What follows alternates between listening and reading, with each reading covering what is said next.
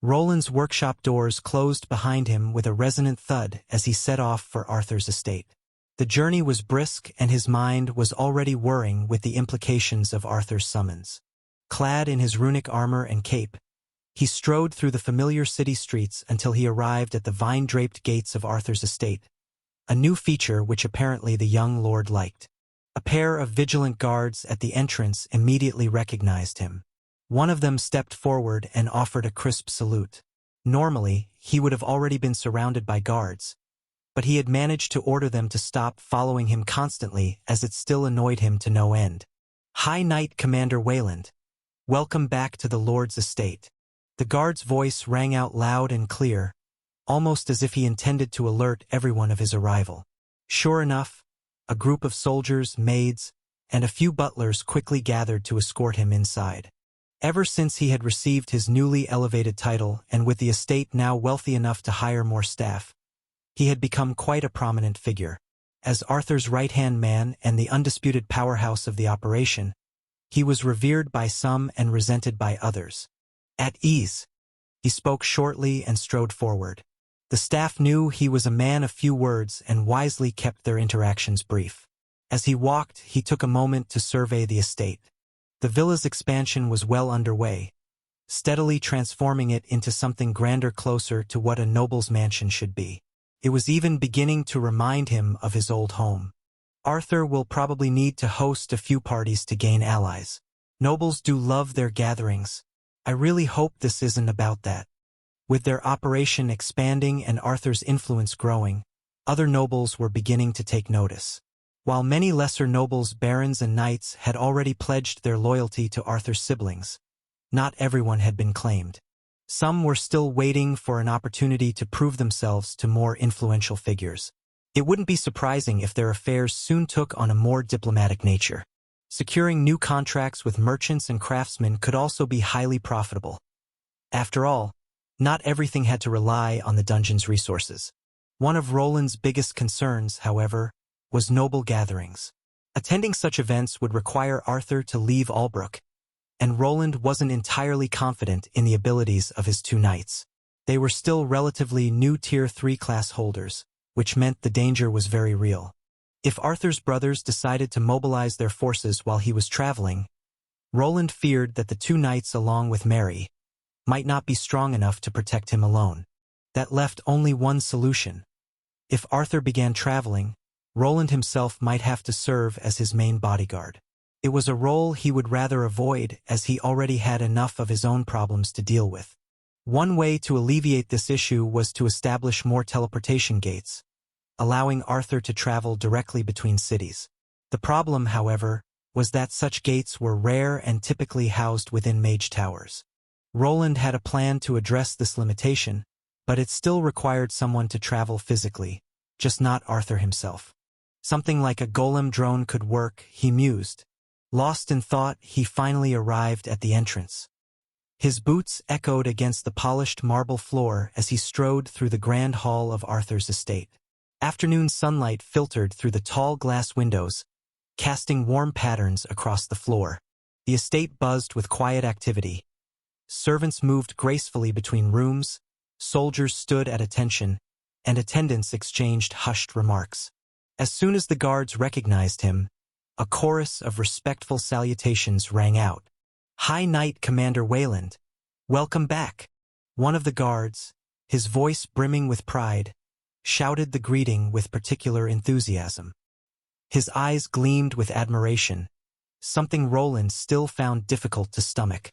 His goal was to train these men, strengthen them, and eventually step down from his command. More than anything, he longed for a simple life. But with recent events unfolding, that dream felt further away than ever. At this rate, he wouldn't find peace until he reached Tier 4 and had enough power to force it. Roland inclined his head in acknowledgement and moved on. Soon, he entered a quieter wing of the estate, where the formal greetings faded into respectful silence. The corridor led him to a heavy oak door, intricately carved with the Valerian emblem Arthur's study. 2 guards were stationed outside, having taken over for Gareth and Morian, who were occupied elsewhere. Mary, the the strongest among Arthur's inner circle aside from Roland himself, was undoubtedly inside. Upon seeing him, the guards stepped aside without hesitation. "The Lord is expecting you, High Commander." Taking a steady breath, Roland pushed open the door and stepped inside, already familiar with the room. To his surprise, Arthur wasn't seated behind his desk. Instead, he stood by the window, gazing outside, while Mary quietly prepared tea. He seemed rather consumed with some thoughts and didn't notice he was there until the door was closed. Roland paused in the doorway, his gaze settling on Arthur's reflective profile as he surveyed the barracks in the distance. The soft clink of porcelain accompanied Mary's careful preparation of tea at a side table, a quiet counterpoint to the urgency simmering beneath the surface. "Arthur," Roland began after making sure that all sounds were blocked from getting out. He did not see himself as a follower but as an equal to Arthur. "You wanted to see me?" Arthur slowly turned, the weight of his thoughts evident in the crease of his brow. His eyes indicated that he had not slept for a while. "Yes, Roland, my friend.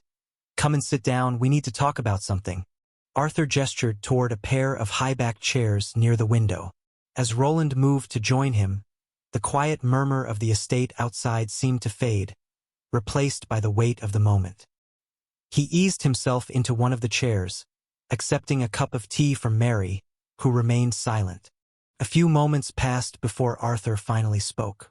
"Have you ever heard of monster culling?" "Monster culling? Yes, but isn't that due in a few years?" Roland nodded, finding nothing unusual in the question. The culling was a scheduled eradication of monsters whenever their populations grew too large. It took place in various regions of the kingdom, primarily targeting invasive species like goblins, which reproduced at an alarming rate. The process was especially urgent when a goblin king emerged, as such elite monsters posed a serious threat. Dragnus Island, however, was unique. Its culling was tied to a different source, the Super Dungeon. This ancient dungeon had never been fully cleared, and its final boss remained undefeated. Some even speculated that if the dungeon's guardian, the dragon, were ever slain, the entire volcano would collapse.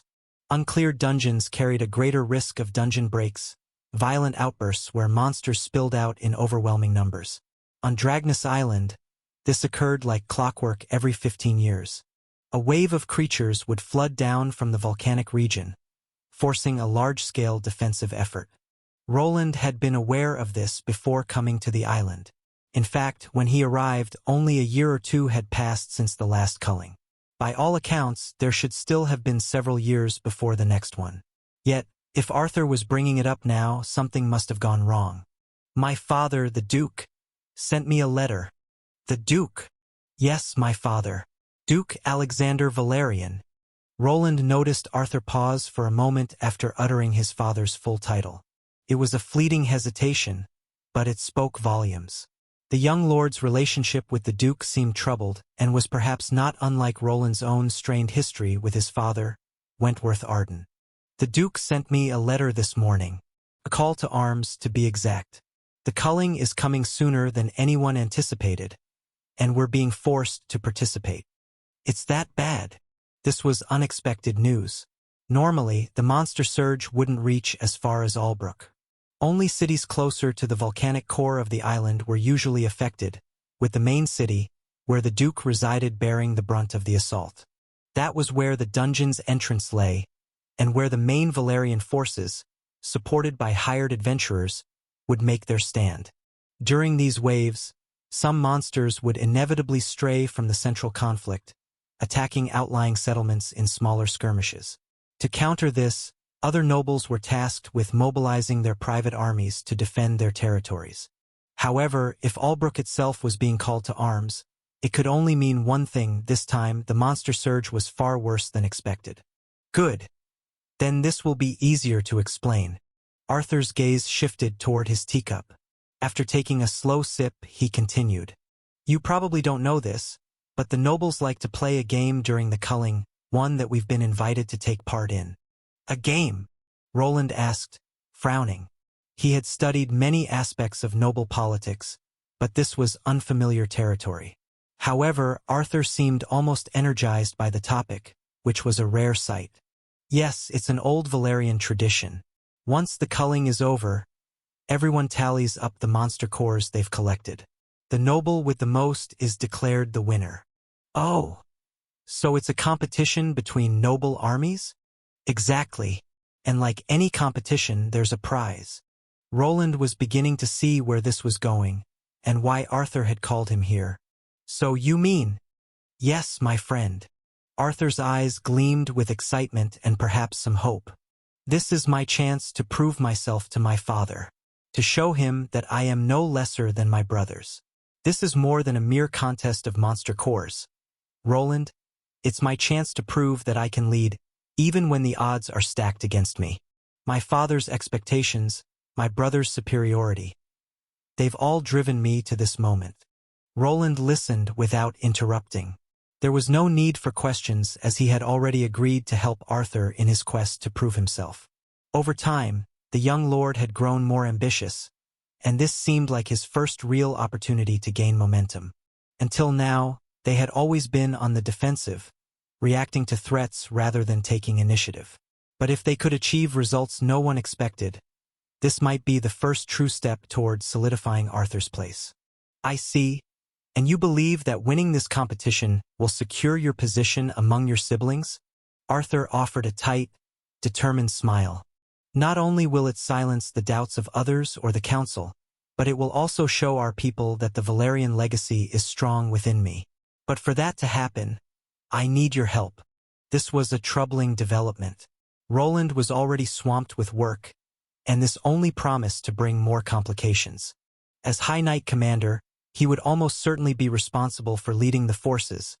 Delegating to Gareth or Morian wasn't an option, as they were both beneath him in rank. I knew something like this would happen. I need more information. He resisted the urge to sigh and walk away as he had already promised to help the young lord. Arthur's eyes gleamed with expectation, silently pleading for a strategy. Something that could lead them to victory. Roland wasn't sure if outright winning was even possible with their current forces. However, victory might not be necessary. If Arthur could match or surpass at least one of his brothers in the Monster Core collection, it would be enough to put him in the race. First, how much time do we have? A good question. Truthfully, I don't know.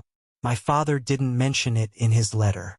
But fear not, as I've already reached out to our allies in both guilds for information, and Mary has dispatched some trusted individuals to investigate. I see. Any estimates? It could be anywhere from half a year to a year or more. We should still have some time. But what do you think? Arthur had given him as much information as possible, but the situation was still troubling. If they had to mobilize immediately, they wouldn't be fully prepared.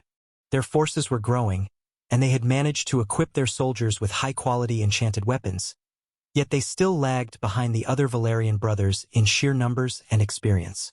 Then there was the issue of their location. Albrook was on the outskirts, meaning they would likely be tasked with defending the nearby regions. If no monsters reached their borders, they'd be left with nothing to fight. No monster cores to collect. No way to prove themselves. On the other hand, if Albrook remained untouched, the Valerian generals might order their forces to reinforce more dangerous areas instead. That presented its own risks, as leaving their territory exposed could lead to potential threats sneaking in while they were away. I could use those guys as city guards, if we can mass produce them, that is. Fortunately, Roland had just returned from the dungeon, where he had faced a spear formation of golems. He had already gathered their remains, and once their cores were analyzed, he could use his runes to recreate their fighting power. While golems weren't as intelligent as real soldiers, they didn't require training. Their skill floor was naturally high, and with near Tier 3 durability, they would serve as perfect shields for his forces. Ideal for guarding Albrook in their absence. There might be a way. Arthur's eyes lit up after Roland muttered these words. I knew you'd come up with something. Arthur nodded, as if it was only natural for Roland to have some kind of plan. Don't be too excited. This will cost you a lot, and I'm not sure if we'll be able to do everything in just a few months. But there might be a chance. Haha. Well then, What did you have in mind, my friend? I'm all ears. Arthur leaned forward and Roland started talking. He described his encounter in the boss chamber and how he thought he could use the rocks their bodies were composed of to restore them. We'll need the cooperation of the Union, of course, and some miners for that level. This will cost a lot, but I think we should easily earn back the costs with what's down there. This was, of course, all theoretical. There were plenty of rare materials down there, but before anything could be done, they needed to establish a proper supply route. Without one, nothing would work. Roland noticed Arthur twitch at the mention of money. Clearly, the young lord wasn't accustomed to Roland's spending habits. If this project were to succeed, a visit to the local bank for a loan might be inevitable. I see. Well, we'll sort out the price later. Tell me more about that dungeon and your idea. Roland nodded and began recounting his experience. How he had fought through the dungeon, defeated the boss, and uncovered additional resources, along with a mysterious wall that hinted at something hidden beyond. To breach that barrier, they would need to assemble a team of professional miners. Moreover, he proposed constructing a main city teleportation gate, as he was determined to keep outsiders from accessing his underground workshop where his personal gate was housed. Ugh! Roland paused mid-explanation, narrowing his eyes. Is something wrong? And no, I'm fine, Arthur replied, though his face had noticeably paled. Roland sighed. It wasn't hard to figure out why. Everything he was proposing, from assembling a team of professional miners to constructing a pseudo-mage tower to house the main teleportation gate, would cost an enormous amount of gold, probably more than they currently had. Selling some of the monster drops and rare ores would help, but it wouldn't be enough to cover everything. If they wanted to complete this project before the culling began, they would almost certainly need to take on debt and hope that their investment would work out in the end. Roland observed Arthur closely, already certain of the outcome. Despite the young lord's initial hesitation, he would agree he had to. In the grand scheme of things, the money they spent now would be insignificant compared to what they stood to gain. Arthur's pale expression, momentarily clouded with doubt, gradually shifted. Determination flickered in his eyes. With a sharp breath, he set his tea down with a loud thud, the porcelain rattling against the saucer, teetering on the verge of cracking. Fine. Let's do it. Roland exhaled, half amused, half relieved. Arthur was a dreamer, after all, one willing to take risks, especially when Roland was the one proposing them. Still, this wasn't just about Arthur's ambitions. It was an opportunity for both of them. Roland needed Arthur's support just as much as Arthur needed his, and perhaps, together, they could rise to new heights neither could reach alone. My lord, your steed is ready. Ah, how time flies. Arthur paused, his gaze settling on Gareth, one of his most trusted knights. Gareth stood patiently, holding the reins of a snow-white horse, Arthur's personal steed. For a moment, Arthur simply stared at its silvery mane, unmoving, as if his legs refused to carry him forward. My lord, perhaps someone else could. No, I have to be the one to do this. I need to know the exact numbers. Mary was there as well, accompanied by an entourage of lesser knights and soldiers, all prepared to escort their lord to the city's bank. Established not long ago, the bank had grown rapidly since the discovery of the second dungeon. Now, Arthur was setting out to secure the necessary funds for the expedition and to strengthen his army. The culling of the monsters could begin at any moment, and they needed money. Let's depart. The soldiers saluted and stood at attention, waiting for Arthur to mount his horse. He glanced around, his expression unreadable, though inwardly, he was still adjusting to this newfound authority.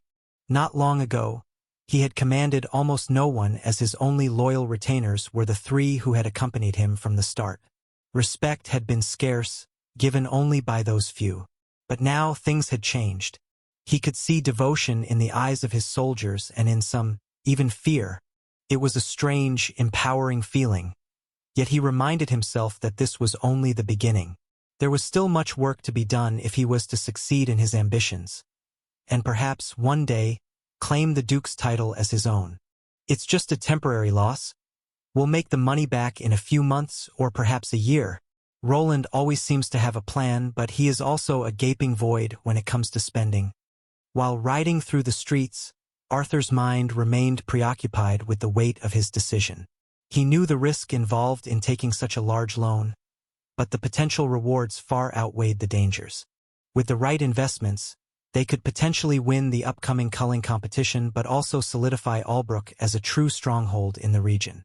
As they approached the National Bank of Caldris branch, Arthur took a moment to appreciate the transformation that had taken place since its creation. While it had never been too modest, the size and outlook had been enhanced to accommodate more customers. The stark white stone structure stood in sharp contrast to the medieval surroundings of Albrook, its pristine facade exuding an air of exclusivity and power.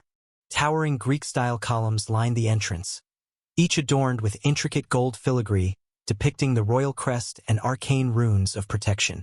The NBC was more than just a bank. It was a showcase of noble prestige.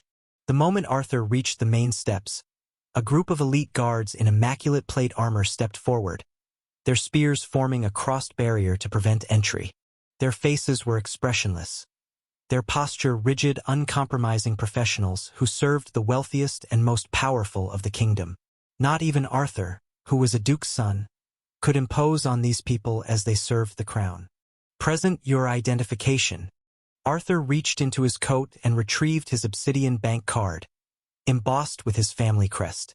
The moment he held it up, the guards examined it closely, their eyes flickering with the faint glow of magical detection spells. After a brief pause, they nodded and stepped aside. Welcome to the National Bank of Caldris, Lord Valerian. You may proceed.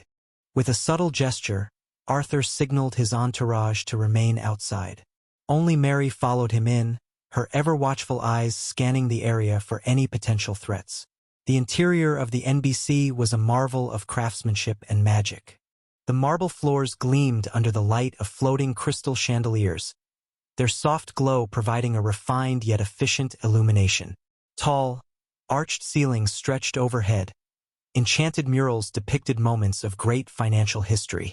Standing at key positions throughout the grand hall were multiple massive golems, their dark metallic bodies adorned with golden insignias of the bank. Their eyes, burning with a steady blue glow, tracked every movement within the building. These sentinels were not mere decorations, as they were the final line of defense against any would-be thieves or assailants. Arthur knew that Roland would love to study their enchantments, but any attempts would be seen as a hostile attack. Lord Valerian, welcome. An elegantly dressed banker greeted them with a low bow. His fine silk robes bore the sigil of the bank, and his demeanor radiated the kind of cool confidence only those accustomed to dealing with nobility possessed. I am Alastair Grendholm, Senior Financial Overseer. How may we assist you today? Arthur met the man's gaze and immediately knew this would not be an easy opponent. He had come here not only to borrow money but also to negotiate favorable incentives. These could rise to over 50% if he failed to secure a good deal. Everything depended on his reputation and his ability to sell himself. The man before him was a professional lender, someone who would not part with a single coin unless he was convinced of Arthur's ability to repay. Arthur did have a few assets he could use as collateral, the most significant being his recently expanded luxury mansion. However, the auction house was off-limits, as it belonged to the Valerian family and remained under his father's control. Arthur took a slow breath, steadying himself as he met Alastair Grendholm's cool gaze. The banker's shrewd eyes glimmered with amusement, as if he already anticipated a long and arduous negotiation. I seek a loan, a substantial one. Alastair arched a brow, his fingers steepled together as he leaned forward slightly. A bold opening, Lord Valerian. I admire directness. Might I inquire as to the sum? Arthur glanced at Mary, who gave a barely perceptible nod. His hands shivered slightly as he pulled out a piece of parchment. He had marked the amount of gold coins he wished to borrow. The sum was quite high, and the man raised an eyebrow before speaking out in an amused yet respectful tone. Ah, a young noble with ambition. This is quite the sum, my lord. But may I ask what collateral you intend to offer? My personal estate in Albrook. Additionally, I have secured a large stake in the dungeon's resources. Once our operations are fully underway, We anticipate substantial returns from rare materials and monster cores. The banker tapped his fingers against the polished oak desk. The dungeon does intrigue me. However, valuing an as yet untapped resource is difficult. He paused, studying Arthur's face for a reaction. When none came, he pressed on. The estate is valuable, but for a loan of this magnitude, we require firmer assurances. Arthur frowned. He had expected resistance, but it was clear that without additional leverage, the bank would either reduce the sum or increase the interest to an unacceptable level. He needed something more compelling. Before he could speak, the man proposed something himself. Alistair leaned back slightly in his chair. His fingers still steepled as if weighing Arthur's words with practiced calm. His gaze flicked over to Mary, who was standing further in the back. When dealing with a loan of this size, one must consider all the potential risks. The dungeon's resources may be valuable, but they are not guaranteed. And while your estate in Albrook is well regarded, it alone may not be enough to cover such a large sum, so may I propose something? The man asked, and Arthur nodded to allow him to speak. Even if Arthur was the one trying to get money, his status was still above this man who was nothing more than an employee of a bank. Perhaps the High Knight Commander himself could offer some assurances? Arthur blinked, confused. Sir Wayland. The banker's smile was small, but it was there. If I may be so bold, Alistair said, leaning forward just a fraction more. Given the High Knight Commander's illustrious reputation, his involvement in this venture would certainly bolster your position. The bank could consider his services as collateral. For a brief moment, the room was silent. Roland wasn't there for Arthur to ask if he was fine with it, but Arthur already knew the answer to that question. His friend had been the one pushing for this small loan of thousands of gold coins and had told him to secure a good deal for them. Legally, Arthur was Roland's superior and could lend out his services to others. He wasn't sure what the bank would ask of him, so he needed to probe for answers. He would not lend himself out if they were planning to have him kill people on their behalf. Could you elaborate? What do you mean by services? Arthur asked, his voice steady. Of course, Lord Valerian. What I mean is, the High Knight Commander's reputation in runesmithing precedes him. Runesmithing? Arthur was a bit confused. He thought they wished to hire him as a mercenary, but this was about Roland's crafting skills. Yes, we are aware of Knight Commander Wayland's skills. We would just require the earnings from his creations to be redistributed towards the loan. I see. This didn't seem as bad as he thought. Roland was still producing runic weapons, armor, and even golems at his workshop. Some were being sold directly at his shop, but others at the Valerian auction house. If that's what you want, I suppose I could agree to a compromise. However, I propose that the bank receives earnings only from the commissions at the auction house, not from Sir Wayland's personal store or projects.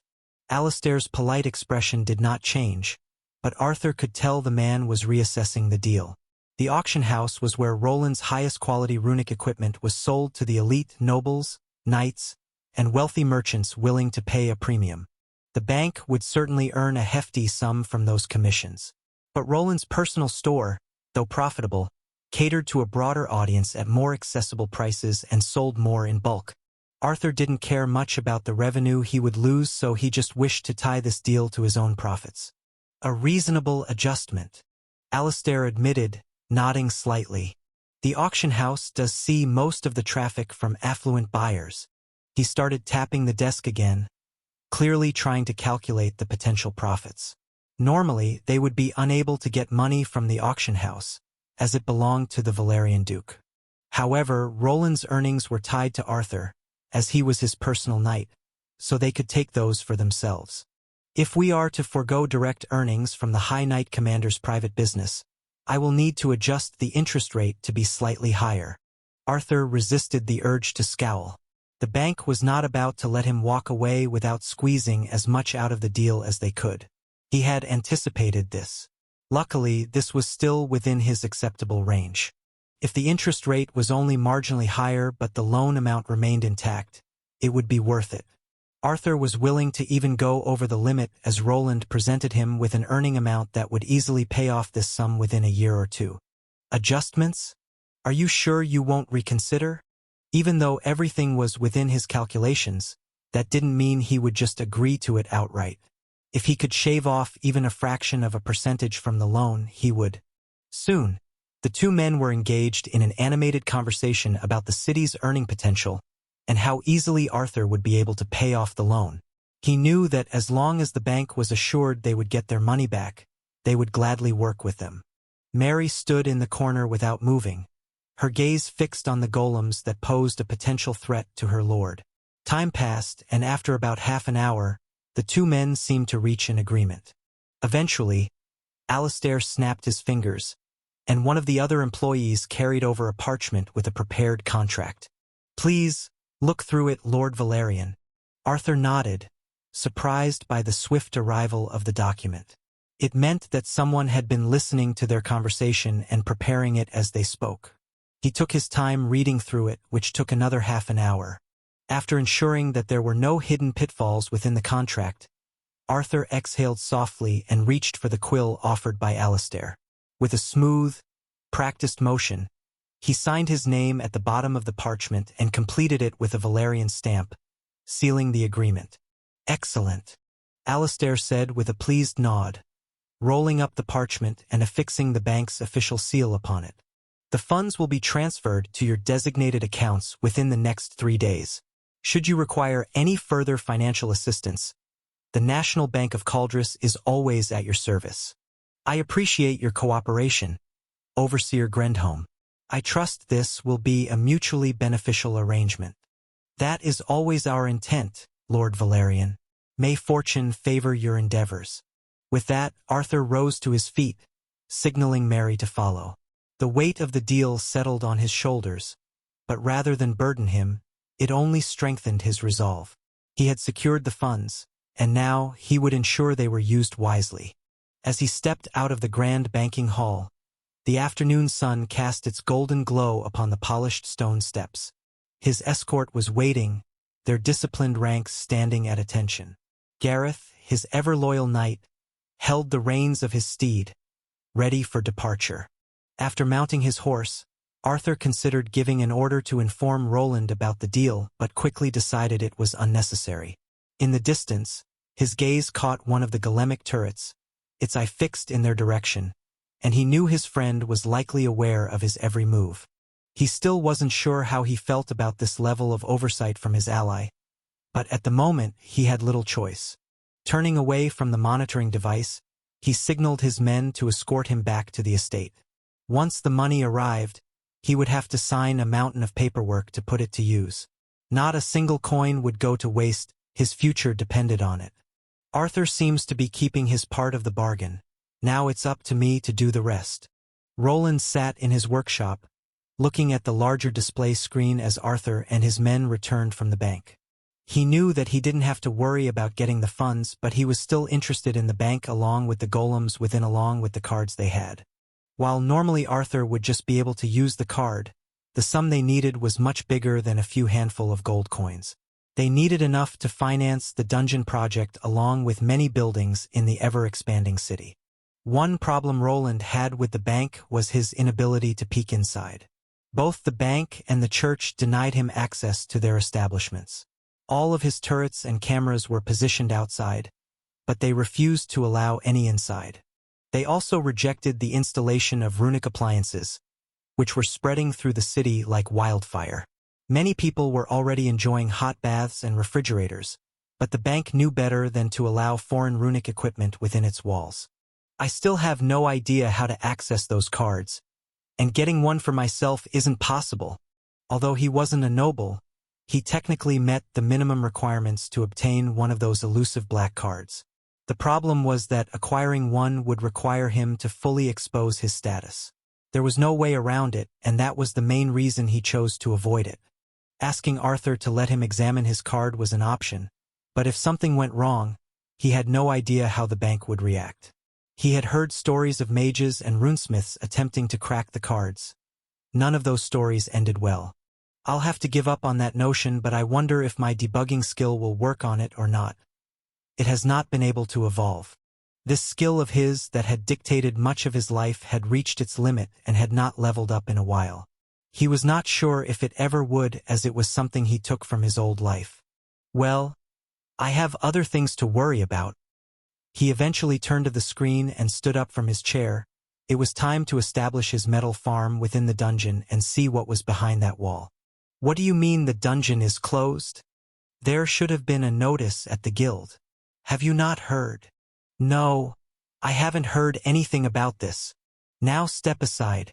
I'm not listening to your made-up bullshit. I know what you're trying to do. But I wasn't born yesterday. Shouting erupted at the entrance to the deeper dungeon, a name that had recently come into use. A party of 5 adventurers was arguing with the guards stationed there, unable to enter for reasons unknown. Their leader was shouting loudly at one of the guards, thinking the soldiers were trying to get money from them. Sir, please step back. If you attempt to force your way in, we will report you to the guild. Ha! I'd love to see you try. Do you even know who we are?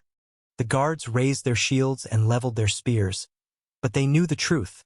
If the adventurers charged, they wouldn't stand a chance. They were merely Tier 2 class holders, while this was a platinum-ranked party that had been delving into the dungeon for months. Tension crackled in the air as the adventurers stood their ground, eyes burning with frustration. We've paid our dues.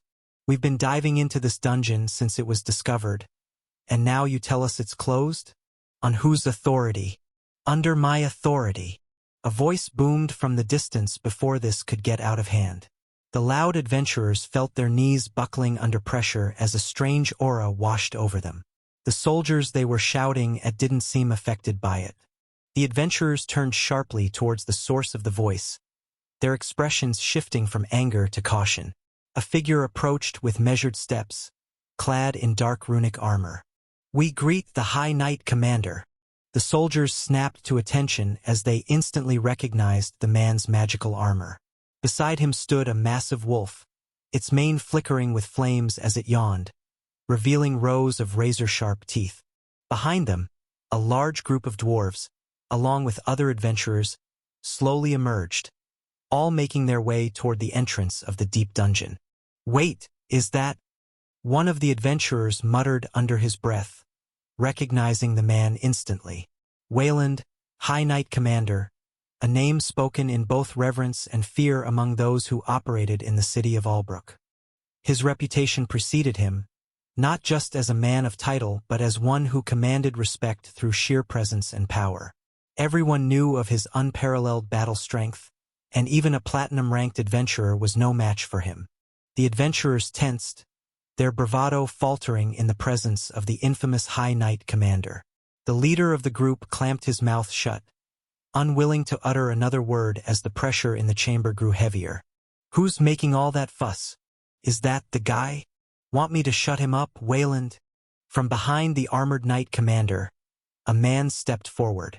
He was tall and muscular, wearing a strange harness that left his chest exposed.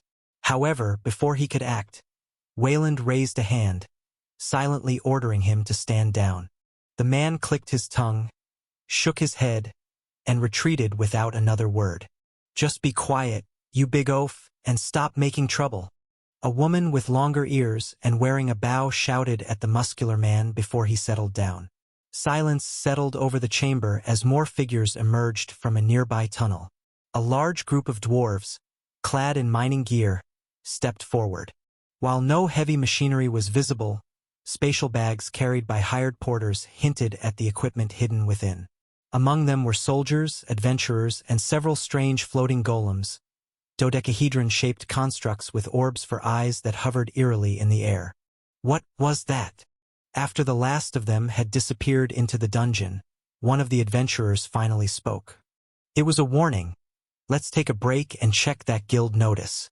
The leader kicked a loose rock in frustration and then turned away.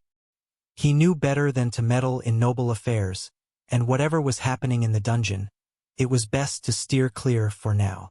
If they insisted on entering, they'd be risking more than just failure. Weren't those the same adventurers?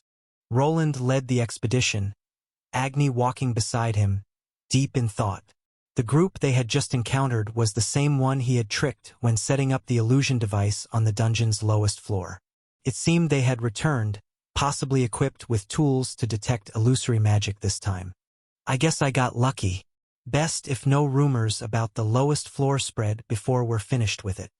It had been around 2 weeks since his battle with the dungeon boss at the lower level of the dungeon. After a short period of recovery and preparation, he had finally put together a team to begin full-scale operations. Now, with the funding secured through Arthur, he could take the next step toward unlocking the dungeon's hidden potential. Armand had come along for the ride, and Lobelia was also present. Neither of them was close to reaching level 200, the threshold for the final level, but that didn't matter. With all their combined manpower, the monsters in these levels wouldn't be able to stop them, especially with him and Agni generating enough radiant aura to weaken the undead. Roland had hoped to bring his brother along to help him gain experience, but Robert had yet to reach his first Tier 3 class. However, he was close. Once he finished assembling the teleportation gate, Roland expected Robert to complete his first advancement. Roland wondered what kind of class his brother would unlock. Since Robert didn't possess any spirit or aura warrior classes, Roland suspected he might gain a champion variant focused on swordsmanship. He wished he could have done this sooner, but gathering all the necessary craftsmen and materials had proven challenging. They had to negotiate a new agreement with the Union Dwarves regarding the distribution of wealth in the lower dungeon region. Certain mineral pockets were present there, and the boss chamber contained large quantities of obsidian rock, a potent material for golem creation. To Roland's annoyance, their progress was slow. With so many people on this journey and the dungeon's tight corridors, moving downward was a tedious process. The dwarves, with their shorter legs and lack of adventuring experience, frequently insisted on taking breaks and drinking alcohol along the way, making the descent even slower. It took them several days to reach the bottom, forcing them to set up camp along the way. I'm glad this is the first and last time we're doing it like this. Roland exhaled as they finally reached the lower depths of the dungeon. The only thought that kept him going was that once he assembled the teleportation gate, he would be able to go home. His illusory barrier was still intact, confusing the party as they arrived. Is this a dead end? Did our great leader take a wrong turn? The author's narrative has been misappropriated. Report any instances of the story on Amazon. Armand wasn't afraid to mock him, much to the disappointment of the soldiers, who by now held Roland in high regard. The dwarves, however, burst into laughter, though their amusement quickly faded when Roland waved his hand, revealing a path forward. No, we're in the right place, just try not to get yourselves killed. The monsters down there are close to level 200. He's not you, blockhead. Lobelia was quick to tease Armand for being wrong again, and soon the group continued to the level with the 5 elemental temples. Since his last visit, all the monsters had respawned, complicating things to some extent. This place is something else. Is that tower? Or is it some type of temple? On fire? Lobelia asked, gazing into the distance from the entrance they had just stepped through. The rest of the group quickly stopped to take in the vast chamber and the 5 towering structures. As expected, they had all been fully restored and would need to be cleared again before the group could advance, which was exactly why they were here. Don't wander off. It's too dangerous for you two to go in there alone. Stick to the plan and don't waste any more time. Okay, big boss. The half-elven girl replied in a playful tone, stretching her arms above her head. The plan was straightforward. Reach this level, excavate a large enough chamber to the side, and build a reinforced metallic cage around it. Once that was in place, they would assemble the pre-prepared teleportation gate and link it to Sebastian. Once the gate was active, more people and materials could be transported in, allowing them to clear the temples and set up automated runic turrets to handle the monsters for them. For the final phase of the plan, they would re-clear the boss chamber, something Roland would likely handle alone. Once the boss was defeated, he would lead a group of dwarven miners through the tunnel leading to the treasure chamber and have them break through the wall. His golems had spent considerable time gathering measurements, so he now had precise data on how quickly the boss would respawn. This would allow him to remove the miners before any trouble arose. But we could always use one of the oldest tricks in the book to stop the boss from respawning in the first place, so it should be fine. There was a well-known method to prevent the boss chamber from resetting, blocking the doors from closing. If left unattended for too long, the doors would automatically shut, and the boss would respawn even if people were still inside. However, past experiments had proven that keeping the doors open prevented the monster from reappearing. No one knew exactly why, but the leading theory was that the dungeon didn't want its boss monster wandering freely or escaping through the entrance. Everyone listen up, stay close, and do not wander. Before long, they resumed their journey, and Roland led the group to the temporary chamber he had created during his last visit. It still needed further excavation, which was why he had brought the miners along. As soon as they arrived, the dwarves wasted no time. Pickaxes struck stone with practiced precision, while others began unpacking supplies. Before long metallic tubes and other components for the automatic golem turrets came into view. Roland observed as the dwarves worked with remarkable efficiency, their movements honed by years of craftsmanship. The rhythmic clang of pickaxes echoed through the chamber like a song of progress, each swing carving away at the stone to expand the space that would soon serve as the heart of their operations. Nearby, golems assisted in clearing debris. These weren't his own creations but ones provided by the Union, transported here via their spatial technology. For once, he didn't have to get his hands dirty. Instead, his main role was ensuring the safety of the workers, along with his soldiers, as the noise inevitably attracted wandering undead. Agni, take care of them. Awoo! His command was barely necessary. Agni was more than capable of handling the undead, and with Armand, Lobelia, and a handful of other platinum-ranked adventurers providing backup, there was little reason for concern. Roland himself was more of a trump card, only to be used if something unexpected happened. So far, though, everything was proceeding smoothly. Maybe I should sketch some new schematics to pass the time. Roland sighed, settling into a chair provided by his soldiers. He briefly considered tackling one of the temples alone, but the thought of leaving the workers unattended made him hesitate. If something went wrong in his absence, he'd regret it. For now, he had no choice but to remain here, stuck in place with little to do except plan for the future. Goo! A lone man stared at the chipped steel blade in his hands, then at the undead monster before him. The skeleton had lost both its legs and arms, reduced to nothing more than a torso and a head. Even so, it remained tightly bound in a metallic harness, unable to move. Gripping the blade with both hands, he raised it high and brought it down, striking the monster's sternum dead center, just as he had done dozens of times before. Each swing sent more fragments of metal breaking off his worn weapon, yet the undead's body remained unscathed. He struck again and again, his blows relentless, until finally, the world system's voice echoed in his mind, signaling that he was done. Congratulations, swordsmanship has gained a level. I did it, and this fast. The man stepped away from the monster, his blade now too damaged to be of any further use. It was dull, chipped, and barely holding together. But that was expected. This weapon had been made to be destroyed and discarded. This place was nothing more than a training ground, one he had been granted access to weeks ago. He had spent that time training relentlessly, preparing for his next ascension ritual. That just leaves one more. His training wasn't over yet. There was still one more skill he needed to refine before he could be satisfied. After ignoring the thrashing remains of the defeated monster, he turned his attention to another skeleton nearby. Like the first, this one had been stripped of its limbs, except for a single arm, which ended at the wrist devoid of fingers. Though locked in place, it could still move what remained of its limb. From the side, he grabbed a massive shield, a thick slab of metal fitted with sturdy straps. With steady steps, he approached the creature, watching as it grew agitated the moment he drew near.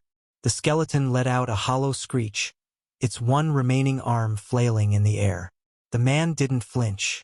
His grip on the shield tightened, and with a single swift motion, he slammed the heavy metal into the monster's remaining arm, sending a loud crack echoing through the chamber. The skeleton's rattling grew louder as it attempted to strike him with its severed limb. The man didn't move as he rooted his legs firmly in place, bracing himself to take the monster's attack head-on. Despite being bound and lacking claws, the skeleton's strength still pushed him back, even though he held the shield firmly with both hands. His muscles strained as he fought to resist the immense force the monster could exert. After a few heavy blows, however, he was forced to retreat. His hands throbbed with pain, but he knew this was the only way to level up the skill, letting the monster relentlessly strike the shield while he held it in place. His brows furrowed, but he quickly went back to it, and his skill training continued. The man's arms were beginning to burn with each impact. Sweat beaded on his forehead, but his focus never wavered. This was the final trial, the one that would push him to the next step. The monster's relentless attacks, though painful, were becoming predictable. It was the last bit of refinement he needed for his shield proficiency. Each strike that came crashing down on the shield became a rhythm he could almost anticipate. The bones rattled with every hit, and the air was filled with the sound of metal on metal. His shield, a behemoth of steel, absorbed each blow but soon became nothing but bent metal. Just like with the cheap blades, he needed to replace it with others like it to continue this training, and finally, after several hours and recovery potions, he heard it. "Congratulations, shield proficiency has gained a level." The man nodded and took a step away from the monster. His hands were bruised, but his resolve was stronger than ever. He wiped the sweat from his brow, looking at the shattered shield and the pile of broken blades scattered around the chamber. Despite the exhaustion settling into his bones, a satisfied grin tugged at the corner of his lips. He had done it. He had completed the last of his preparations. With this, I can also reach that level. Name: Robert Arden L150. Classes: T2 Noble Blade L50, T2 Sword Knight L50, T2 Squire L25, T1 Warrior L25. I'm not going to be a burden to anyone anymore. Robert glanced at his status screen for a moment before stepping out of the training chamber. He had reached the max level some time ago, but he had taken his brother's advice to heart. He spent many days here, pushing himself to perfect his skills. All the sword techniques and shield masteries he could learn were now maxed out. Now, he was finally ready to take the next step, to reach the fabled Tier 3 class he had dreamed of his entire life. Confirmed identity, codename Durendal. Please present your identity card. I'll never get used to this. What did he call it? Two-factor authentication. Robert leaned back after pressing his hand against the flat glass surface. As always, it lit up, and a second later, a soft beep confirmed the scan. The process wasn't over yet. He still had to slide a special card halfway into the side slot. Without it, he wouldn't be able to open the chamber or even enter the workshop unless his brother was present. He claimed this thing could also detect if someone was under a spell's influence. The chamber door slid aside, revealing a smooth tunnel. Thick metallic conduits lined the walls, pulsating with runes and flowing magical energy. The sight still felt surreal to him as he was still adjusting to his new life in Albrook. His new identity placed him under his younger brother's direct command. Years ago, that would have been unthinkable, an unbearable humiliation. To serve beneath the very brother he once despised? But now, after everything, it no longer mattered. He owed his life to him. And the truth was undeniable: Roland was the most talented of the four siblings. Not even the two older ones could compare. It is a shame, really. If he cared enough, he could surely become the next Baron Arden. Father would probably forgive him if he explained everything. Robert walked forward slowly, lost in thought. He couldn't help but feel that Roland's talents could be put to better use elsewhere. His strength and ingenuity were undeniable, and gaining support from the crown wouldn't be difficult. With his runic creations, the Arden estate would grow stronger, and with their father, a marshal in the army backing them, their family might even rise to the rank of Viscount or higher. But I suppose it's not too bad here. His gaze shifted forward as he stepped into another chamber. This one packed with even more runic contraptions he didn't understand. At one of the workbenches sat someone dear to his heart, Lucille, or Kurt Anna, as she was called now. Both of them had cast aside their last names to become part of Roland's operation, a choice Robert still believed was far better than what would have happened if Roland hadn't saved him. "Oh, Are you finished with your training? Lucille's azure locks bounced as she turned toward him, her voice light with curiosity. Even now, Robert was struck by her beauty, but even that paled in comparison to her intellect. Since arriving here, she had thrown herself into her work, determined to catch up to Roland, an almost impossible feat, in his opinion. He noticed the faint shadows under her eyes and, as always, felt a hint of concern. She was pushing herself too hard again, and, as always, he would try to convince her to rest. Robert approached Lucille with a small frown, crossing his arms as he leaned against the workbench. "You've been at this all night, haven't you?" Lucille sighed but didn't look up from the glowing runes she was studying on a small metallic plate. She was now a rune mage specializing in rune magic control. While she couldn't inscribe runes onto metal herself, her ability to manipulate them far surpassed that of an ordinary runesmith. Robert's understanding of runes was minimal at best. Even though he had acquired the rune vassal title and the rune mastery skill along with it, his knowledge remained rudimentary. The passive skill merely allowed him to channel mana through runic structures more efficiently. While it slightly improved his natural affinity with runes, it did nothing to help him alter or customize spells in any meaningful way. "Don't start with that, Robert. I'm nearly done fine-tuning this golem rune. It's so fascinating. Did you know that if I change this little component here, I'll be able to increase the mana flow by 0.13%? Sure." Robert exhaled, shaking his head as Lucille became absorbed in her work again. She was brilliant, no doubt, but he wondered if she even realized how much she neglected herself in the process. He supposed it was a trait that she and Roland shared, a relentless pursuit of their goals, no matter the cost. Perhaps this was something that came with being a rune maniac. "I'll leave you to it, then," Robert said, standing straight again. "I just wanted to let you know, I finished my training." That got Lucille's attention. She finally looked up, her piercing eyes widening slightly in recognition of his words. "You mean?" Robert nodded. "Yeah, I'm ready for my advancement."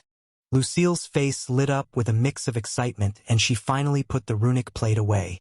"That's wonderful. You've really put in the work, Robert. Have you decided what class you're going for?" He didn't deny it, as the past few weeks had been hellish, to say the least. First, he was sent into the dungeon to grind levels, forced to hurl strange bombs at monsters that could kill him with a single swipe of their bony fingers. That was the easy part. What came next was far worse: Roland's grueling regimen to level his most important skills.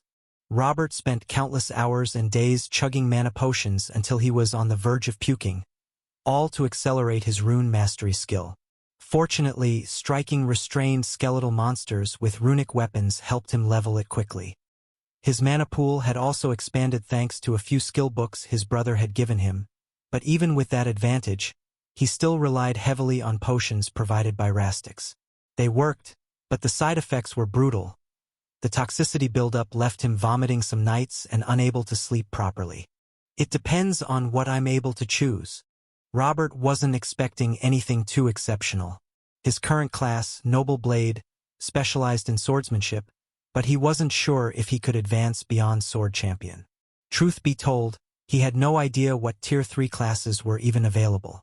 That knowledge was usually kept secret, and with his father absent, there was no one he could ask for guidance. "I'm sure you'll get a lovely skill.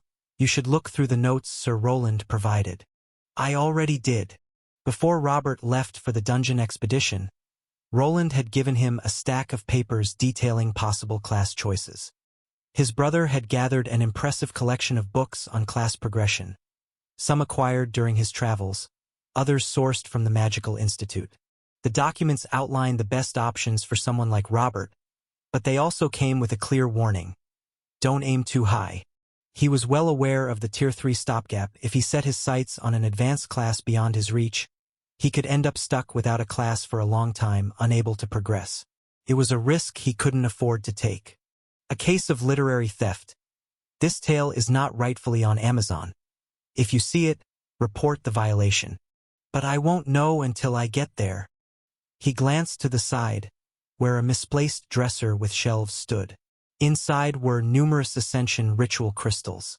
Roland had told him to use them and not to be afraid of abandoning the Ascension ritual if he thought the class he chose was a poor fit. It was a decision that would shape his entire life. It was better to take the time restriction penalty than to be stuck with a weak Tier 3 class. My brother sure likes to over-prepare, doesn't he? I think that's a fine trait. You can never be too prepared. Lucille responded as Robert took a crystal from one of the shelves. For nobles like them, seeing this many wasn't too surprising, but they still cost a fortune. Does he think I'll need this many just to progress? Don't be silly. You're not the only one who needs to undergo Ascension rituals. He probably prepared them for the children as well. I think some of them are coming of age soon. She replied with a smile, but her mouth twitched the moment she heard his reply. I think there's someone else who should take her training more seriously instead of spending all day in the workshop or with drunken dwarves. I'm just focusing on my skills for now. Lucille avoided Robert's gaze. He knew she hadn't been making use of all the available facilities. She could train her magical abilities against skeletal monsters, just as he honed his physical ones. Using runic equipment on them would also speed up her runic skill progression, yet she preferred studying books and visiting dwarven craftsmen instead. She was falling behind in levels, but Robert had promised himself that once he reached Tier 3, he would personally take her into the dungeon and help her reach level 150, so she could advance as well. Despite her exhaustion, Lucille looked content with her current situation. It seemed that escaping here had been the right decision, as she was finally able to focus on what she loved most: her runes. In a way, Robert felt a hint of jealousy. Unlike him, Lucille was truly enjoying her time here. He knew how much she loved runes and magic. Working under a master like his brother was probably a dream come true for her. Even in the past, she would constantly talk about how fascinating the magical language of runes was, claiming it far surpassed conventional magic. Now, she finally had the opportunity to prove it by assisting Roland, someone who seemed capable of elevating the craft to an entirely new level. But what about him? Did he have any such dreams? In the past, he just wished to become a knight just like his father. He wanted to prove himself worthy of the Arden name, to live up to the expectations placed upon him as a noble. But now things had changed. His father was no longer his goal, and the weight of nobility no longer shackled him. He was free to carve his own path. Yet, a lingering question remained. What was his path? He exhaled, gripping the Ascension crystal tightly. Whatever it was, he would find it after he achieved Tier 3. This was the last step before he truly became his own person. All right, no more hesitating. He turned to Lucille. I'll start the ritual now. She gave him an encouraging nod, her earlier teasing gone. However, before he could continue with the activation, another being entered the room. Robert turned toward the source of the disturbance. Sebastian, no longer a mere ball of floating light. He now possessed a physical form, a rather sleek, white humanoid frame that moved with eerie grace. His body was smooth, almost porcelain-like, with subtle lines tracing his joints and torso, indicating the intricate mechanisms beneath. His limbs were long and rather lanky. He was no crude iron golem but something far more refined, a construct shaped by careful craftsmanship and cutting-edge rune engineering. But it was his face that stood out the most. Unlike the featureless visages of ordinary golems, Sebastian's face bore an unsettlingly human-like quality. His eyes, if they could be called that, were two faintly glowing slits, radiating a soft azure light that pulsed gently as he moved. The contours of his face were smooth, almost sculpted, yet devoid of unnecessary detail. There was a simple mouth, a nose, and eyebrows, all elements that contributed to a human expression. Yet at this moment, none of them seemed to be functioning. Ah, Sebastian, how do you like your new body?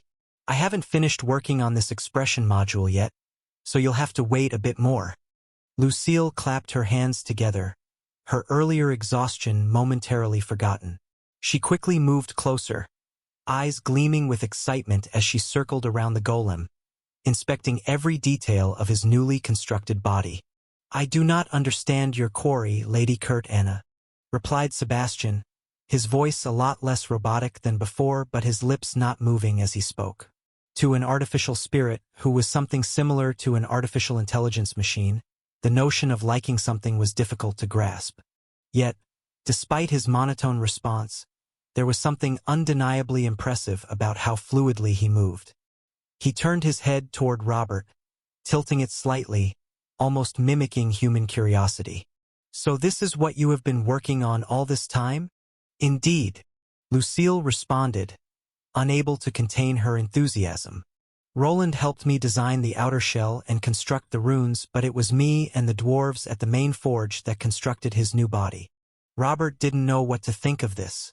Golems usually lacked facial features and were used either for construction or warfare. This one here looked strange and somewhat uncanny. However, this was one of Lucille's projects that she was proud of, so he wouldn't mention it. "If this succeeds, we are planning to put more models into the city to help the residents with work." "I see. You don't look too impressed." Robert crossed his arms, glancing at the humanoid construct with mild skepticism. "I suppose I just don't see the point of making them so human-like. Can those small hands even hold a sword or a mace?" Lucille huffed, hands on her hips. "Not all golems have to be used for combat. There are many other ways they can help us." This was the moment Robert realized that he should have probably not opened his mouth as Lucille started going on quite the monologue. Rune engineering is advancing beyond just war and manual labor. Imagine a city where constructs like Sebastian assist with daily life, guiding visitors, assisting merchants, and even aiding in healing wards. With the right modifications, golems could become more than just servants. They could be companions, protectors, symbols of progress.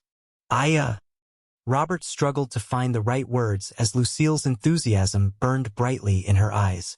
He had no doubt that she believed in what she was saying, but the idea of constructs taking on such a role felt strange.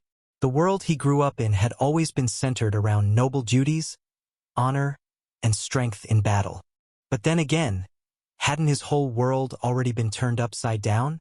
Perhaps this was just another part of the changes he had to accept. Sebastian, for his part, remained eerily still, only the soft sound of his internal runes betraying the life within his frame. "Well, I should probably start my ascension trial now." "Ah!" Lucille chuckles while covering her mouth. She realized that Robert had found himself unable to respond to her runic babble. "Hee, I got carried away a bit. How about you take a seat here and I'll watch over you until you return?" Robert nodded and settled into a chair next to Lucille. The crystal was in his hand, he just needed to activate it, but he was still hesitating. He stared at it for a moment before feeling a small hand rest on his shoulder. Turning to her, he found she said nothing, merely offering a smile.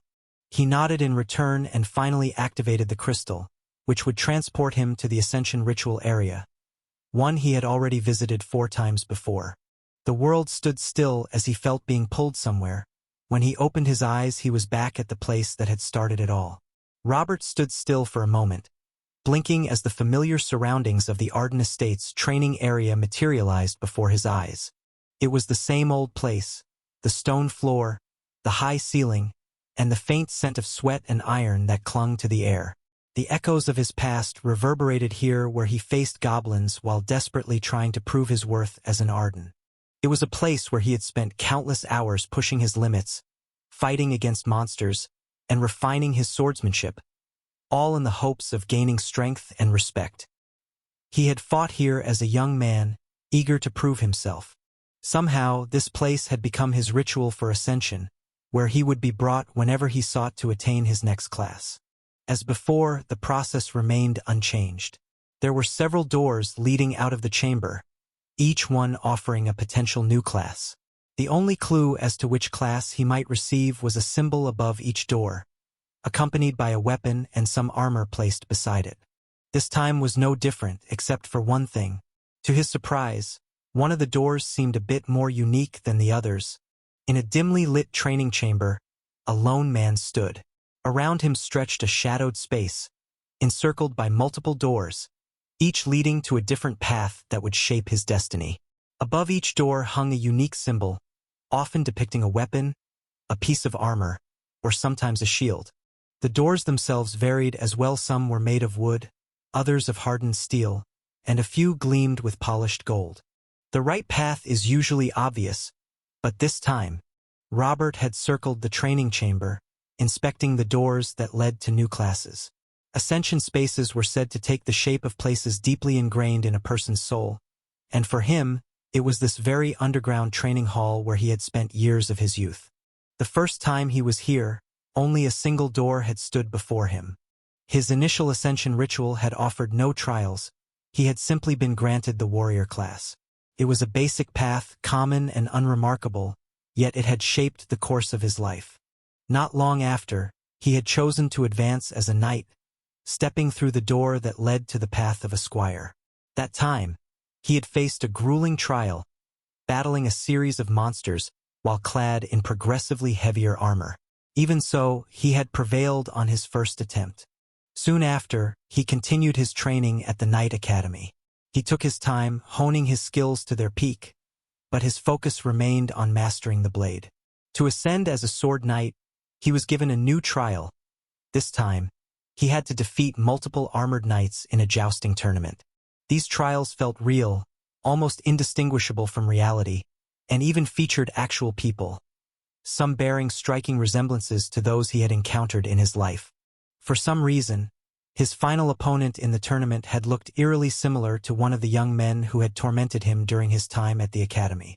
Even now, he could still vividly recall the satisfaction of beating him bloody.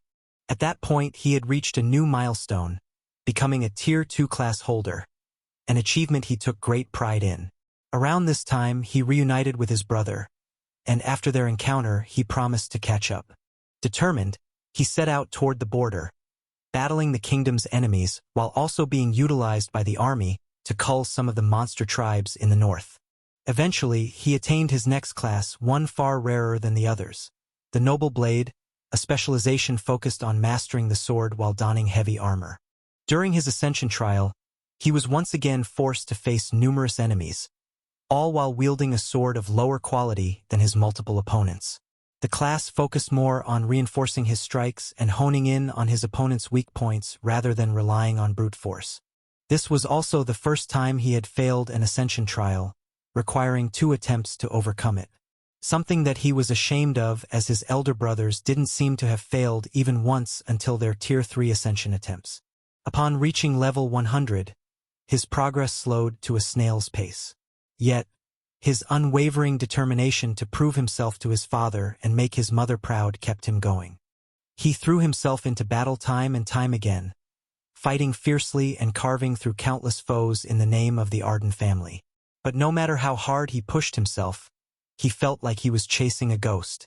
The more he struggled, the more it seemed as if he was falling behind. All the strength he had gained paled in comparison to his father and many of the other powerful knights he encountered. The absence of any aura skills was undeniable, and deep down, he knew the truth. He would never be able to catch up to those who had been more blessed. Robert exhaled deeply, his gaze sweeping over the array of doors before him. Some looked familiar, doors of steel and gold, with weapons and armor set beside them, signifying the paths of warriors and knights. Others were more refined, representing noble combatants, sword masters, and defensive guardians. Each door was a path, a possible future, a decision that could shape his fate. But then there were the strange doors, the ones that defied expectation. Unlike the others, these doors shimmered faintly with an ethereal glow. Ancient runic symbols were etched into their surfaces, pulsating with arcane power. Weapons and armor beside these doors were adorned with intricate engravings, imbued with magic beyond the scope of simple craftsmanship. They looked like something his younger brother would craft. Could this be because of that title? Recently, he had obtained the Rune Vassal title along with the Rune Mastery skill.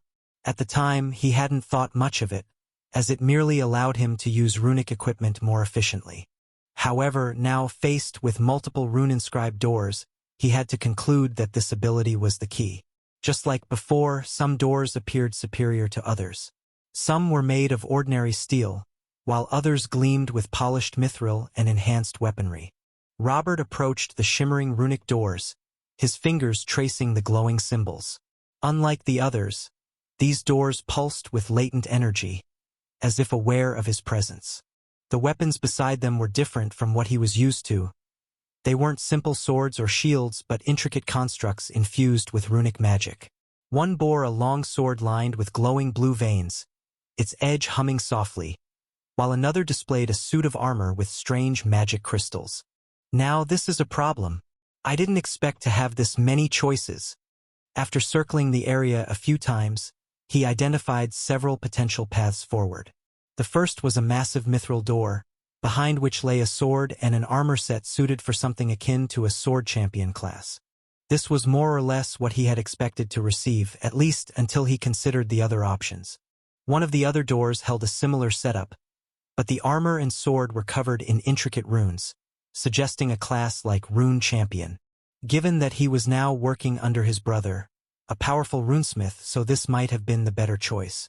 He lacked aura skills, meaning the prestigious aura-based classes were beyond his reach. However, he had seen firsthand what his brother could achieve with runic armor. What if he could do the same? This was likely his only chance to catch up to those monsters, a new path forward. What about this one? Why does it lack any weapons or armor? Robert had nearly decided on the door leading to the potential Rune Champion class when he suddenly hesitated before a different path. Like the others, this door was crafted from gleaming mithril, but the runic glow emanating from it was even stronger. However, unlike the others, it displayed no weapons or armor, leaving him uncertain about what lay beyond. Normally, he would equip his gear before entering a trial, making this anomaly all the more confusing. It was the only door of its kind in the chamber, yet the sheer intensity of its magical energy far surpassed that of the Rune Champion door. That alone made him pause. Should I just try it? If it's bad, I'll just fail the trial and try again. Roland had advised him to take his time and not rush the decision. If he failed, he would be barred from retaking the test for a while, but the first attempt was always the safest way to test the waters. His mind drifted briefly to Lucille. She would have probably torn the whole place apart trying to figure out the door's secrets by now. Stolen content warning. This tale belongs on Royal Road. Report any occurrences elsewhere. Maybe I should just do it. The soft crackle of runic energy pulsed louder as he grasped the door's handle, twisting it.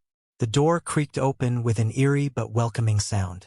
With a deep breath, Robert stepped inside. A corridor stretched ahead of him, endless, it seemed. The air was thick with ancient power, and the stone walls were lined with more runes than he could count. The moment his foot crossed the threshold, the door behind him slammed shut, leaving him no choice but to move forward. As he walked deeper into the corridor, he felt a strange pull. Not a danger, but a beckoning. A subtle force that tugged at him, leading him down the endless path. Time seemed to stretch and warp here. The stone underfoot remained the same, and yet the passage felt different, as though the very space around him was alive, breathing, watching him. Eventually, he reached the end of the corridor, where a grand set of doors awaited twin obsidian gates inscribed with runes he didn't recognize. At that moment, he wished he had listened to Lucille when she had tried to teach him the basics of runes. While people like him couldn't directly read them, their shapes and colors usually hinted at their purpose. After taking a deep breath and steeling himself for whatever lay ahead, he pushed the heavy doors open. A bright light greeted him as he stepped forward, and in the next instant, he found himself in a new location. The ground beneath him felt like stone, reminiscent of a castle, as did the towering walls around him. A long, crimson carpet stretched out before him, leading toward another set of closed doors. The scene reminded him of the throne rooms depicted in paintings or the grand chambers reserved for powerful nobles, at least of ducal rank. I don't see any runic symbols anymore. Robert glanced around, trying to make sense of his situation. He soon realized that his clothing had changed. Instead of his previous attire, he now wore what resembled the underarmor of a knight, a blue gambeson, linen leggings, and thick leather boots. He seemed woefully under-equipped for battle, but before he could dwell on the thought, the sound of footsteps echoed from one of the side entrances. From the doorway emerged a man who bore an uncanny resemblance to the Arden Estate's head butler. "Sir Robert, you have arrived. My lord has been awaiting your arrival. Please, follow me." Robert nodded and allowed the butler to guide him forward. While the situation might seem strange, it was consistent with the other Ascension trials. In these illusory spaces, the people he encountered often took on the appearances of those he knew in real life. He had seen his brothers in the previous trial, so the presence of the Arden Estate's butler here wasn't particularly surprising. After what felt like several minutes of walking, they arrived at a massive set of ornate double doors. The butler stepped forward, pushing them open with surprising ease for their weight. As the doors parted, Robert was greeted by a sight that made his eyes widen. A grand throne room stretched before him, its scale beyond anything he had ever seen.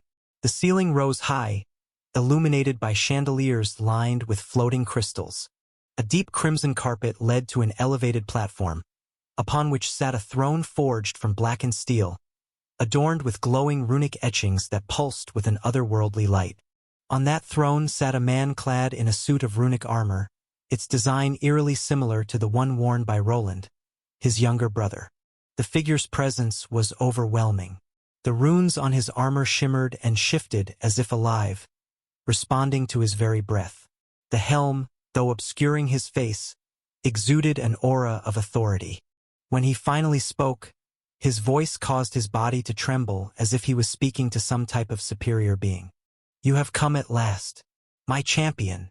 The voice was deep, powerful, and resonated throughout the hall. Robert stiffened at the words, his mind struggling to catch up. However, the armored man's eyes continued to glow and he resumed. "The tournament is soon to begin, and you have been chosen. Prove your worth, and you shall take your rightful place at my table. Fail, and you shall be forgotten." Robert swallowed, his instincts telling him that this trial was unlike anything he had faced before. The previous trials had tested his skills in battle, his endurance, his tactics. But this felt different, carried an air of something grander, something more meaningful. "You shall be given the tools necessary for your battles, the right weapon and armor to face your first opponent. Head to the fitting chambers, speak with the runesmith, and prepare thyself." The butler beside Robert gave a polite nod. "Come, Sir Robert. The runesmith awaits." Robert followed the butler through the grand corridors of the castle, his mind racing with thoughts of the trial ahead. The weight of the mysterious figure's words still lingered in his mind. "Prove your worth, or be forgotten." It felt as though the armored figure was telling him that this was the only way to progress in his life, or fail in his attempt to catch up to his brothers. The castle's architecture was breathtaking, walls lined with intricate carvings, archways stretching high above, and banners bearing unfamiliar symbols fluttering from the ceilings. Everything exuded an air of regality, but at the same time, there was something almost surreal about it. For a moment, Robert stopped to gaze out through one of the windows. From there, he had a clear view of the castle grounds and a nearby jousting arena. It was likely the place where he would soon face his opponent, one of many. He had no idea how many challengers awaited him, but he needed to determine whether this class was the right fit. Perhaps only after meeting the runesmith and engaging in battle would he understand how this class could benefit him and if it was compatible with his fighting style. Beyond the arena, a vast landscape stretched in all directions, an expanse of trees and fields of golden wheat. Yet, there were no farmers tending the crops, no soldiers patrolling the area. As always, this illusory space provided only the bare minimum required for the test. After turning away and resuming his walk, they arrived at another set of double doors, albeit much simpler than the ones leading to the throne room. The butler stepped forward, pushing them open to reveal a massive forge room. The air inside was thick with the scent of burning coal and molten metal, and the rhythmic clang of hammer against steel echoed throughout the chamber. Robert stepped inside, his gaze immediately falling upon the lone figure working at the anvil. The man was of sturdy build, his muscular arms moving with practiced precision as he shaped a glowing ingot with his hammer. Sweat glistened on his brow, and his leather apron bore countless scorch marks from years of toil. But what caught Robert off guard was the striking resemblance this man bore to Bernier, Roland's trusted assistant. "Ah, so you must be the one." The runesmith spoke without looking up, his voice deep and steady. "About time. The tournament waits for no man." Robert stepped closer, his eyes flicking to the many weapons and armor pieces neatly arranged around the forge. Each piece radiated magic, the unmistakable mark of rune-forged craftsmanship. Even as a warrior who had spent most of his life relying on physical strength and refined swordplay, he could not deny the allure of these enchanted tools. "Now, what do you wish to use?" "What do I wish to use? I can't craft the proper weapon and armor if you don't tell me what runic enchantments you favor. Now can I?" The blacksmith turned to face him, his gaze intense. This was something new for Robert. He had never had the luxury of choosing his own equipment, always making do with whatever enchantments he could get his hands on. Even when Roland entered the picture, he had provided weapons for him, ones Robert used until they broke down before he reached his second-tier class. Now, this blacksmith who looked so much like Bernier was asking him to decide, to tell him exactly what enchantments he preferred. Robert hesitated for a moment before finally asking a question. "What sort of enchantments can you make, runesmith?" "Ha! I can make all of them. Now, quickly, tell me what you need before the first bout begins. We don't have all day." "Well, this might be a problem." Robert rubbed his head in contemplation. Before him lay swords of all shapes and sizes, armor light, medium, heavy of varying designs. But the choice was his, and for once he was expected to dictate the terms. A troublesome predicament indeed. Robert inhaled deeply, his eyes scanning the arsenal laid before him. The weapons gleamed under the forge's fiery glow, their runic inscriptions not yet active. He was used to adapting to whatever weapon was handed to him, never once considering what he truly wanted. Now, given the freedom to choose, he found himself at a loss. The runesmith, arms crossed, observed him with an impatient smirk. "Come now, lad. You look like a man who's swung a blade his whole life. Surely you have a preference." Robert exhaled, letting his mind settle as he approached the weapon racks. His hands hovered over several swords, feeling their weight without lifting them.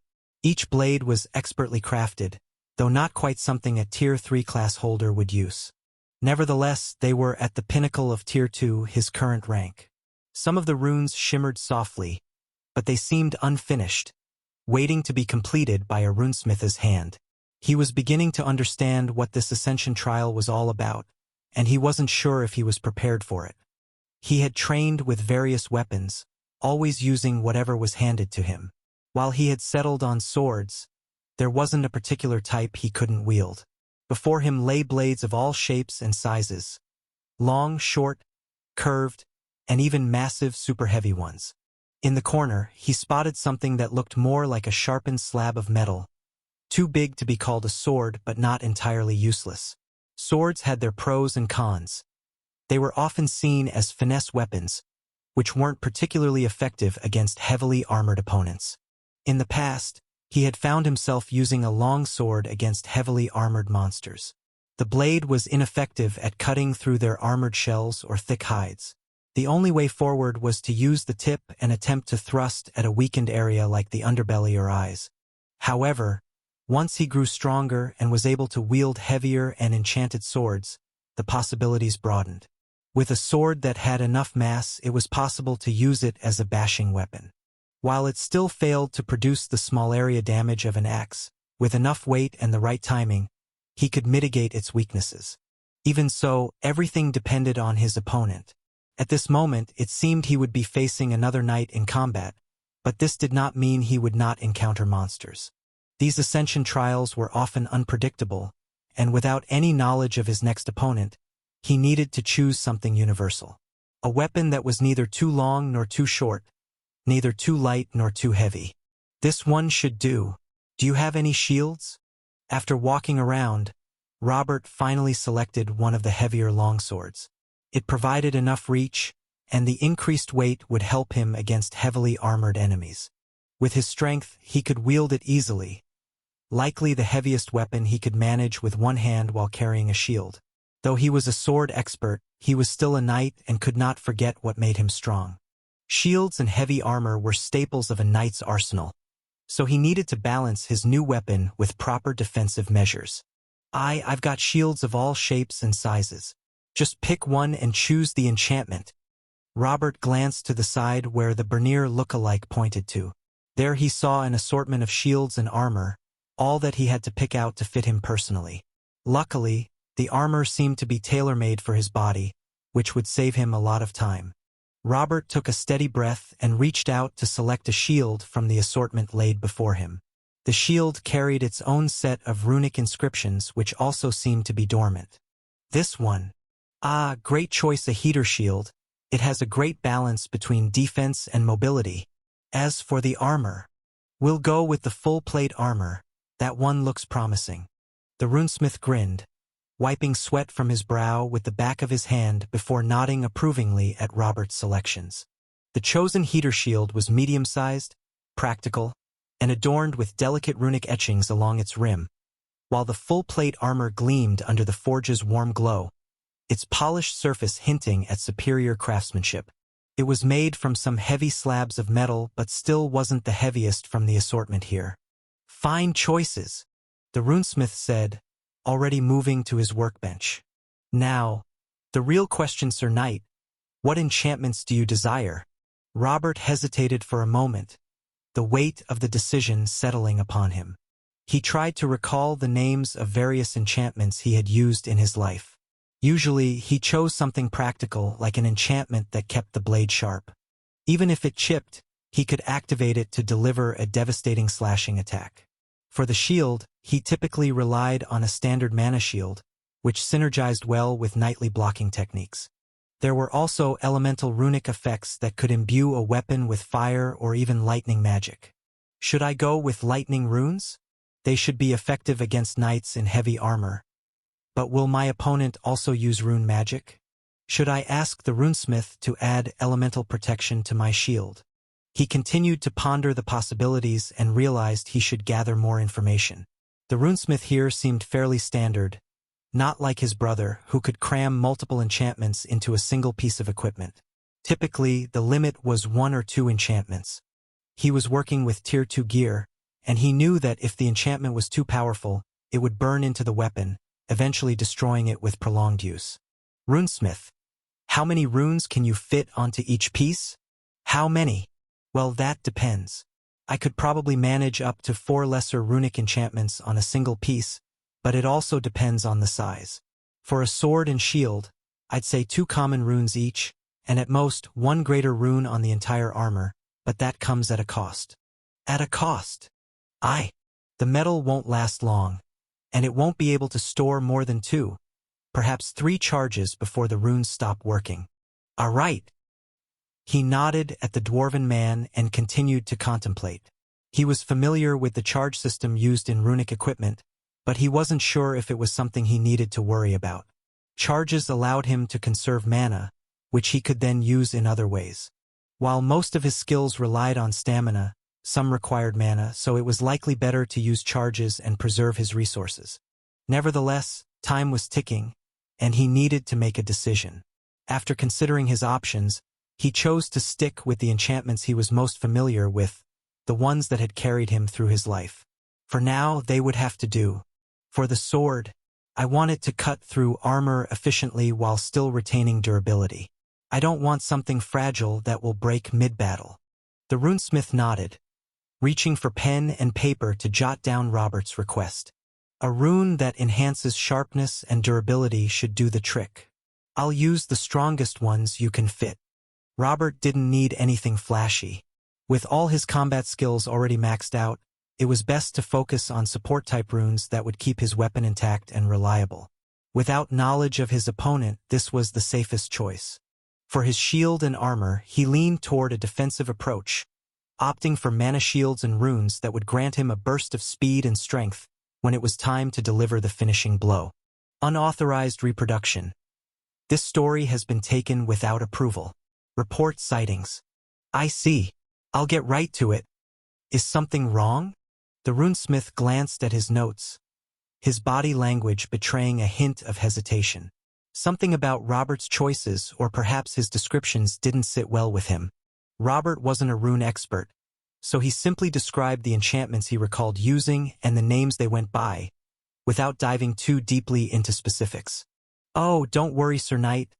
I'll provide the runes that best match your needs. Just give me some time.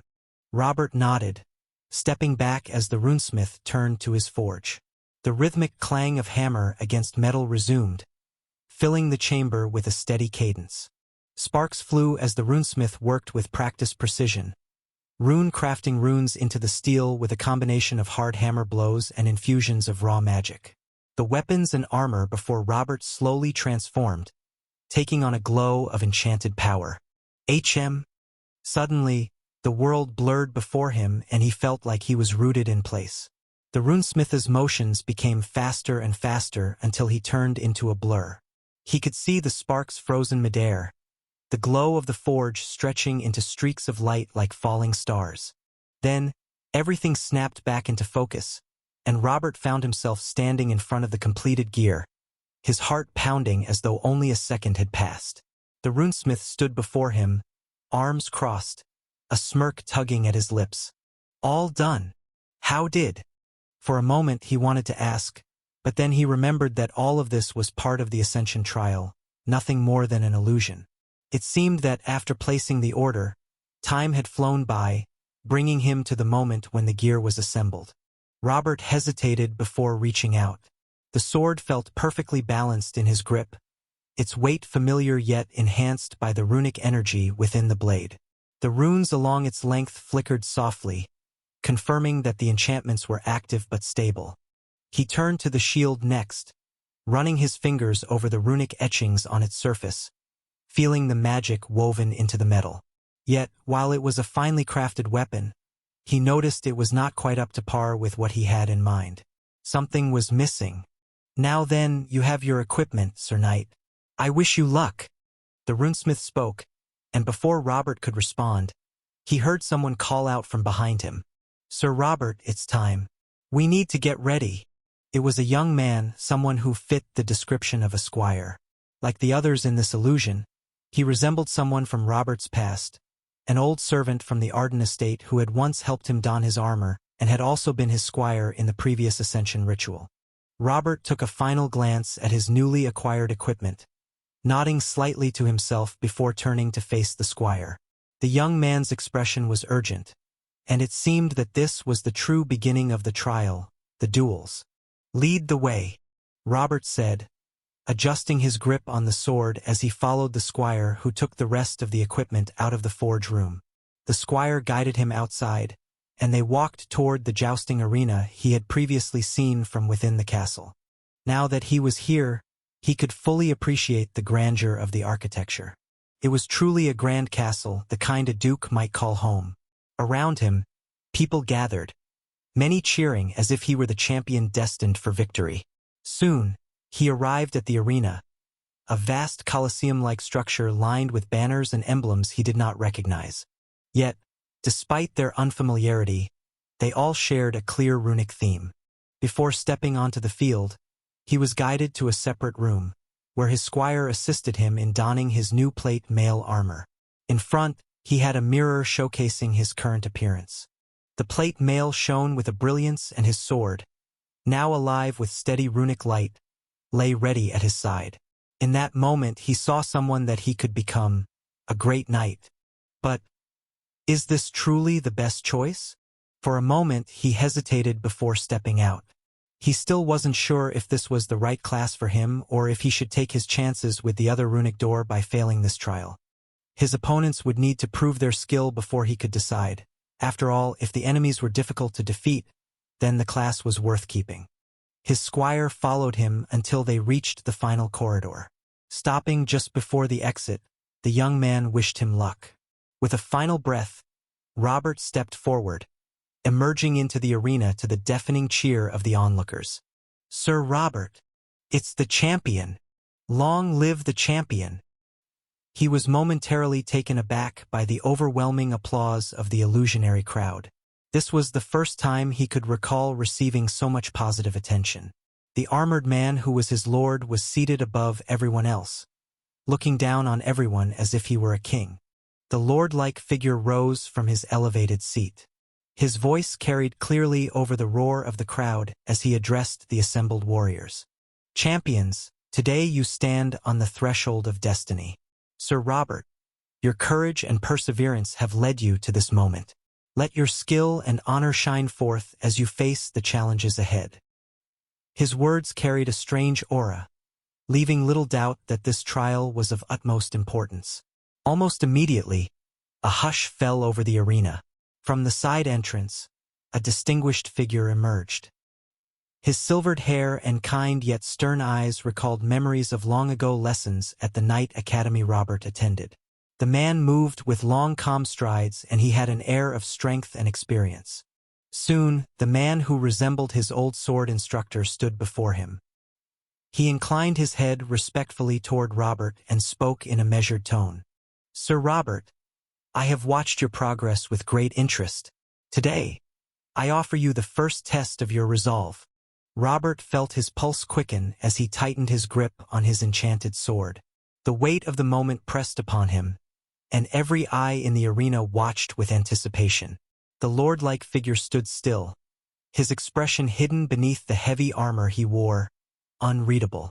The air vibrated with the promise of an honorable contest, but Robert knew better than to expect such a thing. This was an ascension trial. The opponents he faced were not real, and he had to be prepared for anything, even for so-called honorable knights to fight dirty. The other man closed his visor and lowered his stance. Robert's eyes narrowed as he took in the details of his opponent's gear. The silvered helmet and heavy breastplate were etched with intricate symbols that glowed in a deep, unfamiliar red hue. He noted that the runes on the man's shield and sword pulsed, revealing symbols. Their designs were somewhat familiar, but he didn't have enough experience to pinpoint the exact enchantment he was going against. The more he stayed here, the more he realized that this test might be more about the runes than his skills as a knight, or perhaps a combination of both. The two knights circled each other in the center of the arena, each testing the other with measured movements. The opponent struck first, lunging forward with a swift thrust that Robert met by deflecting the blow with his shield. Metal rang out as the clash echoed across the Colosseum. Robert felt a distinct surge of energy with every hit the other man delivered. The runes on his adversary's sword shimmered with every movement, sending ripples of magical force into the air. Robert countered with a series of calculated strikes. His blade met the enchanted steel of his opponent's weapon, and the impact resonated through his arms. He tried to gauge the unpredictable nature of the runic magic. Each blow from the enemy carried a mysterious weight that made Robert uncertain of his victory. Their swords exchanged blows in a rhythmic dance, the sound of clashing metal and crackling energy rising above the murmurs of the watching crowd. He is anything but weak, and this is just the first opponent? As the duel continued, Robert focused on every detail. The stranger's technique was fluid and precise, and the enchantments seemed to enhance his fighting style. It became clear that with each activation of the enchantment, his opponent was becoming faster, focusing on making his speed his strength. Robert, on the other hand, had decided to go with an all-rounder approach and was holding a more defensive stance, a part of his tactic to let the man use up his enchantment charges before going for a counterattack. He shifted his stance, adopting a more defensive approach. His opponent pressed forward, hammering down with relentless strikes, each one testing the limits of Robert's enchanted shield. The runes on his sword flickered slightly as he finally saw a chance to fight back. With a sharp exhale, Robert deflected another heavy strike and twisted his blade to catch his opponent off guard. He sidestepped, shifting his weight to the left, then delivered a powerful riposte aimed at the exposed side of his enemy's torso. His opponent, reacting with remarkable agility, managed to raise his shield just in time, but Robert had anticipated this. Using the momentum of his attack, he slammed his shield forward, forcing his enemy to stumble backward. For a brief moment, Robert caught a glimpse of the runes etched into his opponent's armor. They flared brightly, absorbing the impact and dispersing the force before the knight could fully lose his balance. Robert's eyes narrowed at the enchantment he did not fully understand. It seemed that this fight would take a lot longer than he had expected. The duel reached a turning point as Robert fought with every ounce of strength. His eyes narrowed when he noticed his opponent overextending during a powerful attack. In that split second his mind raced and he calculated his next move precisely. Though his body trembled from fatigue and his enchanted sword flickered with weakened runic energy, he seized the moment. He shifted his weight and redirected his momentum into a cunning counter. With a swift, deliberate thrust, his blade found a gap in the enemy's defense. His opponent staggered, his guard collapsing under the force of Robert's calculated strike. "I yield." Robert slowly lowered his sword as his opponent sank to his knees in surrender. The arena erupted in thunderous applause that reverberated off the stone walls. His calculated strikes had drained the magic from his enchanted blade, and he could sense the runic charges diminishing to nearly half their original strength. His breathing came in heavy bursts, and his limbs ached with exhaustion. Yet he still managed to secure a victory over this very powerful knight, something he was proud of. In the sudden quiet that followed the enemy's capitulation, Robert allowed himself a brief moment to gather his wits. The cheering of the crowd filled the vast Colosseum, yet the harsh reality of the Ascension trial pressed upon him. This was not his only opponent. The Lord raised his hand and everything went quiet as he spoke. "You did well with your first opponent, my champion, but this is just the beginning." He took a moment to regain his stamina as his previous opponent bowed before the Lord and slowly walked out. His squire appeared before him, guiding him to a shaded part of the arena and offering him a chair. "Congratulations, Sir Robert." "Yeah, squire, how long do I have before my next opponent arrives?" "Oh, around 10 minutes? I see." He glanced down at the shimmering runes along his sword and shield, their gentle glow now a fainter. The battle had been taxing, and the toll on his body was apparent. His arms ached from the repeated clashes, and his legs burned from the constant movement. In total, he had expended nearly half of his runic charges, and the next fight loomed closer with each passing second. The squire stood beside him, eyes wide with admiration. "Sir Robert, do you require anything? Water, perhaps? Or should I inspect your armor? You don't happen to have any recovery potions on you?" "Ah, yes, here." The squire took out 3 potions, one red, another blue, and an orange one. Robert knew what the colors meant, but before drinking he asked, "Are there any more, or is this all?" "This is all that the Lord has provided us with, Sir Robert. Put them away for now.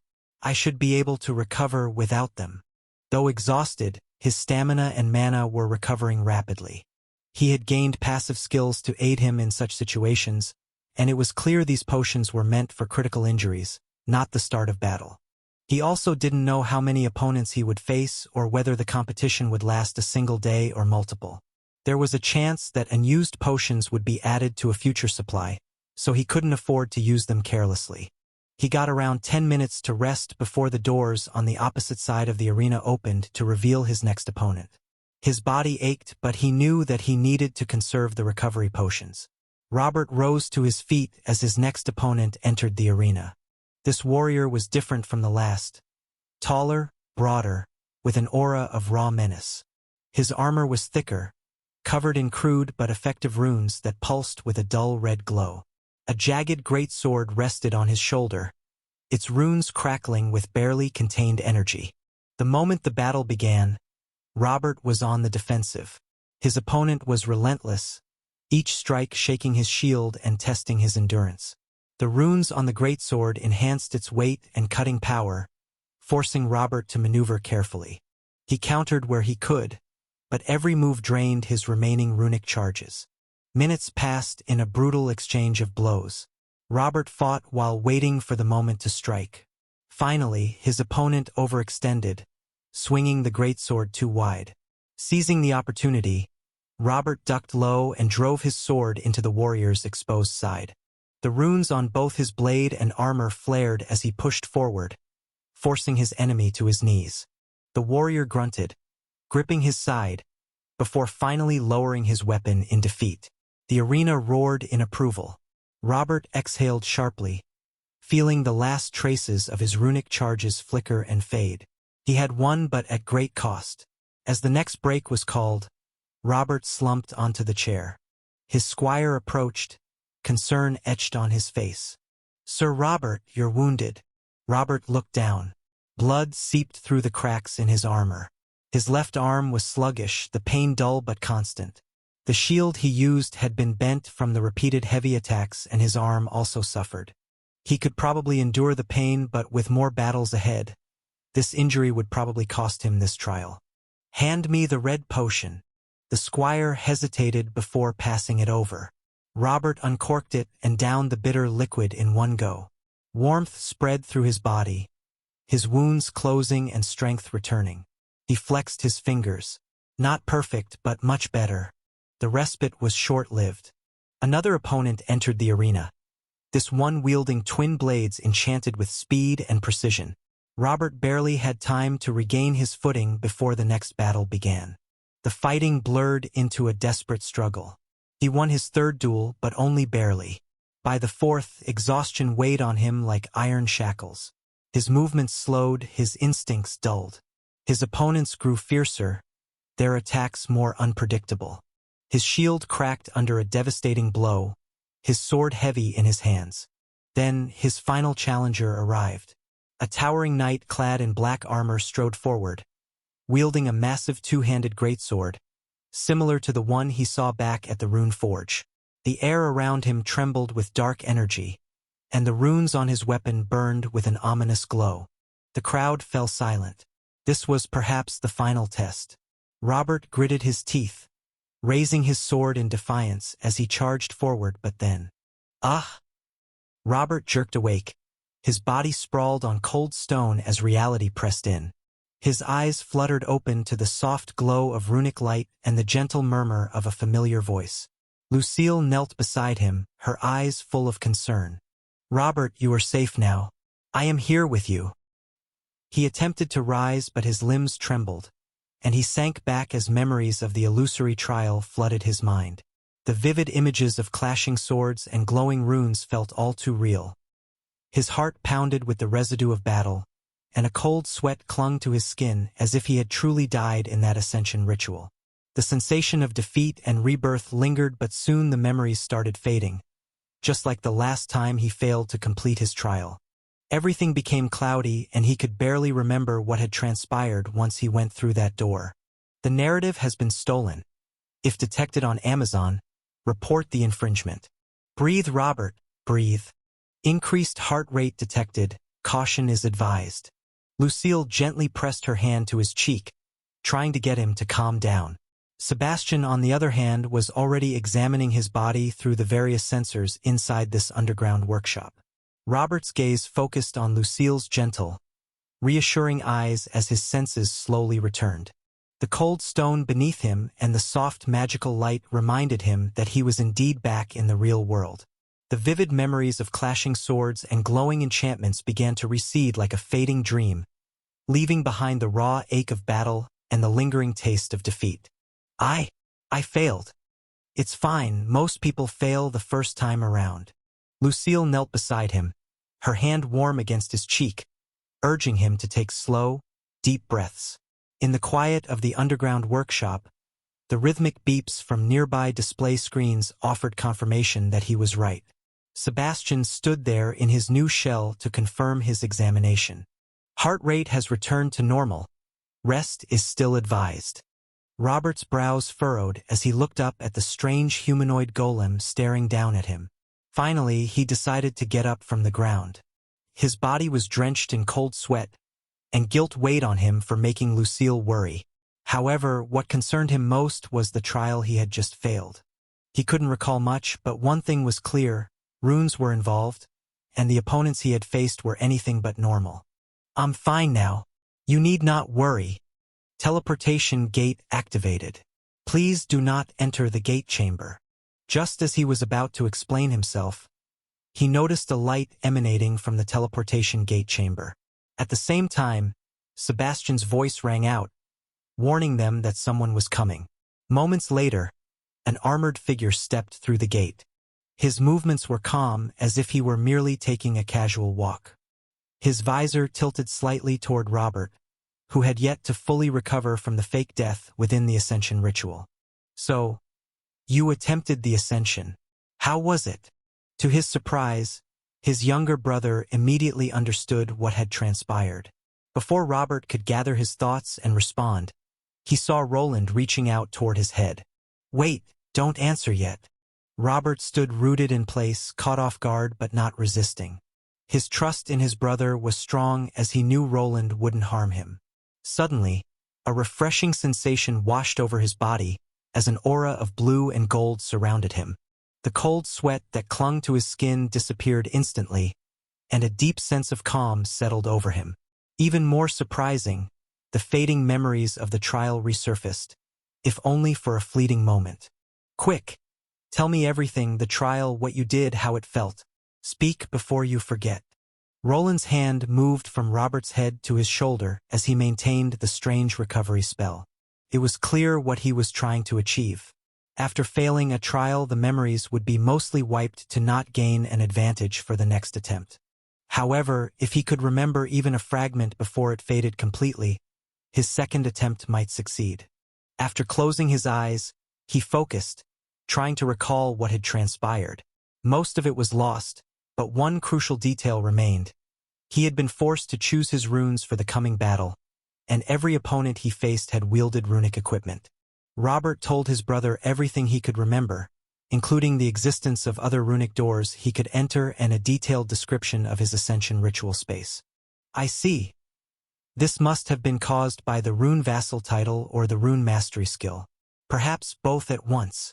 Once Robert had listed everything he knew, Roland's hand left his shoulder. He seemed about to say something when Lucille suddenly pushed herself between them, her eyes gleaming with excitement. What was that runic spell? I have never witnessed such a combination. How did it restore Robert's memories of the Ascension trial? I've never heard of such a feat." "Ah!" Roland flinched slightly but quickly composed himself, as if knowing that avoiding the question would only make Lucille press him further. "It's a special runic spell, yes. I developed it to restore memories after I failed my Tier 3 Ascension trial. It seems to have worked." "Seemed." Robert narrowed his eyes at the wording as it sounded as if his brother had just used him as a test subject. Before he could question him further, Roland continued, shifting the discussion to speculation about the Ascension ritual's true nature. "This new class seems to revolve around rune knowledge and not just selecting the best runes for yourself, but also countering the runic equipment of your opponents." It didn't take long for Roland to identify the hidden pattern within the trial. He looked at Robert with steady eyes as he explained that the Ascension ritual was designed not only to test physical prowess, but also to awaken a deeper understanding of runic magic. Robert absorbed his brother's words, realizing that the lingering ache in his body had almost entirely faded. Before he could dwell on it, Lucille interrupted once more, her eyes gleaming with excitement. "Does that mean that to progress through this ascension, Robert will need to study runes?" "Ah!" A shiver ran down Robert's spine as he met Lucille's gaze. He knew all too well how obsessed she was with runes, and now that she understood the nature of his trial, it was clear she intended to take it upon herself to teach him. "Well, if what he says is true, it does seem that way," Roland admitted while pacing around the workshop and looking at the screens. He might have to try out various runes to find those that best complement his fighting style, while also learning to anticipate the combinations his enemies will use against him. Otherwise, he risks being caught off guard when the battle starts. But in the end, Roland trailed off, his glowing visor now fixed on Robert. He needs to make the choice for himself. "This new class seems promising, but do you truly wish to master it?" "What do you mean?" Roland took a breath before he continued.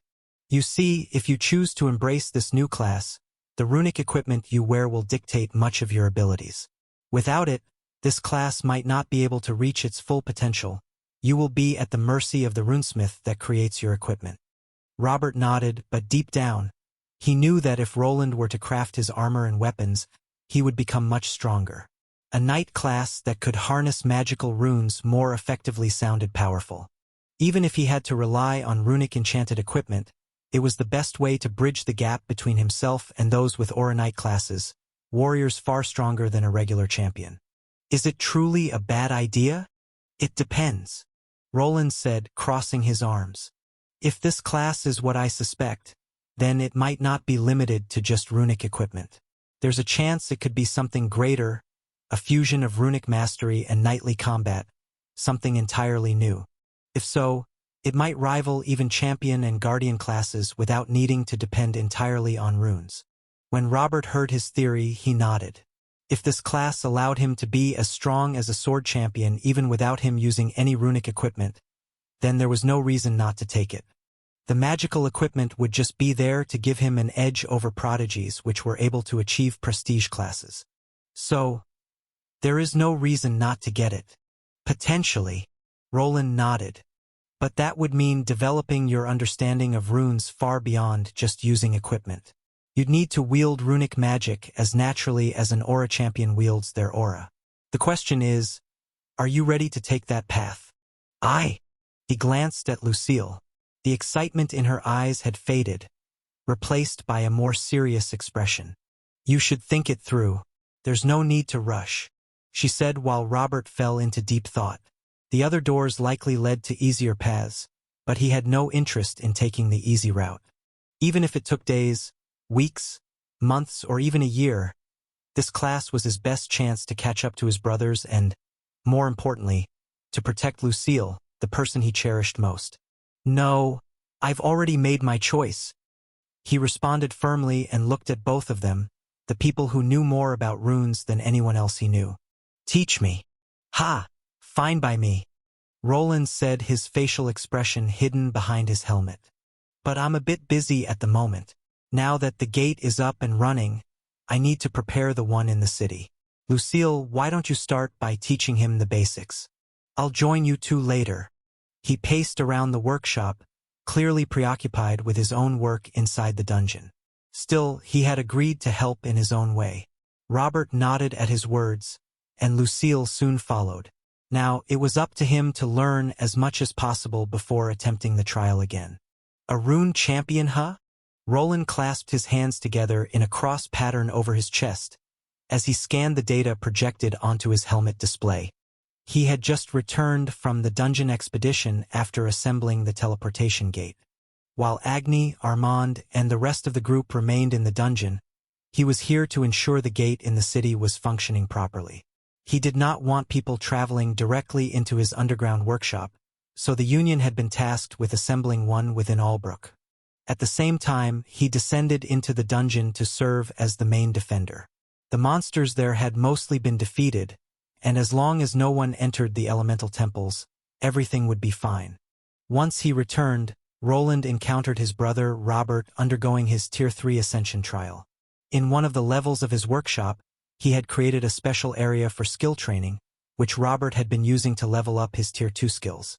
Roland wasn't sure what to expect from his older sibling, but he was pleasantly surprised by his unique class, which seemed to be a type of knight class focused on runic equipment. The trial description suggested that Robert would gain the ability to use runic equipment more efficiently.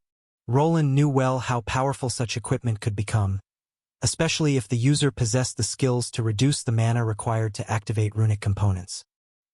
He might be expecting a lot from me. Would be best not to disappoint him. As he rode the elevator up, he thought about how his brother focused on this new class.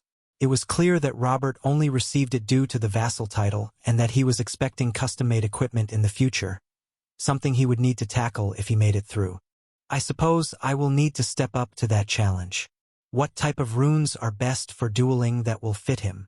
Though he couldn't directly assist his brother during the Ascension trial, he could still guide him through it. His mind held the knowledge of a vast array of runic spells, along with techniques to customize them for more effective results. If he were the runesmith in the trial, he could likely craft something to overpower his enemies, but that wasn't the point. The trial required Robert to master the right combinations himself, and teaching him those would be no easy task. Robert was a traditional carrier knight, accustomed to relying on others, like his squire or whatever the military personnel had available, for his equipment. Only knight commanders enjoyed the privilege of requesting custom gear, and he hadn't yet attained that rank. The elevator doors slid open with a soft hiss, revealing a sprawling view of wind turbines scattered across his backyard. Without hesitation, he stepped out, heading into his home to grab a pencil and a notebook before making his way toward the city. As he walked, his hand moved swiftly, scribbling runes, sketches of armor, and designs for rune-covered swords. This should be helpful. His wrist moved rapidly as it became a blur as he tried to compile a guide. Every rune, every intricate curve, had been painstakingly rendered on the pages of his notebook. He had to think from the perspective of a knight, not a runesmith. There was a certain macro pattern to runic spells, and knowing the larger runic symbols would help Robert to identify what the enchantment was. It was clear that if he wanted to achieve that new class, he would need to know what he was dealing with during combat and be able to devise strategies to go against enchantments. This should do it. You there, Sir High Commander. Take this to my estate. It has to reach Sir Durendal's hands. As you command. He had taken a walk to the city and within half an hour filled out the 60-page notebook with all sorts of basic rune combinations and explanations. He could still do more, but this would be enough to keep Robert busy for a few days. Once done, he handed it over to one of the soldiers who sped off into the distance as if his life depended on it. Now then, I should get back to work. Roland stepped forward, his mithril boots clacking against the pavement as he approached a large, heavily guarded building. 2 guards pushed open the massive doors, while behind him towering stone walls hid what he was looking at. The structure was built from thick slabs of reinforced stone, further strengthened by layers of earth magic. Inside, his gaze immediately landed on the large circular gate at the center of the room, the one the Dwarven Union had been working to establish. The High Commander has finally graced us. I reckon we can begin. Brilvia stood waiting for him, large goggles strapped to her forehead as she waved him over. She had been tasked with assembling the gate while he was away. Thanks to the small loan Arthur had secured, they had managed to gather all the necessary materials in record time. The project had put the city deep into the red, but once the dungeon farm was operational, Roland believed they could recover their losses in less than half a year. Is it ready? Aye. Both of them nodded at each other and the final test began. Roland's gaze never left the large, circular structure as Brilvia activated the final sequence. The runes carved along its outer rim flared to life, each glowing rune feeding into a central cascade of light. Slowly, the heart of the gate transformed. What was once a cold, inert disk now rippled with a fluid water-like surface of mana. It shimmered in hues of deep blue and silver, its movements flowing with grace before a burst of energy illuminated everything. He paused, mesmerized by the sight. Even though he had seen this phenomenon before, it was always a brilliant display of magical technology. Remarkable. It's always a sight to behold, he thought to himself while the dwarves scrambled around the gate, taking measurements to ensure its stability. He conducted his own scan and confirmed that everything was in order. The gate was connected to a large panel with a flat display, similar to the ones in his own workshop. On the screen, the operating system managed by Sebastian ran complex calculations. All rune signs operating at an acceptable rate. It's a success. Cheers erupted from the team involved in the project, their fists pumping the air in celebration. But Roland's eyes never left the gate. The massive, circular portal pulsed before him, signifying that a major phase of the project had been completed. Though this gate had been constructed from lesser materials and had a limited range, it was enough to initiate the second phase of their plan. Send the signal. His voice cut through the cheers, booming with authority. One of the dwarves at the console immediately straightened up, the excitement fading as everyone snapped back to work. The gate was now fully active, and soon the first person stepped through. Why do I have to go first? I always lose to her. She must be cheating. But how? It was Armand, grumbling as he unwillingly tested the teleportation system. His presence on the other side confirmed their success. They could now transport people back and forth without leaving a trace. Without a visible trail of miners leading into the dungeon, no one would suspect what was happening. Help support creative writers by finding and reading their stories on the original site. Now then, how much should we siphon without reporting it to the Duke? Arthur had grown comfortable living on the edge, knowing that to win the culling competition he would have to be discreet. Technically, the underground dungeon belonged to the Valerian estate and the Adventurers Guild, meaning any operations conducted by the book would require splitting profits with both entities. However, with the guild masters' cooperation at a much smaller price, they could withhold a portion of their earnings. Best to spread it around. Some to trusted merchants, others to the Thieves' Guild. They have plenty of things we could trade for. Once we have enough, then we can start taxing it properly. This was a risky move, and they would need to remain vigilant against potential spies. Fortunately, the entire dungeon was under his control, as was the city itself. While he was not particularly fond of monitoring the entire territory along with its residents, he saw it as a necessary evil. Only through careful oversight could they protect everyone from spies and the abyssal cultists. Armand, there is more work to do. I need you to safeguard the next shipment. Ah, there is no rest for the handsome, is there? Armand shrugged and smiled as he headed out the door. Now that the initial expedition group could return, they would begin turning the entire level into a proper farming ground. They needed to transport all the turret parts, then clear out the 5 temples once again. Once that was done, Roland would finally face the boss chamber one more time before sending the dwarven miners to break through that strange wall. He did not know what lay behind it, but he was certain it was important. This might still take a while. I wonder if Robert will be able to rank up before then. His cooldown should be shorter than mine. So, this is a general flame rune, and this is a water rune, right? Ah, great. You're finally starting to get it, but this is just the beginning. So pay attention. Sure. While Roland continued his work, Robert was fully engrossed in his studies. Sitting before him was Lucille, the woman he adored most in this world. However, her usual warmth was replaced by a stern gaze. She had tied her hair into a ponytail and, for some reason, decided to wear glasses. In one hand, she held a stick, using it to point at the blackboard covered in notes and diagrams. Robert had been stuck here for several hours, and he was already questioning whether this new class was worth being bored to death. Hey, are you even listening? Why, yes. Robert jumped up as his thoughts drifted elsewhere. Meanwhile, Lucille continued smacking the blackboard, treating him as though he were her personal student. In her other hand, she held a notebook, the one that his brother had apparently prepared for his studies. There was a lot of material to cover, but if he wanted to advance to a Tier 3 class, this was likely a necessary step. Oh, look at the time. Why don't we take a small break? Fortunately, Lucille understood the importance of pacing things properly. They had moved from the underground workshop to their current living quarters within the city. Robert knew he couldn't impose on his brother forever, so they had chosen one of the better homes in the wealthier part of the city, near Arthur's estate.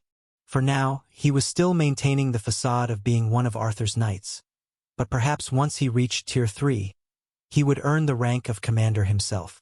The living quarters, elegant yet utilitarian, had been rearranged into a makeshift study. On a low oak table lay several pieces of metal, each meticulously inscribed with runes that glowed faintly under the soft lamplight. They were teaching aids made for him so that he could see the runes in action. What he needed to learn was to identify these larger structures properly so when facing an armored opponent using these enchantments he would be ready to react instantly. For a moment, he wondered if all of this was worth the trouble. Perhaps it would be easier to pursue the path of a sword champion instead. The class still carried its own prestige, and he was not entirely certain he would remain in Albrook forever. Roland had given both of them the freedom to choose their own paths, and they were free to leave at any time. However, after watching his brother work tirelessly day and night, Robert felt a flush of embarrassment. He had always thought of himself as hardworking, but seeing Roland push himself without rest almost every day had ignited something in him. Inspired, he resolved himself to push forward. He would pass this test and become something greater than he had ever imagined. It was not about being passable anymore. He wanted to be exceptional, just like his younger brother, Roland, who never seemed to stop. Now then, let us resume, shall we? Yes, honey. Robert nodded and resumed his practice. Time continued to tick by as he remained focused on his studies. Although he eventually gained access to the Ascension trial, he chose to continue learning first. Over time, he was also provided with additional study aids, including clarity potions that helped him memorize texts more easily. Fortunately, they did not make his stomach churn as much as the mana recovery potions did. On another day, Robert sat back in his chair, glancing at the pieces of enchanted armor spread out before him. His eyes scanned the intricate runes carved into the metal, trying to make sense of the pulsating patterns. Lucille stood next to him, a gentle but firm presence, her arms folded as she watched him closely. "All right, Robert," Lucille said, her voice stern but encouraging. "What do you see in these designs?" He furrowed his brow, tracing his fingers over one of the armor pieces, a pauldron adorned with several faintly glowing symbols. "It looks like this one is a defensive rune. It's got a layered structure. The outermost ones seem to fortify the material itself, while the inner ones might boost my endurance or redirect impact forces." Lucille nodded approvingly. "Good. You're starting to see the bigger picture. These are the basics of what you'll need to understand in battle. The strength of runes isn't always in the raw power they unleash, but how well they work together. How about this chest plate?" Robert shifted his gaze to the chest plate in front of him, a more intricate piece than the pauldron.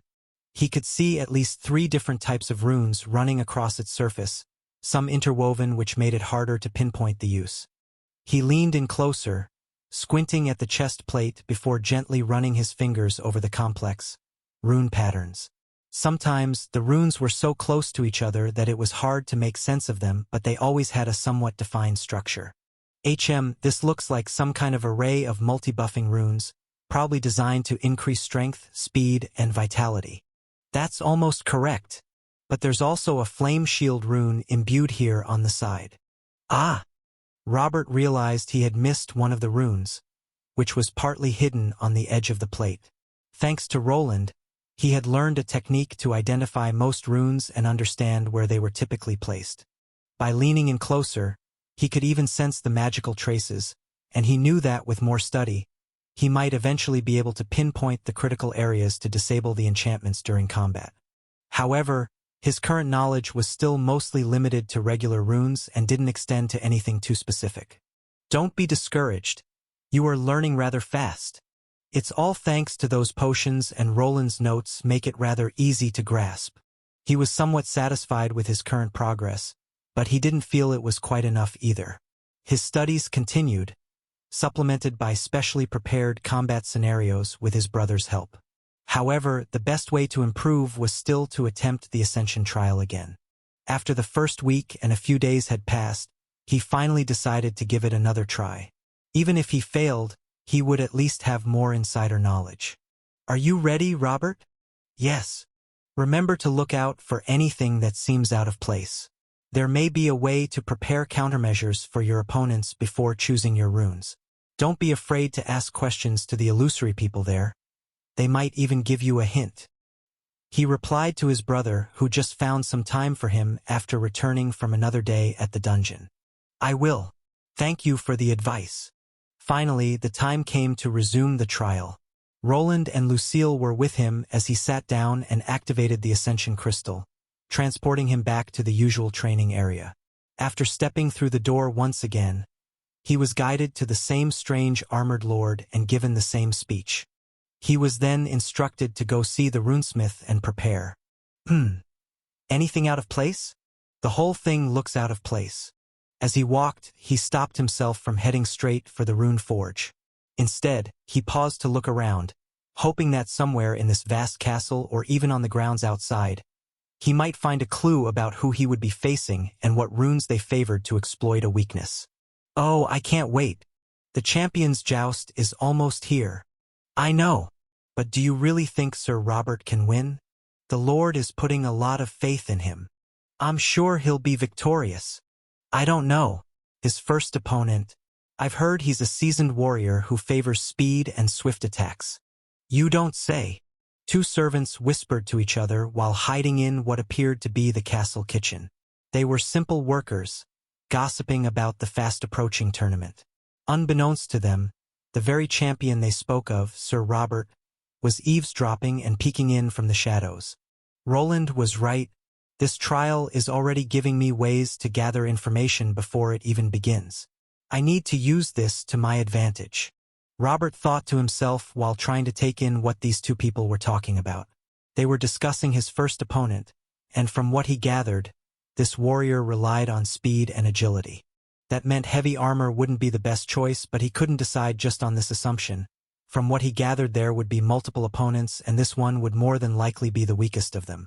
You there, speak, what do you know of the other participants? Eventually, he stepped out of the shadows to confront the two servants. Their conversation hadn't moved beyond idle chatter, so he needed to ensure they would answer his questions. Regrettably, the moment they saw him, they froze in fear, their faces pale. No matter how many times he asked, they only trembled, unable to give him a single answer. Please, champion, we don't know anything. Very well, you are free to go. Robert sighed as the two servants trembled before him, clearly unwilling or unable to reveal anything more. It seemed that pressing them further would yield no results. He needed another way to gather information. How much time do I have for this? There might be a time limit for the rune equipment assembly if I take too long here. In the distance he spotted a tower with a large clock. He had already been moving around the premises for half an hour and only found these two people talking about his first opponent. While this information was worthwhile and they revealed some of his enchantments, he needed more than this. There had to be other ways to gather information. He turned away from the trembling servants and made his way toward what looked like the practice grounds. If there were any knights or squires training, there was a chance one of his future opponents would be there. At first, he thought the place was nearly empty, but as he got closer, the clash of steel against steel echoed through the air. Wait, could this mean? Robert came to a realization. It was possible that unless he was near a certain area, he would not sense the presence of any people. Some kind of enchantment might have been blocking his senses, or other strange barriers could have been interfering, making it difficult to gather information. If that was true, he would have to search the entire castle grounds, including the interior, to find clues for his trial bouts. To keep his presence unnoticed, he crept toward the practice ground. The moment he stepped past the threshold of the practice area, a flurry of movement was revealed. Knights, squires, and warriors of all kinds clashed with wooden training weapons, their armored forms darting across the dirt-packed arena. Sparks flew as blades met, and the air thumped with the sound of combat. This is it. My opponents must be among them. But how do I find them? His eyes flickered across the field, taking in every detail. The area was filled with armored men, some wearing runic equipment while others trained in simple gambesons. A problem arose as he had no idea who he needed to pay attention to, nor whether the runic armor they wore would be used against him. My opponents should be the more skillful ones, right? Robert's gaze darted across the training grounds as he tried to single out his opponents from the mass of knights and squires. There were close to 100 people scattered across the area, some training, others talking, and a few simply resting. He couldn't afford to waste time watching random sparring matches. Instead, he focused on those who stood out, those with precise movements, refined technique, and confidence in their steps. A clash of steel nearby drew his attention. Two knights were locked in a fast-paced duel, their strikes sharp and unrelenting. One of them wielded two massive swords, more akin to cleavers than traditional blades. His fighting style was brutal, relying on overwhelming offensive force with reckless abandon when it came to defense. The sheer weight of his swings sent shockwaves through the air, and Robert noticed glowing runes inscribed along the length of his weapons. Impact runes. Each time the blades collided with his opponent's shield, sparks erupted, and the force of the impact seemed to grow heavier with every strike. To counter an impact rune, it's usually best to avoid it or use an impact-dispersing rune to halt the momentum and catch them off guard. Robert narrowed his eyes. If this knight was one of his future opponents, he would need a plan. Facing someone with such raw, crushing power head-on would be a mistake. However, he was not sure if choosing a rune to counter the heavy blades was the best idea. It was probably better to study his movements and look for an opportunity to counterattack. Warriors who relied purely on overwhelming offense could be taken down easily if their attack was timed against them at the right moment.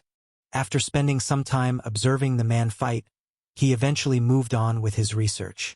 Not far from the duel, another knight stood at the sidelines, holding a heavy dueling rapier. His armor was light, and the runes on his equipment clearly enhanced his speed. The rapier likely had increased penetrative power, something Robert would also need to watch out for. He had now identified 3 potential enemies, each one vastly different from the others. While he had learned some of their strengths and weaknesses, a problem remained. Their fighting styles and weapons varied too much for him to choose runes that would counter all of them effectively. It seemed that instead of focusing on countering their abilities, he would need to rely on something that complemented his own skills. Maybe Roland was right, and this trial is more about me identifying the runes than anything else. At first, Robert assumed he was supposed to pick runes to counter other runic effects. But now, standing in the practice grounds, watching the knights clash and trade blows, he realized the trial was not just about reacting to others. It was about understanding his own capabilities and knowing which runes would enhance his personal strength. Nevertheless, knowing beforehand what these champions were good or bad at would give him an advantage, so he continued moving through the grounds. Many knights were using various bladed weapons, and time passed until he heard a loud bell ringing. The clock tower in the distance was doing something. Stolen content warning. This tale belongs on Royal Road. Report any occurrences elsewhere. Robert barely had time to process what was happening before the ringing in his ears intensified. The world around him shifted, the colors blending together like ink spilling across parchment. He felt the pull of an unseen force, his body weightless for a brief moment before he was suddenly grounded again. The air smelled of burning metal and magical energy. He recognized the scent immediately. He had arrived at a rune-smithing forge.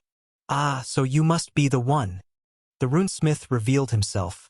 His resemblance to Bernier, Roland's assistant, was uncanny.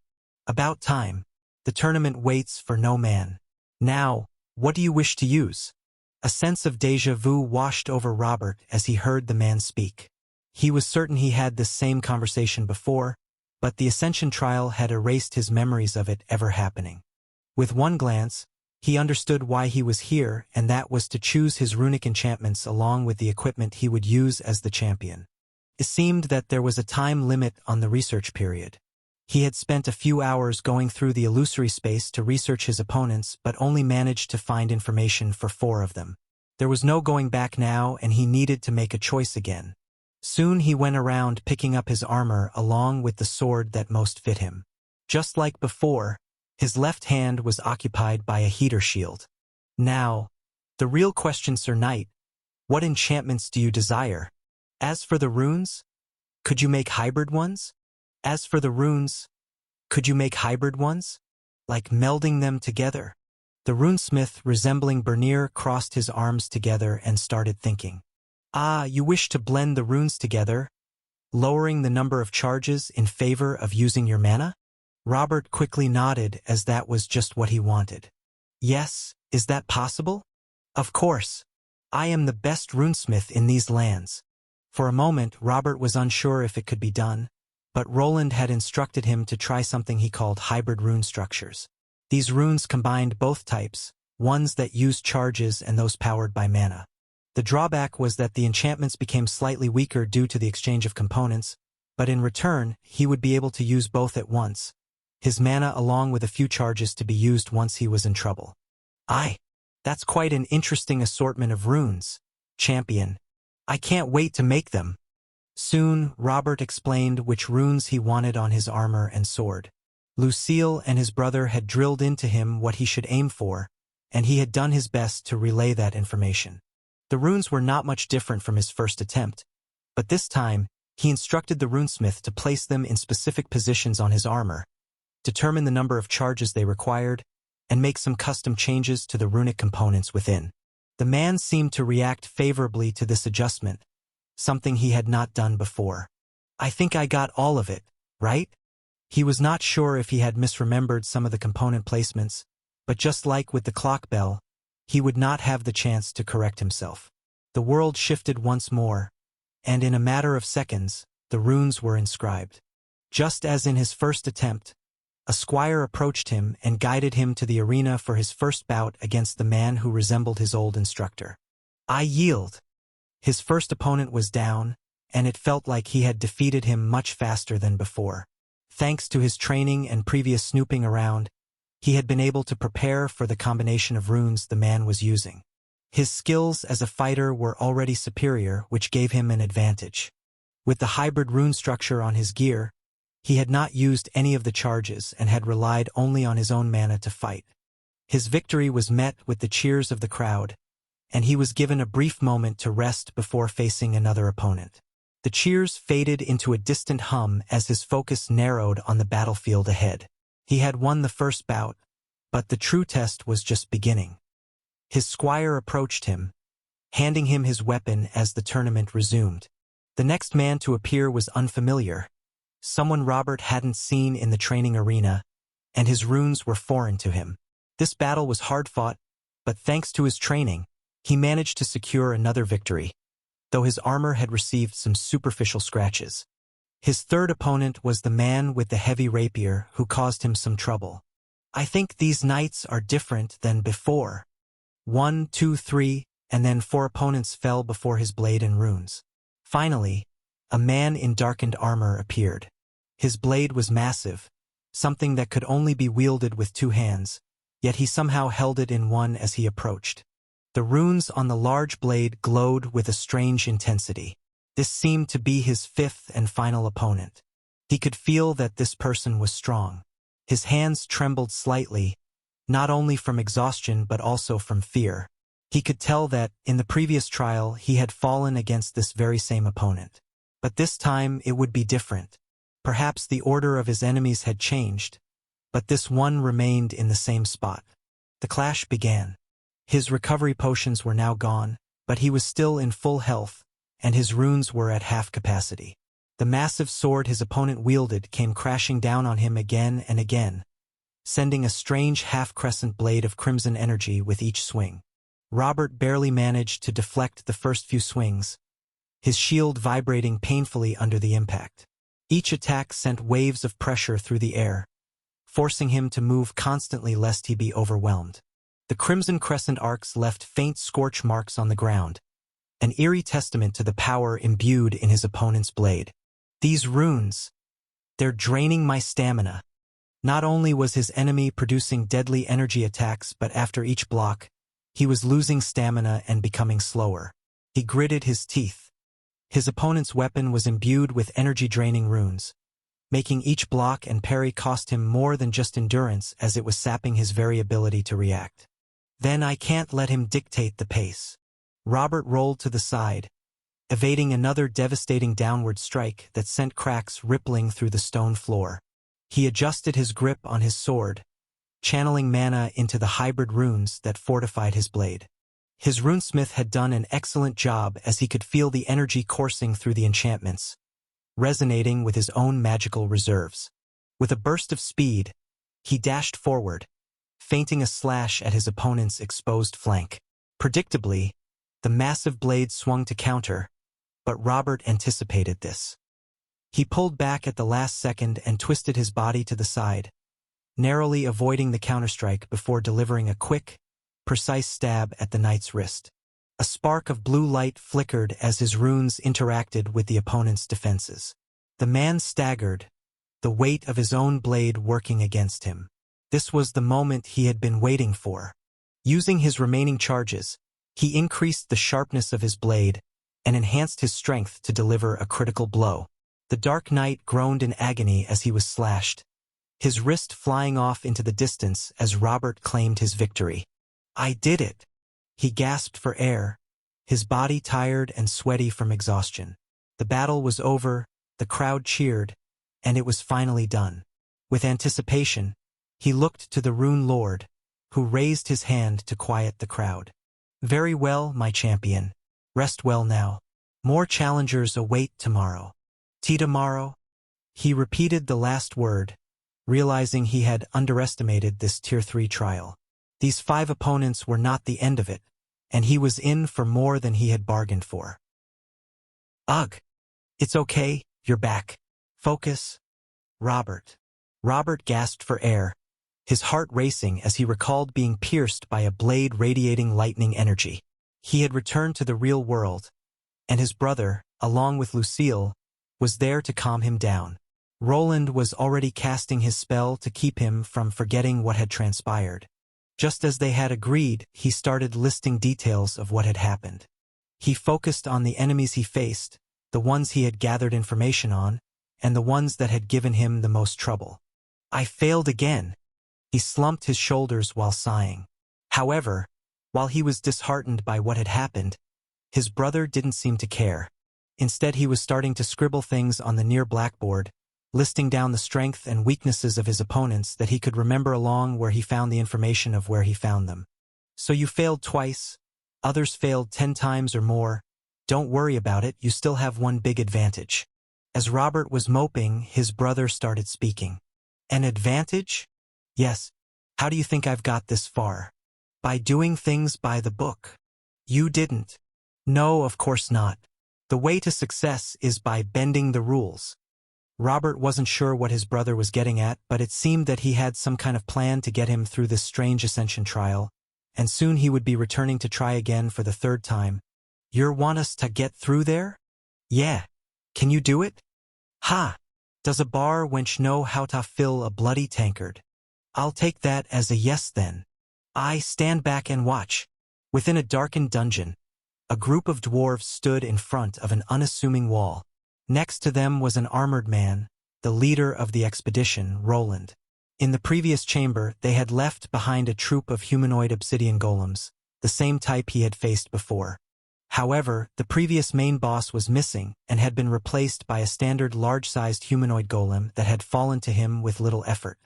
Afterward, he had guided the dwarven workers to the wall, the same with an unusual mana flow behind it. Now they were swinging their pickaxes against the stone. They were made from dwarven steel, the same material he used on Robert's runic exo-armor, and it wasn't going too well. "By the old one's beard, what is this made o'?" To his annoyance, they could not make it budge. Even with the high-quality tools they wielded, they left behind only small marks. He had hoped they would be able to break through eventually, but this would clearly take longer than expected.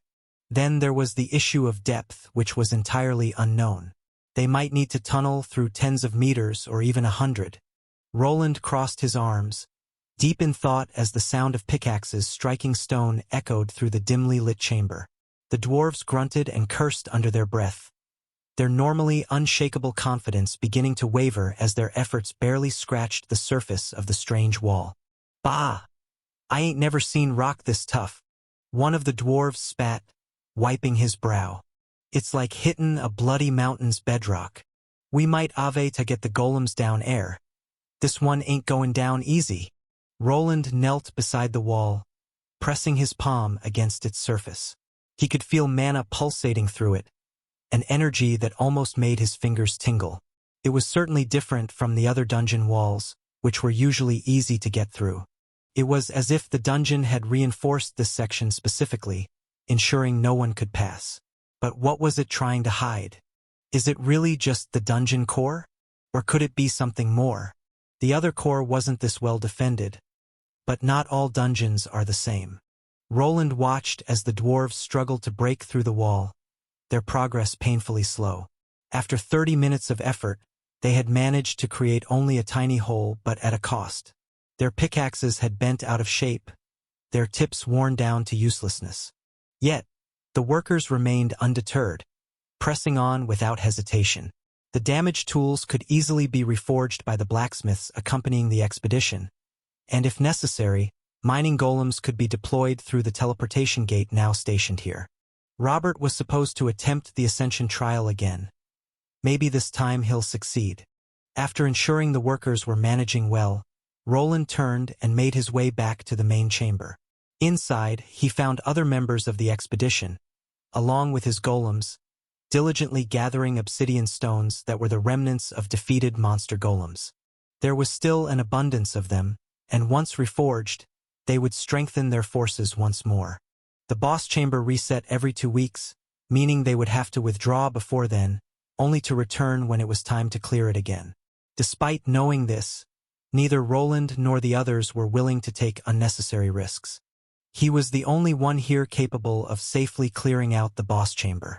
While Armand, Lobelia, and a few other Tier 3 class holders were present, none were as powerful as he was at the moment.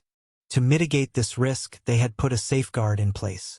A series of wedges would keep the massive boss chamber door from fully closing. As Roland moved toward it, several dwarves worked alongside him, driving metal bars into position to hold the door open.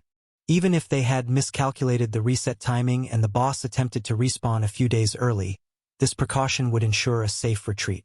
Now that his primary task was nearly complete, it also guaranteed that he could leave without issue. This sure has become a grand operation, hasn't it?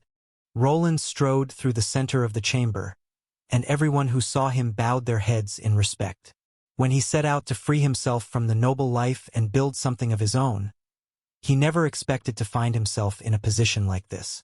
He almost felt like the head of a construction firm, inspecting the progress of his workers. Stepping outside the boss chamber, he saw even more people hard at work, assembling upgraded turrets along the dungeon ceiling. There were at least 100 individuals involved in this project, one that he had proposed and was funding alongside Arthur. It was a massive undertaking, and somewhere deep inside, he felt a sense of accomplishment. However, he did not have time to stop and admire their progress. There were still many other matters to attend to, one of the most pressing being his brother's Ascension trial. It had already dragged on for over a month. Robert had failed twice and continued to struggle, though he was making slow progress. With each failure, he regained fragments of his lost memories. This knowledge allowed them to prepare countermeasures for his future opponents and refine the rune composition of his weapons and armor to maximize his chances of success. At first glance, the test seemed simple. In reality, it was anything but easy. Each iteration of Robert's trial introduced subtle variations, making absolute preparation impossible. While the enemies remained the same, their order shifted. Some were left out entirely, while others appeared in later stages stronger and more skilled with enhanced runes. It was as if the trial itself recognized that Roland was helping his brother retain more information than he was supposed to. The shifting conditions made it clear that this challenge was not just about strength but also adaptability and perseverance. Agni, keep everyone safe until I get back. All the monsters on this floor had been cleared, but that didn't stop some infernal skeletons from respawning on a timer. Agni was still their best weapon against the undead.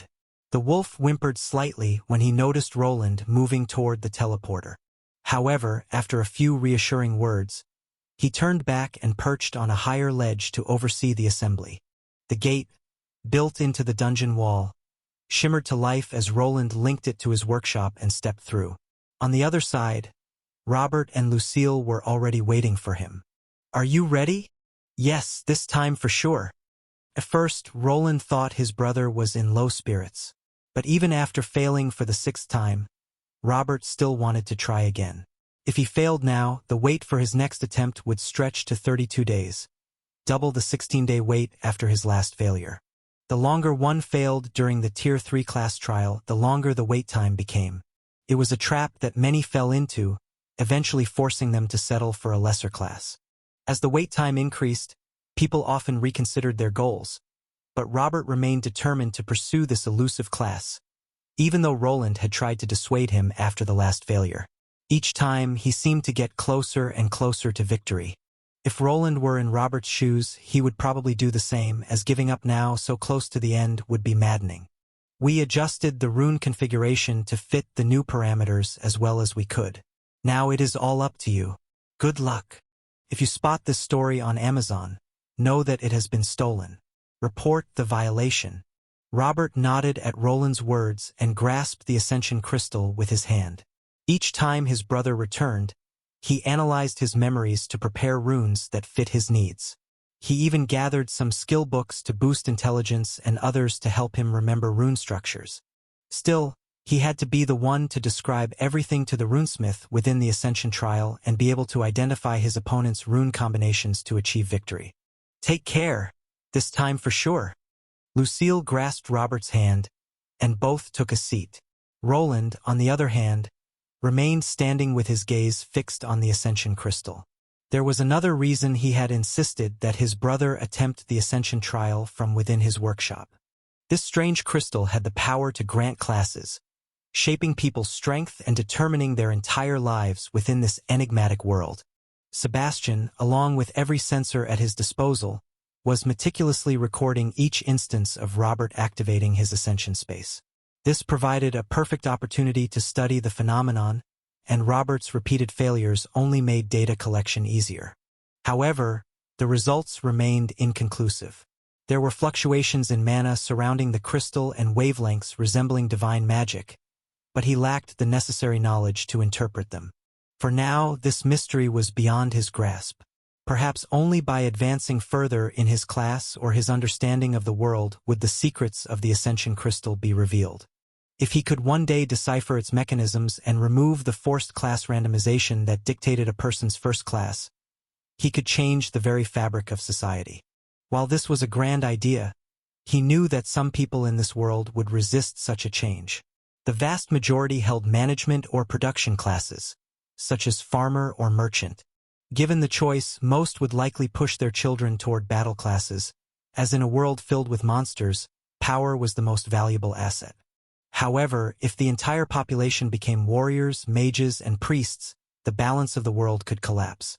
The number of monsters might not be enough to sustain so many combatants, dungeons could become overrun, and food production might decline, leading to societal instability. At least that was one possibility. He could not predict with certainty how people would react. Not everyone sought to become a powerful adventurer or knight. Some simply wished to live in peace. If a humble farmer's class were considered prestigious, many would likely choose that path, even if it meant sacrificing personal power. Well, there he goes. Let's hope this is the last time. I don't think there are any more improvements I can make to his runes. Robert's head slumped forward, caught gently by Lucille's hands. In just a few seconds he would return, and this time Roland hoped he would come back stronger. I'm back. Can I really do it? Should I just give up and go with Sword Champion? Will I even be able to do that? Maybe I was never supposed to become anything other than a high or expert knight.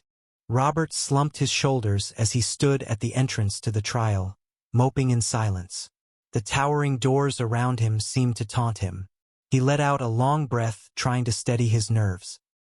His failures weighed heavily on his mind, but he could not afford to let doubt creep in now. He had come too far, and giving up was not an option. No, I will not back down now. I can do this. I will do this. Straightening his back, he clenched his fists and stepped forward. The trial had changed slightly each time, but he had begun to recognize a pattern. He had almost cleared it in his last attempt. Each time he returned, he made more progress. Each time his brother and Lucille adjusted his runes to help him. He could not let all their effort and his own go to waste. This time he would succeed. The door leading to the trial grounds creaked open. He walked through and the test began anew. Just as before, the same events unfolded. He met the Lord, conducted all the research he could, and was eventually brought to the runesmith to select his runes. This time, however, he had a precise method for describing them. The majority were buffing runes, designed to grant him bursts of overwhelming speed, strength, and defense. It was a battle style he had practiced with his younger brother, and he was confident it would allow him to finally clear the trial. Just as before, he faced the Black Knight wielding a two-handed sword. This opponent was the only true constant in the trial, always appearing as the final challenger of the first jousting bracket. By now, defeating him had become routine. Then came another day with new opponents, including a knight clad in silvery armor wielding two swords. He had lost to this man twice before finally overcoming him, but now the fight felt like nothing more than a bump in the road. Each time he defeated the fifth opponent, he was granted a brief reprieve to adjust or recharge his runes. The plan was simple. Keep the current runes but continue adding free charges, strengthening their structure, and repairing any damage. In his third attempt, he had failed because the runesmith had been unable to fix the runes that had been slashed and burned. This time, everything was progressing smoothly. The damage he sustained remained within acceptable limits. This is it. The third part of the trial was the final stage, at least according to the lord of this space. He had reached it twice before and failed, once to the fighters within and another time to the opponent standing before him now. His last challenger was a man clad in gold. The runes on his armor pulsed with power, far beyond what a Tier 2 class holder should be capable of wielding. He was the final test, the wall standing between Robert and the strange class he sought. His enemy mirrored his equipment, holding a heater shield and a long sword. It was as if he were facing a shadow, one that was stronger, more agile, and much better at dueling. Arcs of golden lightning exploded every time his golden sword collided with Robert's scratched-up shield. The mana shield enchantment barely held on as he tried to read the flow of the runes within his enemy. Read the flow of mana, Robert. How am I supposed to do that? I'm not a mage. He remembered a training session with his younger brother, who had sparred with him several times to help him prepare for this trial. His brother kept urging him to focus on the runes and read the flow, but Robert had no idea how to do it. Ascension trials are different. If it's what I think it is, once you focus on the flow, you should be able to sense it, so get used to this. It will make it easier when the time comes. The image of his brother repeatedly smacking him with a dull sword was replaced by the golden sword before him. He could now see the runes, sparks flying everywhere. Mana flowed through them, powering them, making them produce various effects. Robert was slower, weaker, and his stamina was running low. If this continued, he would lose again, and then he would have to wait over a month to try again. His body sped up as the runes on his armor flared to life. The lightning sword nicked his helmet, sending it flying off into the distance, where it collided with the wall. Time seemed to slow as he focused, his eyes glowing with indignation. He was about to lose again, and all the hours of training he had undergone rushed through his mind. Then suddenly, something changed. Congratulations, you have gained runic mana perception. Something clicked within his mind.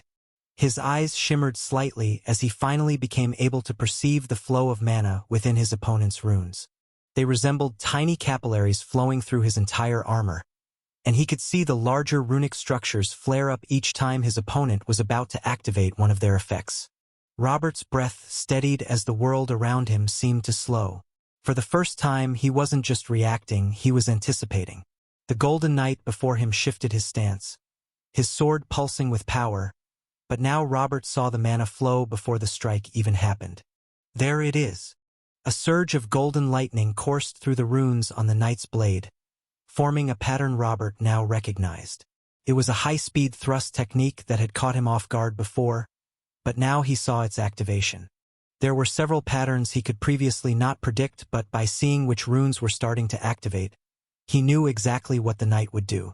His opponent pushed forward, the blade blurring in the air, but Robert's body was already moving. With a sharp pivot, he sidestepped just enough to let the blade pass by. The crackling energy grazed his shoulder but did not land a decisive blow. His own runes flared as he brought his long sword down in a counterstrike, his perception allowing him to adjust his aim at the last moment. His blade struck the enemy's shoulder plate, right between some critical points of the golden runes. The metal dented, disturbing the flow of mana and disabling parts of his enemy's armor. The golden knight staggered back, his pristine armor now marred by Robert's strike. For the first time in the battle, his opponent seemed shaken. The pulsing runes across his body flickered unevenly, disrupted by the precise impact. Robert had learned from his past failures, but more importantly, he had gained something invaluable: runic mana perception. So this is what Roland meant. I can see it now. His opponent lunged, another burst of lightning surging through the sword's runes, but Robert had already shifted his stance. He saw the golden veins flare in a familiar pattern, a feint followed by a downward arc meant to punish a hasty dodge. But Robert was already a step ahead.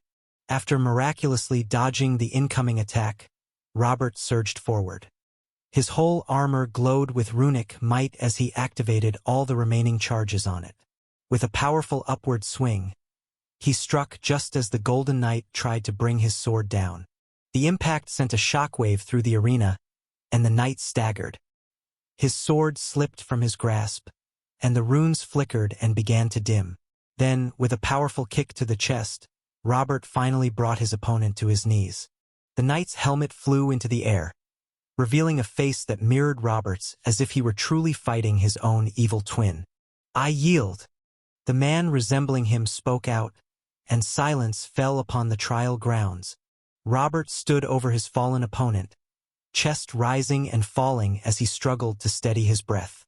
The Golden Knight's armor flickered weakly, its once radiant glow now dull. It was over. The final challenger had yielded. For a moment, Robert simply stood there, trying to process what had just happened. Then, the world around him began to shift. The arena trembled, the walls rippling like water, and the Golden Knight faded into shimmering fireflies of light. The oppressive weight of the trial lifted, leaving only a vast throne room before him. "Congratulations, champion. You are now worthy to join me at the table." "Come?" Robert was still taken aback by the sudden shift in tone. Just moments ago, he had been battling armored men as if his life depended on it, and now he was right back where it all began, the Lord's throne room. The armored man pointed to a door that had been closed before but now slid open. Without a word, he stepped through it, clearly expecting Robert to follow. Is it really over? The Lord was gone, and he hesitated. The memories of his past failures were fragmented, but the deaths he had endured had affected his psyche. He worried that another secret opponent would reveal himself once he stepped through the door. Nevertheless, he had to gather his courage and move forward. His weapons were gone, and he was dressed in casual clothes instead. This was probably the end of the trial. Robert took a deep breath and stepped through the door. As he crossed the threshold, he felt a strange sensation as if he were shedding the weight of the trial itself. The air was lighter here, the ever-present pressure of combat gone. The chamber he entered was vast, its ceiling stretching high above, lined with glowing runes that pulsed in a rhythmic pattern. At the center of the room stood a massive circular table, and at its head sat the armored figure, the man people referred to as the Rune Lord. "Those are the opponents I faced?" The Rune Lord wasn't alone. Around the round table sat many knights, the same men he had faced in battle during the trial. There was the knight wearing black he faced in the first part of the joust, the silver one and even the golden one he had just defeated a few moments ago. They were all wearing their armor and sitting there with a few others. Then right in front there was one chair, seemingly the one that now belonged to him. Is this how it ends? Do I just need to sit down? Robert took slow, measured steps toward the empty seat, his heart pounding despite the calm atmosphere. The knights around the table observed him in silence, their expressions hidden by their helmets. It was as if they were judging him not only for his performance in the trial but for the choice he was about to make. "Sit, my champion, my arch-knight," the Rune Lord commanded. Robert hesitated for only a moment longer before lowering himself into the chair. The instant he did, a pulse of energy surged through his body. His vision blurred, and his entire being felt as though it was being rewritten.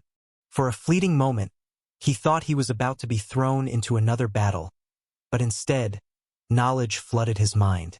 Complex runic structures, battle techniques, the very foundation of the power he had just gained. He gasped, gripping the armrests as a blue glow surrounded him. The knights around the table remained silent, watching as his body absorbed the knowledge.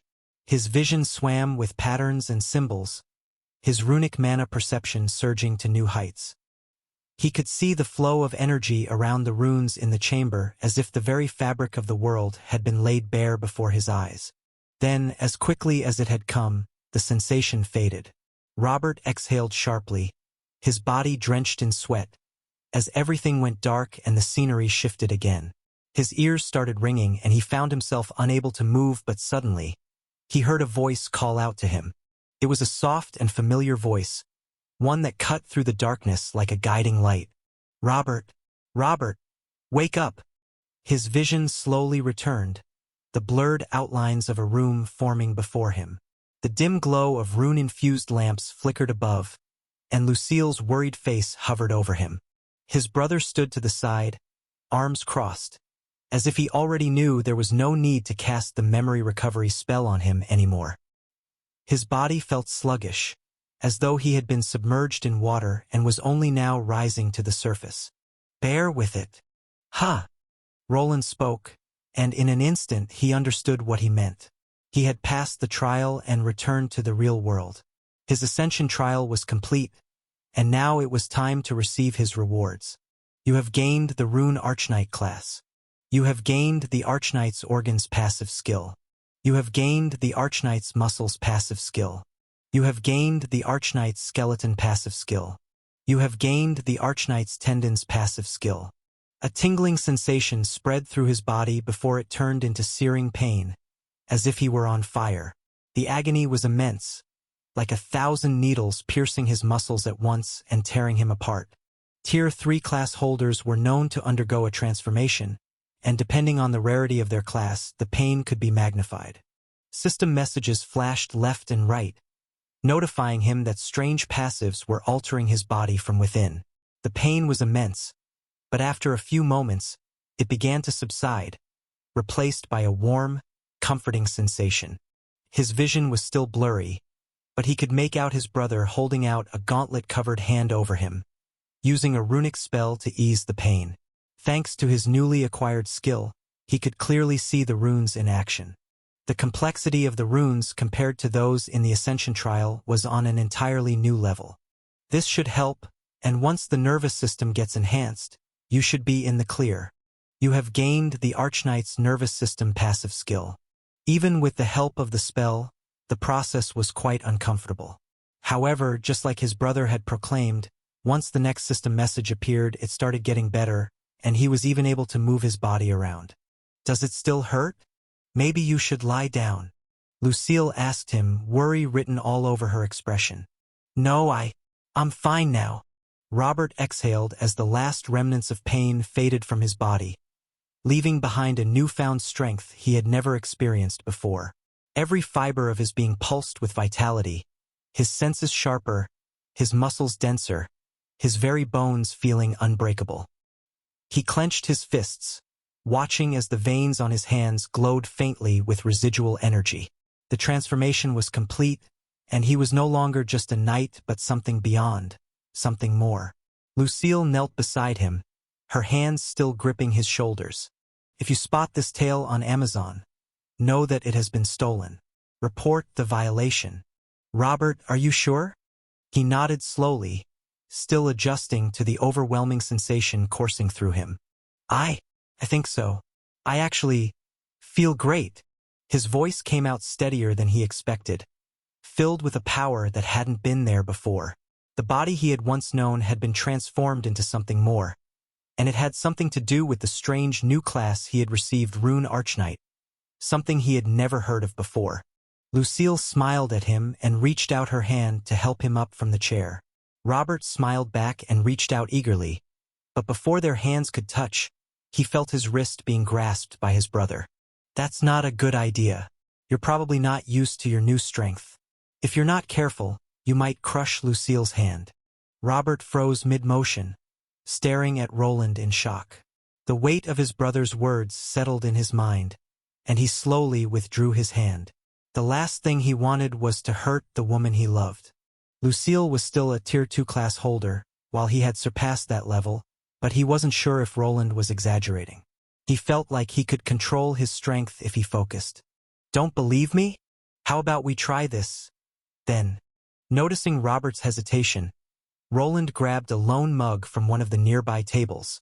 Roland held the mug out to Robert, a slight smirk playing on his lips. The cup was unassuming, plain ceramic, but Robert knew his brother well enough to understand that this was a test. A simple yet necessary test. "Take it," Roland said, his voice calm but firm. "Hold it like you normally would." Robert hesitated for a moment before reaching out. His fingers wrapped around the mug's handle with practiced ease, but the moment he tried to lift it, a crack echoed through the room. The handle shattered in his grasp, and the mug tumbled to the floor, breaking into pieces and spilling some tea on the floor. Lucille gasped, stepping back in surprise. Roland, however, only chuckled, shaking his head as he crossed his arms. "Told you, you're stronger than you think. Your body has changed, but your mind hasn't caught up yet. It's going to take time before you can move like you used to." Robert flexed his fingers, staring at the shards of ceramic on the ground. He hadn't even exerted much force, yet the handle had crumbled in his grip. The realization settled in that his body was no longer the same, and he would have to relearn how to control it. Lucille knelt to clean up the shattered pieces and asked, "How long will it take for him to adjust?" "Depends," Roland replied with a shrug. "Could be days, could be weeks. The important thing is that he starts training his fine control now. Otherwise, he's going to start breaking more than just mugs. That's why I'd advise you two against any nightly physical activities together." Robert took a step back in shock at how casually Roland said it.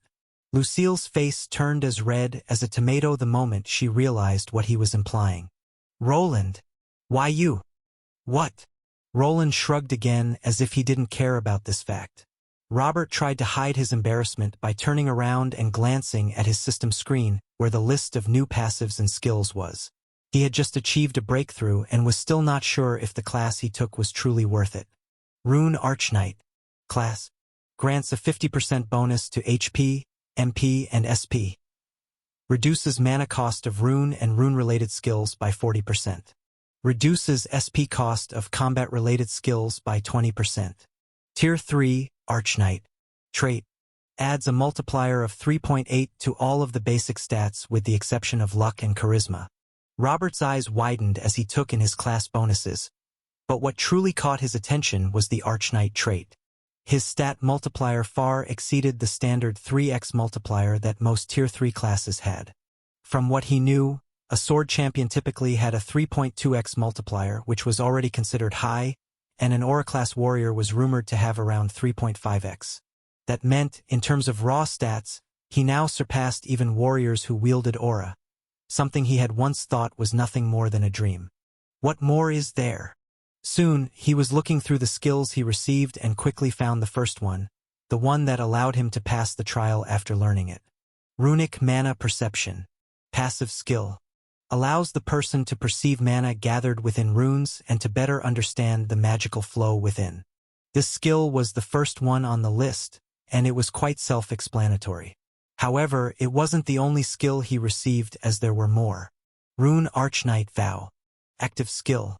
The Rune Archknight can perform a vow, temporarily empowering the rune magic they wield. While in this state, the runes cannot be destroyed, as long as the knight's conviction remains unwavering. This skill was more intriguing. It seemed to grant him a sense of empowerment. However, it was a knight's vow, which typically needed to be tied to something. His lord, perhaps a person he cherished, or some other conviction. It appeared to have unique restrictions, and it seemed unlikely that he would be able to use it freely at all times. Convictions. Runic Armor Mastery. Passive skill. Increases the synergy between user and rune-engraved armor, improving efficiency and reducing energy consumption. Runic Weapon Mastery. Passive skill. Increases the synergy between user and rune-engraved weapons, improving efficiency and reducing energy consumption. The next two skills were basic rune passives that would allow him to wield rune weaponry and armor more easily than others. He just needed his brother to design a new suit of armor along with a sword to truly unlock his potential. Perhaps he would even be able to wield the strange exoskeletal armor he had used during the duel in the past, but that would depend on what his brother decided. Then there was the last skill, which was somewhat more interesting than the previous two. Invoke Rune. Active skill. The Rune Archknight can invoke the power of a previously mastered rune and use its power. The skill can only be used on a weapon or armor the knight is currently using. The explanation was a bit vague, but as with all skills he received, he had a general understanding of its function. This skill would allow him to use a rune even without it being inscribed on his armor. In other words, even if he was left with armor or weapons without enchantments, he would be able to create one of his own for a limited time. But what does it mean with mastered? Do I have to train myself to use runic spells? Robert muttered to himself, forgetting that there were two other people in the room with him. Roland stood still, unmoved, and didn't seem perturbed by the cold treatment. Lucille, on the other hand, appeared more concerned, and her gaze brought him back to reality. However, before he could speak, his brother spoke first. You should go rest and remember, be careful not to hurt anyone. Once you've recovered, return here, and we'll discuss your new class in detail. Ah! For a moment, Robert wanted to say that he was fine and ready to try out his newfound abilities. But then he remembered the shattered teacup, its pieces still on the floor as Lucille cleaned them up. Eventually, he nodded. While he felt physically great, his psyche had been affected by the constant deaths and failures within the Ascension ritual space.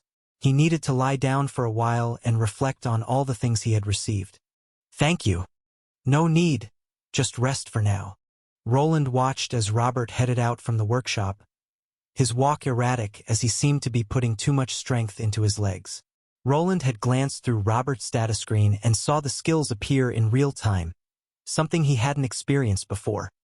He was almost certain that his own Overlord class had somehow influenced Robert's choices, as the bonuses Robert received were quite similar to his own. All his skills are similar to mine, but more constricting.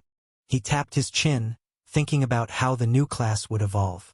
Robert's powers were now far more focused, structured around runic equipment. This meant that, to truly capitalize on the new Rune Archknight class, he would need a tailor-made suit of armor crafted from the finest metal and enhanced with the best enchantments, something Roland could either provide himself or leave up to the dwarves. I'll handle the runes myself, but the dwarves and Bernier can take care of the armor construction. His time had become very limited lately. Creating runes was one thing, but fashioning an entire suit of armor by himself would take considerable time. While Robert had made a giant leap forward, the armor he would be given would eventually be replaced and modified. It was best not to invest too many resources into it just yet and instead gather more data to understand what his brother truly excelled at. Roland had an idea of what to make after spending time preparing Robert for the Ascension trial, and the schematic had already taken shape in his mind. Once this new armor and the sword were completed, Robert would finally take on the identity of Durendal, a knight commander. Robert stood in a well-lit chamber, his breath steady as he adjusted to his new form. The room was large, resembling a sterile underground warehouse with long fluorescent lights that provided bright, even illumination, something rarely seen in this world of swords and magic. Roland stood before him with his arms crossed, analyzing him with a scrutinizing gaze. Now, go ahead, why don't you try starting with that vow skill? In the middle of the chamber, there was a training dummy made out of special ironwood. Robert took a deep breath, centering himself. The transformation he had undergone was still fresh, and his body felt unfamiliar, almost too powerful for his own control. But this was what the training was for. Roland stood a few paces away, as always wearing his runic armor and looking like the Lord from within his Ascension ritual space. Robert focused on the skill he had seen in his system, Rune Archknight Vow. He wasn't entirely sure how it would manifest, but he understood that knightly vows required conviction. He thought back to the battles he had fought, the struggles he had endured, and the promise he had made to himself to protect those he cared about and grow strong enough not to be a burden. I swear upon my blade and my strength, that I will never falter in my duty to protect the ones I hold dear. Something like that?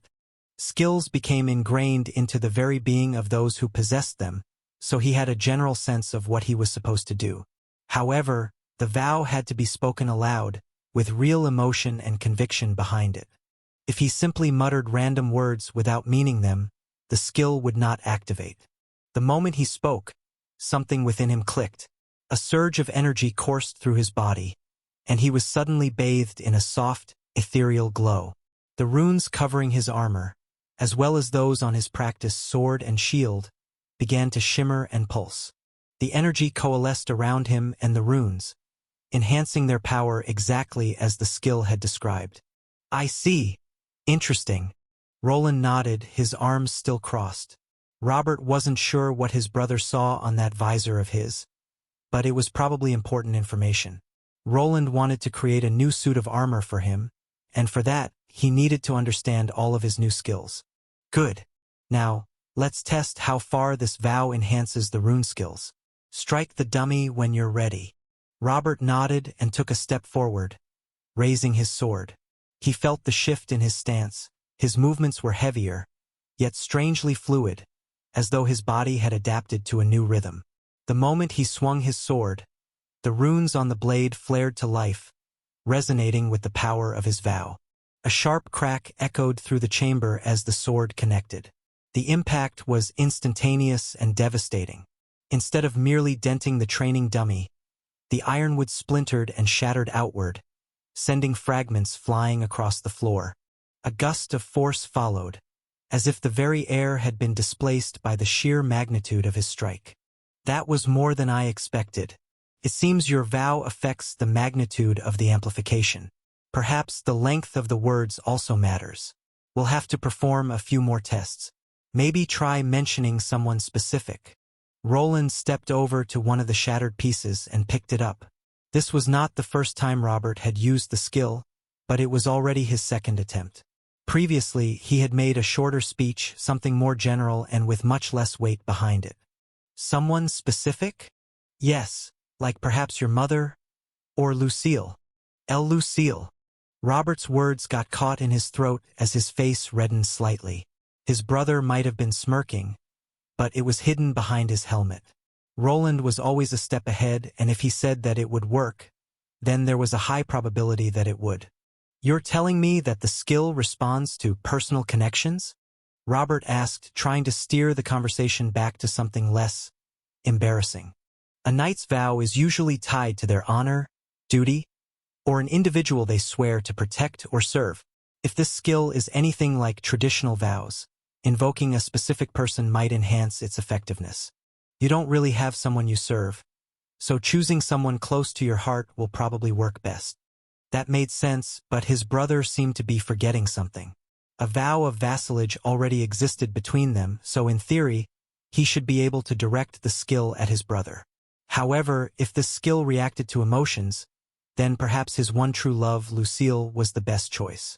The only problem was that she was right there with them, watching from the sidelines and using her own skills to study examining magic. Go ahead, Robert.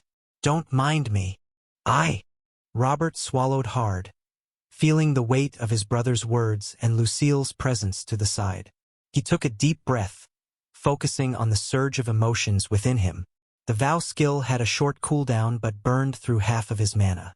Only through the use of mana potions could he realistically use it multiple times.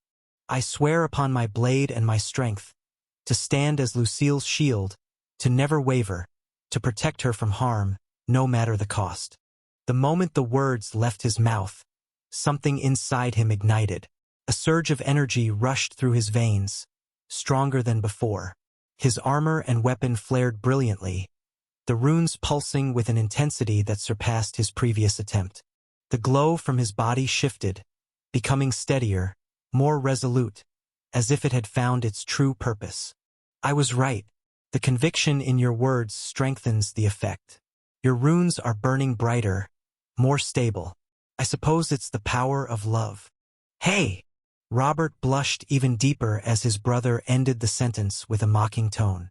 However, this also seemed to be part of the test, as when his emotions were riled up, the runes on his practice armor started flickering. As I thought, under emotional turmoil, the skill weakens. You'll have to watch out for that, Robert. Now how about we move on to that invoke rune skill?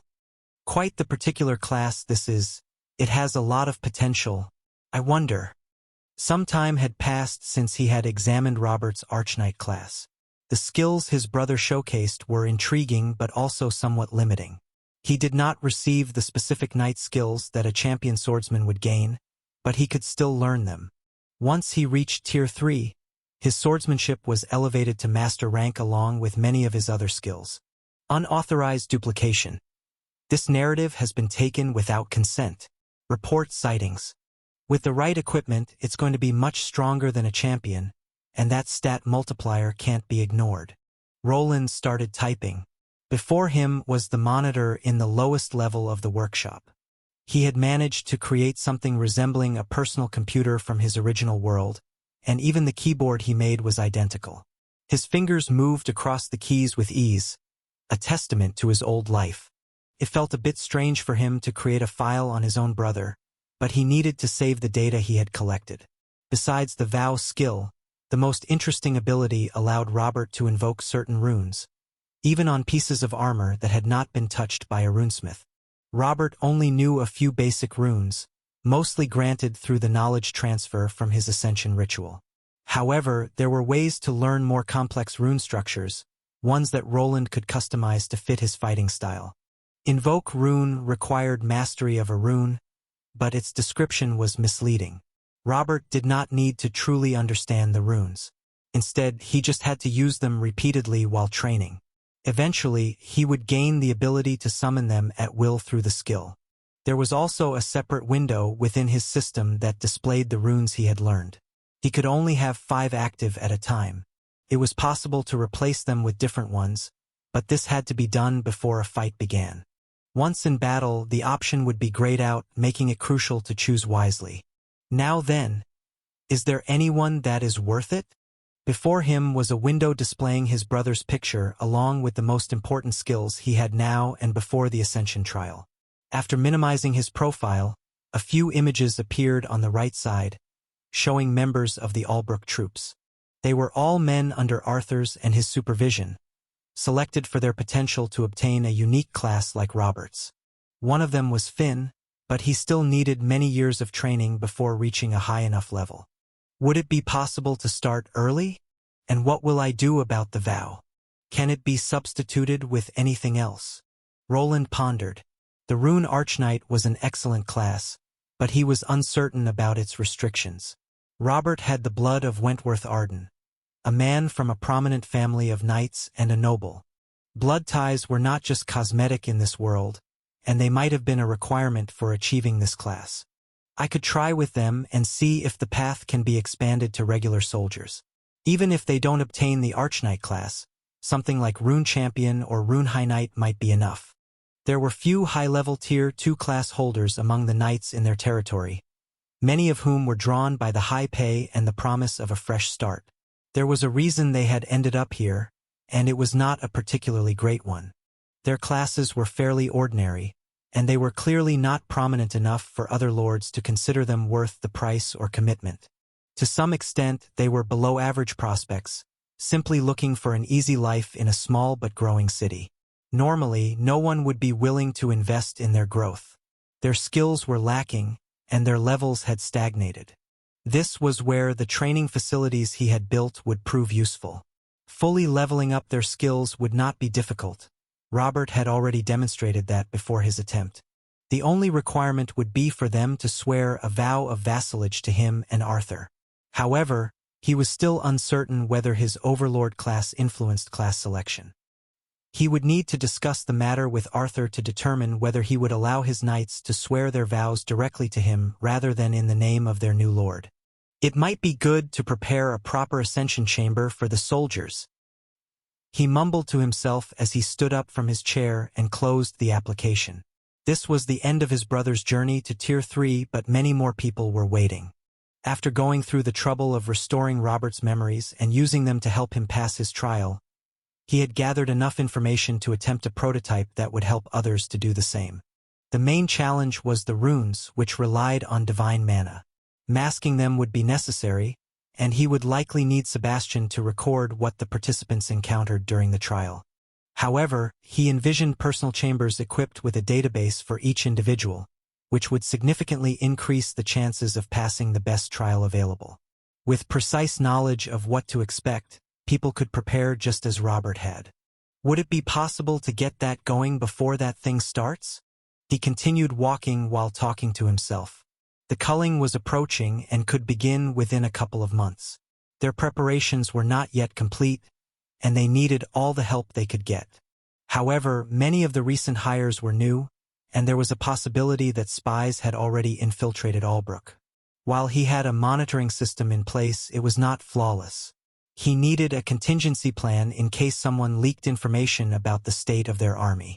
Roland's mind raced with possibilities as he stepped into one of his personal rooms. It was down at the level Sebastian's main body was placed and behind a reinforced door made out of dwarven steel. Only he could open it up, and once it confirmed his mana signature along with other biometric markers, the heavy door slid open. Inside, there wasn't any specialized equipment, just a circular room with multiple high rectangular cases surrounding it. Inside each case were several armors, some missing a few pieces with only 2 complete sets. Each one was slightly different, featuring rune structures that would give most runesmiths a headache. Finally got around to making one of these. It was a proper armor chamber, designed to hold multiple armors, each suited for different situations. His first true Tier 3 armor was still there. The Rune Mark II stood right before him, and he removed the helmet that he took from it, letting it float toward the rest of the armor. With a click, it connected, and the display case slid back. Once in place, a field of blue mana shimmered in front of it, acting as a protective layer. Roland's gaze shifted to the newest addition to his collection, the armor forged from Ignisium ore. While his previous creation had been a testament to his mastery of runesmithing, this latest piece showcased his advancements in metallurgy and craftsmanship. The armor was a full suit of plate, its surface shimmering with a deep crimson sheen, an effect of the Ignisium alloy fused with red mithril and other rare metals. This unique combination granted it unparalleled fire resistance, rivaling even the finest crafted sets, as well as a bonus to any runic flame spells he placed on it. The chest plate bore the motif of a roaring flame, its ridges and engravings creating the illusion of flickering fire as light passed over it. The pauldrons extended outward in sweeping arcs, mimicking the upward lick of a blaze, each adorned with finely inscribed runes, every one serving a distinct purpose. The gauntlets were among the most intricate parts of the armor. Each finger segment had layered plating designed to interlock seamlessly, allowing for maximum dexterity. The knuckles bore small, embedded runes that flared to life when mana was channeled through them, enhancing grip strength and providing an added burst of force in close combat, but also more. Once he looked at the vambraces, the scale-like pattern came into view. When he made this armor, the image of salamanders and dragons entered his mind, and when looking at it, he almost wondered if he didn't over-design it. The greaves and sabatons followed the same motif, and it all came together at the chest area, with the breastplate containing a hidden compartment for his rune beam hidden within. The roaring flame motif extended from the sternum outward, each groove and ridge meticulously designed to catch the light, giving the illusion of an ever-burning fire. It's probably one of the more stylish ones I've created. The armor here was not crafted by the hands of the dwarves from the Union. It was entirely his own work. Bernier had assisted, but Roland had handled most of the heavy lifting himself. It had been a while since he had forged something of this caliber alone, and he wanted to create a piece that was as eye-catching as it was functional, befitting his position. Though the armor appeared more unique than the Rune Mark II, it remained highly practical. Thanks to its unique alloy, any flame spells he cast while wearing it would receive a massive boost in potency. This enhancement was the primary reason he had chosen to forge this first elemental armor variant. Should I take it for a spin? They should be done with that wall soon. Or should I work on the other one first? Roland stretched out his hand, allowing the helmet from his new armor to float closer. He examined it carefully, then used his identification skill to assess its properties once more. Whether it was due to his increased level or simply his growing expertise, this suit had received a higher rating than his previous creation. Name: Rune Salamander Helmet. Classification: Rare. Durability: 93/93. Armor rating: B+. Set bonus: 2 + 15 strength, 4 plus 15 intelligence. 6. Plus all runic fire spells deal 30% more damage. After inspecting his latest creation, Roland decided to let it glide back to the display case. Then his gaze fell back to a partially completed green suit of armor. There were at least 3 more suits he needed to make to complete the basic elemental armors and another 2 further down the line. Perhaps if he concentrated, he could finish them before the dwarven miners created that pesky tunnel. Roland stood before the collection of unfinished armor sets, his gaze shifting from the fiery crimson of Rune Salamander to the partially completed green suit before him. The concept of elemental runic armor had been on his mind for some time, and with Robert successfully reaching Tier 3, he finally had some peace of mind to focus on his work. For the last couple of weeks, he had been stretching himself thin. He still needed to periodically visit the academy and deliver lectures. While this allowed him access to the headmistress's private library, his progress was slow. The knowledge there was at the pinnacle of Tier 3 and even extended into Tier 4, making it difficult to understand. The worst part was that she would not lend him the books, so he had to rely on his memory. Since she discovered that he could record information using his helmet, she had forbidden its use to prevent sensitive knowledge from leaving the library. Then, of course, there was the dungeon project, which was still not quite finished. The workers were doing their best, but a few more turrets still needed to be assembled and installed. And then there was the elusive wall. The miners had been working on it for a month, yet they still had not reached the end. Only the increasing magnitude of the mana signature convinced him to keep going. It also turned out to be a good decision to delegate the task to others, since handling it alone with his golems would have taken far too much time. There was also the upcoming culling event, which could start at any moment, along with a few other personal matters he wanted to attend to. One of them was getting Elodia out of the shop and into a more engaging field. The school project had already been approved by Arthur, but it would still take time to convince certain people in the city. A free school system was unprecedented, and they needed to plan it carefully before moving forward. There was a lot of work to do, but at the moment he just wanted to craft. Roland turned his attention back to the 3 unfinished armor sets.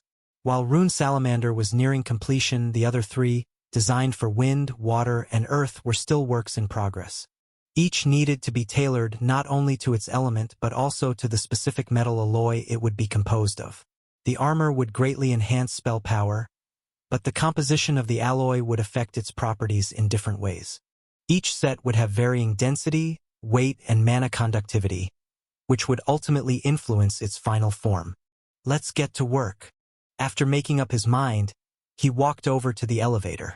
Once inside, he pressed a button on the side that would take him to the main runesmithing workshop. This area had been expanded and improved after the previous cultist attack had destroyed his home. The doors slid open silently, and he stepped forward. In front of him was a shield of reddish mana, but he did not stop. He walked straight through it, his body passing effortlessly to the other side. The moment he emerged, a massive surge of heat crashed against his face. As warm as ever. There it was, his new and improved runic smelter. It brought him back to the time when he was just starting out. Back then, he had to take an old rune smelter design and modify it to work with ether metals and deep iron. Compared to those early days, this place felt like it was 100 years ahead. The technological advances he had made were staggering. First of all, the most prominent part of this setup was the multiple crucibles. They were covered in glowing runic symbols that shimmered with various shades of elemental mana, each corresponding to the or inside. There was one for Ignisium, one for Tide Metal, another for Galite, and the largest of all was dedicated to Terranite, the heaviest and densest of the elemental ores. Roland had crafted this system with meticulous care, ensuring that each ore was smelted at the perfect temperature to maintain its elemental integrity while blending it with other metals like mithril and etherium. This was only part of the setup. Below each crucible filled with molten metal was a funnel system, along with an open-air network of carved channels leading to the center of the smelting room. In the middle, a previously prepared cast was waiting to be filled. Boss, are you ready? Yes. But wouldn't it be better if you stood behind the heat protector? Nah, I'm fine. How else will I level up my heat resistance skills? Roland was not alone. Bernier was already waiting. He was wearing a thick leather apron along with some fire-resistant gloves and goggles, ready to assist in the final forging process. Roland smirked slightly but didn't push the issue further. He knew Bernier was dedicated to improving himself and growing alongside the workshop. All right, let's begin. We'll start by working on the Gaylight. With a flick of his wrist, Bernier activated the rune control panel before him. The runes embedded in the smelter began to pulse. The crucible containing the Gaylight started glowing with a greenish hue, while the rest of the elemental crucibles remained dormant. Instead, a crucible filled with pure silver mithril reacted, releasing its molten contents into the funnel system to fill the carved pathways on the ground. The entire chamber lit up as the runic symbols along the pathways activated. They resembled intricate circuitry, guiding the flow of metal toward the center. The alloys moved in carefully timed sequences, merging at precise junctures before finally reaching the mold in the middle. Every detail had been meticulously calculated to ensure the perfect blend. The mixture of various metals flowed smoothly into the mold. Steam escaped in hissing bursts, accompanied by a greenish smoke that swirled into the air, creating a sudden gust of wind. For the final step, the mold was lifted by sturdy chains and carefully moved over to a special vat filled with an alchemical solution, one that had cost a small fortune. As the mold was submerged, it reacted instantly, sizzling and bubbling as if dropped into boiling oil. The process took about a minute, and once complete, Bernier hoisted the mold back up and carried it over to a large slab of granite-like stone. Let's see how it turned out. Open it up. Aye. Bernier stepped forward, resting the heavy sledgehammer on his shoulder before taking aim. With a powerful swing, he brought it down onto the mold, shattering it into fragments. A rush of green vapor escaped from within, swirling around the newly revealed armor piece. The Gaylight alloy shimmered faintly under the light, its ethereal glow accentuating the sleek contours of the metal. Roland stepped forward, brushing away the residual dust with his gloved hand before carefully lifting the piece. It was still warm to the touch, but the heat did not bother him. The base structure was solid, and its aerodynamic design was immediately apparent. Unlike the thicker, flame-forged rune salamander armor, this piece was much more lightweight, with plating shaped into subtle curves. The Gaylight alloy required a relatively thin construction to maintain its wind-enhancing properties. Making it too thick would diminish its natural buffing effect. This armor was built for agility and was barely classified as plate mail. It was probably ideal for aerial maneuverability. Looks good so far, Roland said, inspecting the surface for any imperfections. No major cracks or deformities. The mithril blend held up well. We'll let it cool completely before proceeding. This story has been taken without authorization. Report any sightings. The piece he was holding was part of the cuisse, which protected his thigh. The mold had come out almost perfect, needing only some smoothing in a few places before being polished. This process was similar to bronze smelting but required much higher temperatures and extensive magical preparations. Normal tools could not handle the hardness of a mithril-enhanced alloy, and the elemental mana it produced could make regular smiths ill. Only magical craftsmen like him, who could shield themselves from such effects, were allowed to work with these materials. He chose this method because, when working with Tier 3 materials, shaping parts from ingots by hammering was nearly impossible and unsuitable for many alloys. They were no longer dealing with steel or iron, which could be easily heated and forged into any shape. These higher-tier metals were far too hard, and once extracted from the ore, any further processing would only weaken their internal structure. Good. Let's put on the finishing touches. Although the mold had been prepared to produce an almost perfect piece, it still required further processing. To refine it, he could use various tools to cut away excess material or polish it to a smooth green sheen. Roland had even created something resembling a lathe machine from his original world, but this particular thigh piece for his armor did not require it. Instead, he had Bernier carefully position the piece onto a runic workbench, where Roland could refine its shape further. The bench featured adjustable clamps that held the metal steady while the runes inscribed on it helped manage the mana within. Roland picked up a specially designed chisel and used it to remove any protruding deformities, focusing mainly on a small section where the metal had entered the mold and was still jutting out. As he worked, flecks of green-tinted metal dust floated into the air, along with small chunks that Bernier carefully collected and saved for future use.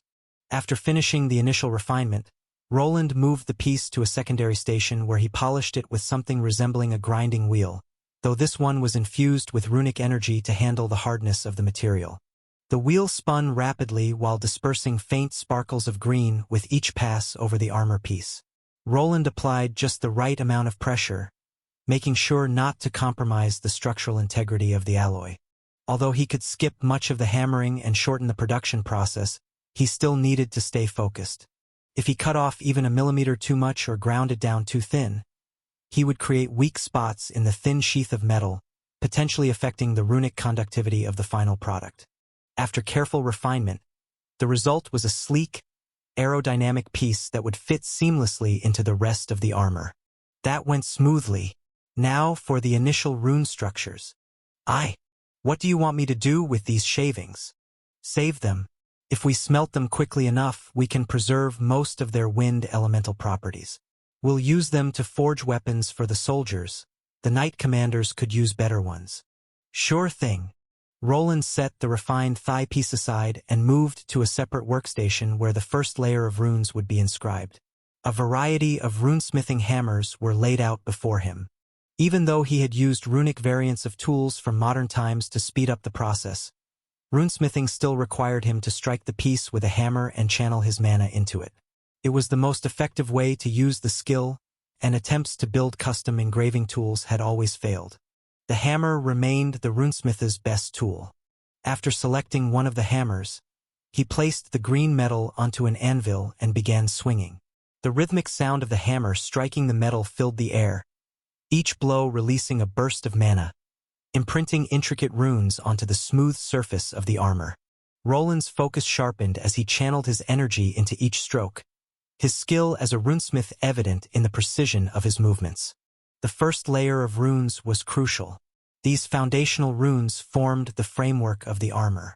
They were like the circulatory system of a human body, required to pump blood throughout. In this case, the rune traces and pathways would transport mana most efficiently. His mind was empty, completely focused on the runic structures. This allowed him to forget about the problems he was facing, if only for a moment. He was at peace.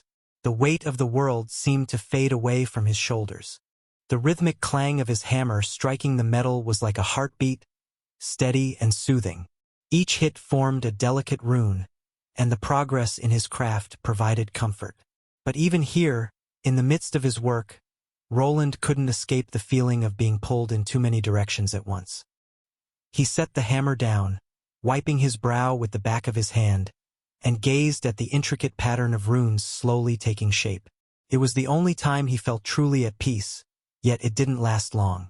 The thoughts crept back in, like unwanted shadows. The dungeon farm isn't done yet. The same with that wall and many other things. His mind quickly shifted back to the upcoming culling event.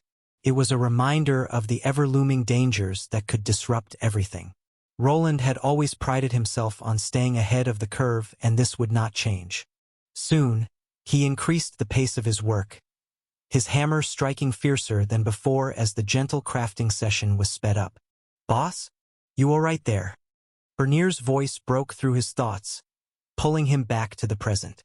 He was generating quite a bit of sparks while hitting the new alloy. "Yes, I'm fine.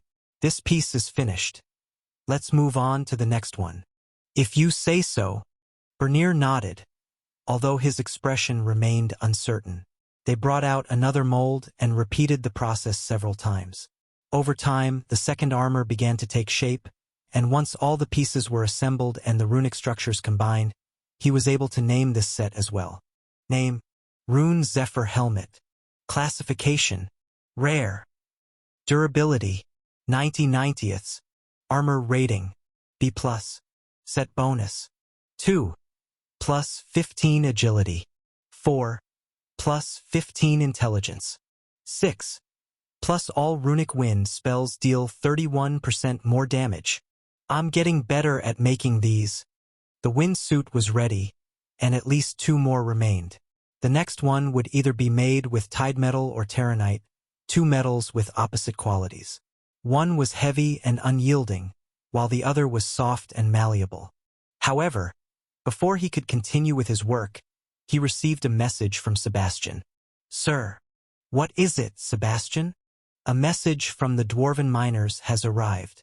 They wish for you to return to the dungeon." "Did they manage to get through the wall?" he asked while putting the Zephyr set away, placing the helmet he had taken back into the now assembled display case. He wasn't sure what to expect from that tunnel attempt, but whatever lay behind it had to have some significance. "They didn't say." "Of course they didn't." The green-runed helmet stopped moving as he called it back. Along with all the other pieces of the new runic armor, it flew in his direction. He was already wearing his old Rune Mark II, which was close to becoming a Mark III due to all the modifications it had undergone.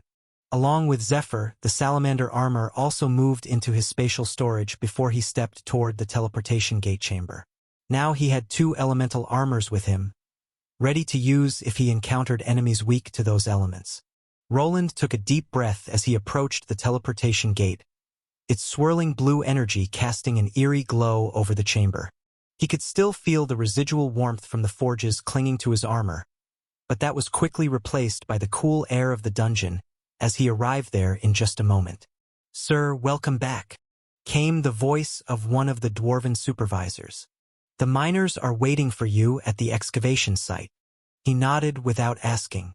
His armor connected to all the turrets and cameras inside the last dungeon level, and there didn't seem to be any trouble, or at least not yet. He moved forward and sidestepped the attack from Agni, who launched himself at him the moment he emerged from the dungeon teleportation chamber. "Agni, stay here." "Awoo!" With a disappointed whimper, Agni remained in the main dungeon area while he made his way toward the boss chamber. Once inside, he saw some dwarven workers hauling sharp rocks out into the open, but most of them were gathered around the newly created tunnel leading to the strange mana signature he had discovered. "I wonder what's on the other side," he wondered to himself as he quickly shuffled forward. Whatever lay beyond that wall was a mystery, but he could already feel it as the mana readings were off the charts. There had to be something big there. Deep within the dungeon's boss chamber, the dwarven miners had transformed a crude excavation into an engineering marvel. The tunnel now stretched before them, its every side thoroughly reinforced, encased in a substance resembling hardened concrete and interlaced with a glinting metal framework. The smooth, unyielding surfaces were etched with subtle runic patterns, hints of magic that kept something at bay. A low, insistent beeping cut through the murmurs of the gathered miners. At the forefront stood the lead miner, his weathered face a testament of working in the field. Clutched firmly in his calloused hand was a curious, magical device. Its pulsing blue light shone over some intricate engravings, and rapid beeps echoed like a warning. One of the dwarves, a broad-shouldered fellow with a thick, soot-streaked beard, turned to their head miner with a heavy frown. "The readings are off to bloody charts," the lead miner muttered, his voice clearly tense. "Mana concentration here's dangerously high. This ain't normal." Murmurs rippled through the group. Even the most experienced miners had never encountered mana levels this intense. They were used to dealing with magical anomalies, but this was something else. Felt like standing on the edge of a raging storm. If they moved any further without proper equipment, they would be in serious trouble. For regular people who did not have combat classes and were not at least Tier 3 class holders, such a concentration could be deadly. The longer they stayed, the more likely they were to contract mana sickness.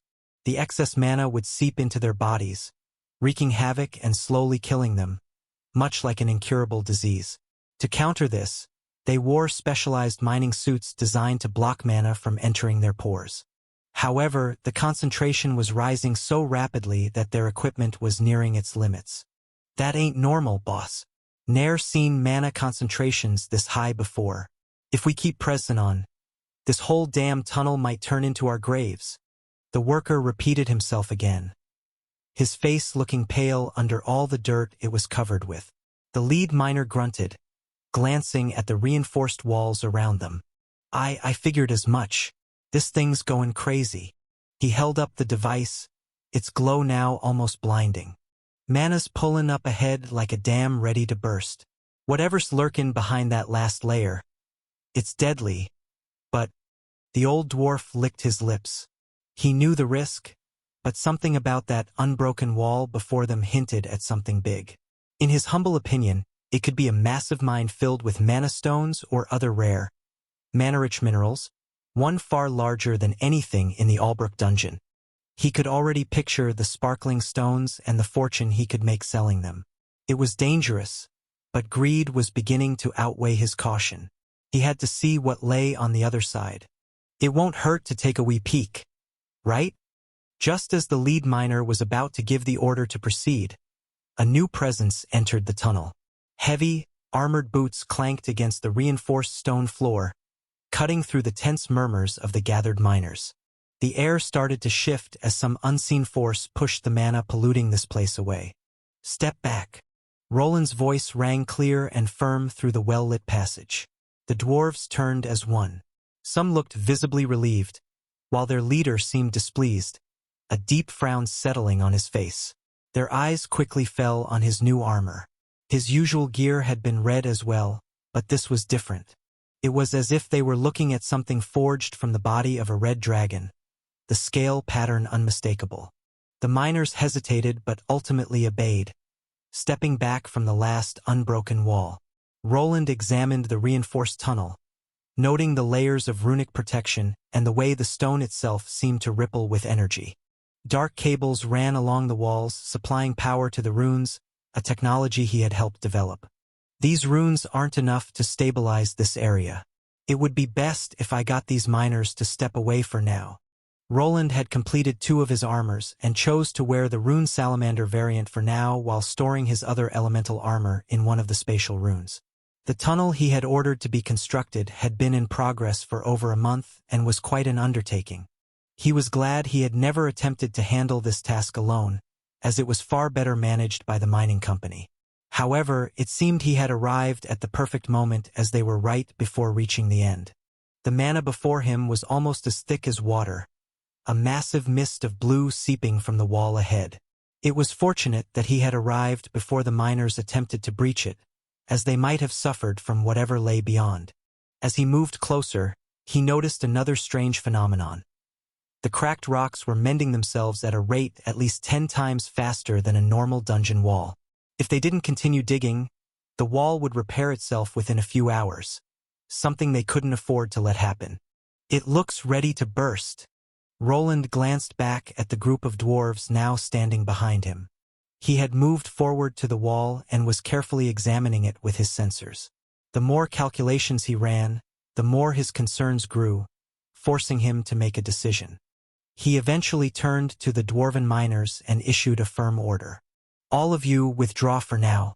I will handle this part alone. What? The dwarves were clearly displeased, and he understood why. They were explorers as well as miners, and this was their life's work.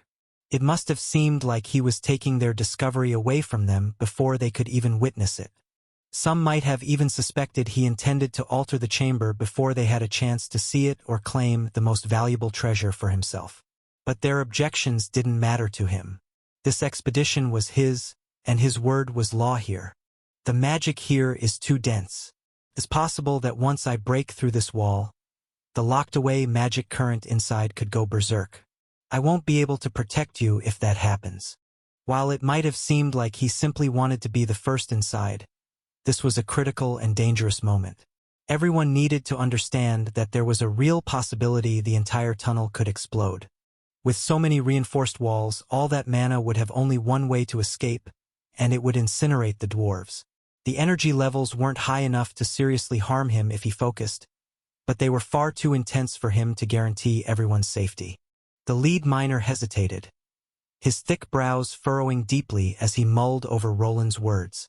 The veins on his calloused hands tensed as he considered arguing, but he wasn't a fool. The man before him wasn't just some noble overseeing their work. He was a craftsman, a warrior, and someone who had repeatedly proven himself. More than that, Roland was the one funding this operation, and his orders carried weight. This tale has been unlawfully obtained from Royal Road. If you discover it on Amazon, kindly report it. Aye, lads, ye heard him. The dwarf finally relented, turning to his men. Pack it up. We're clear and out. Roland nodded as the miners grumbled but didn't argue. Instead, they began backing away from the tunnel, gathering their tools and ordering their mining golems to retreat. The lead miner gave Roland a long, unreadable look before stepping back and slowly walking away. Within moments, the team had cleared out, heading toward the tunnel entrance where they would be safe. Now, Roland was alone, ready to face whatever lay ahead. Good. This better be worth it.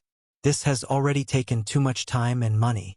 Once he was sure everyone had exited the tunnel, he grasped the massive drill that had been left behind.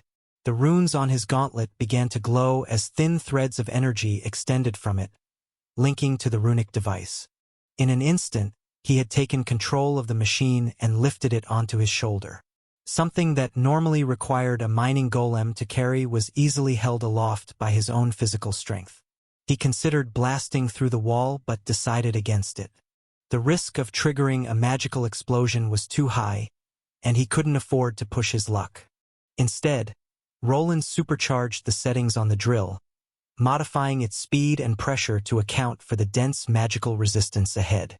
He soon braced himself and pressed the spinning drill bit against the wall. Sparks flew as the enchanted machinery bit into the stone, and the vibrations traveled up his arm as he applied steady force. The dense rock resisted at first, but as the runic energy of the drill pulsed in synchronization with his own mana, the resistance began to wane. It didn't take long before the first fissures spread across the surface like lightning bolts, and a high-pitched screech echoed through the tunnel. The wall buckled under the pressure, and he could feel it beginning to give way. This was it. He was almost through, perhaps moments away from triggering a reaction. He didn't step back. Instead, he surrounded himself with a thick veil of his own mana and pressed forward. With a final shriek of metal against stone, the wall collapsed. A powerful gust of mana erupted from the opening, nearly strong enough to knock Roland off his feet. But his defensive enchantments held steady. The entire corridor trembled as the surge of mana rushed in. When it collided with his enchantments, a spark of magical energy ignited, overloading the chaotic currents and generating a massive torrent. The wave of raw magic surged violently down the tunnel, right in the direction where the miners had retreated. Gee, get back! The dwarven miners noticed the surge of mana too late. They had just reached the safety of the tunnel entrance when the force hit them. A wave of blue energy, like a violent gust of wind, rushed down the corridor. The miners scrambled forward and, at the last moment, jumped to safety outside the tunnel, but the surge of mana sent them flying in all directions. I told them to go out faster, Roland commented as the dust began to settle. The energy explosion had subsided, and thankfully, he had absorbed much of it through his mana veil. Thanks to this, the burst that hit the dwarves didn't cause any injuries. After confirming everyone's safety with his mapping device, he turned to glimpse what lay beyond. The hole was small, but with a few well-placed kicks, he managed to widen it enough to step through. What is this? He glanced inside and saw something he did not expect. The chamber before him was massive, far larger than he had anticipated. The ceiling stretched high above, disappearing into darkness. The walls extended endlessly to the sides, making the space feel like a boundless cavern. However, that was not what truly caught his attention. It was what floated within the chamber. What could this be? Highly concentrated mana. Thousands or maybe hundreds of thousands of small orbs of mana drifted through the air. They filled the space, their sheer numbers illuminating the entire chamber. He watched as they bumped into one another and against the walls, triggering a strange phenomenon he had never seen before. It was as if they were consuming the stone, expanding the cavern and carving new corridors as they moved. Could this be dungeon expansion? This was not what I expected, Roland had come here to find something that could push him past his current level without the need to venture into other territories. He still hoped to discover a hidden entrance to the super dungeon, which would allow him to fight higher-tier Tier 3 monsters and gather even more valuable materials. Instead, he had stumbled into a part of the dungeon that was still in the process of assembling itself. He had read about such occurrences in old writings, but they had never been properly researched. Normally, a dungeon expands until it is large enough, with every floor already prepared for the adventurers it seeks to entice. Once it is complete, it opens a path for people to enter, and its life cycle begins. People start flowing in, and it consumes their mana to grow even stronger, and with enough time, can grow even larger. So this is probably why it had not created a proper entrance. He had already explored the upper levels, which stretched high above but never revealed an entrance. The reason was now clear. The dungeon was unfinished and still expanding in all directions. However, the important question remained. Was this all there was? These tunnels, filled with glowing lights and constantly growing pathways, seemed endless. But could they actually lead somewhere? Who? As he looked around, he heard footsteps, and not from within the wide cavern, but from the corridor he had just come through. It was the dwarves he had ordered to stay back. They had recovered quickly from the mana surge and were now cautiously approaching the new opening. Their leader, a grizzled old miner, stepped forward first, rubbing his beard as he squinted into the vast chamber. "By ancestors," he muttered while clearly being uneasy by this sight. "What in Tach blazes have we stumbled upon?" Roland turned to them, arms crossed. "I told you to stay back." "Aye, we did," the dwarf replied, though there was no hint of apology in his tone. "But you can't expect us to just stand there after witnessing something like that. I've been digging for decades, lad, and I've ne'er seen something like this. Think it worth something?" The old dwarf kept looking around as if searching for a mana crystal or a rich mineral deposit, but he found nothing. As a highly skilled miner, he could usually sense where exotic ores were hidden, yet here he detected nothing at all. The chamber was filled only with strange lights and the slow, continuous expansion of the dungeon, nothing like what he had hoped for. "First, secure the entrance. It's already closing itself. I'll go explore further. You all stay here and don't wander off." "Aye." Roland turned his gaze back toward the ever-expanding cavern. The orbs of mana drifted lazily, their glow reflecting off the rocky surfaces and his armor. The steady pulse of magic in the air was unlike anything he had encountered before, and it was quite troublesome, to say the least. "All my sensors are going haywire. There's too much mana pollution in the air." He was forced to rely on a less magical approach, mapping the area using camera sensors that identified the surroundings through vision. The image was then processed by one of his runic programs to create a portion of the map in a sort of scanning technique. This process was far slower than his usual runic pulse, which would quickly identify the mana in the area and create a map almost instantly. This could take a while. After venturing forward for around 15 minutes, Roland stopped. There was nothing here, and no end in sight. The miners had disappeared from view, and another problem emerged. He was blind. Although he could create a rough map using another technique, it was impossible to get a proper signal. He had no way of knowing what was happening behind him.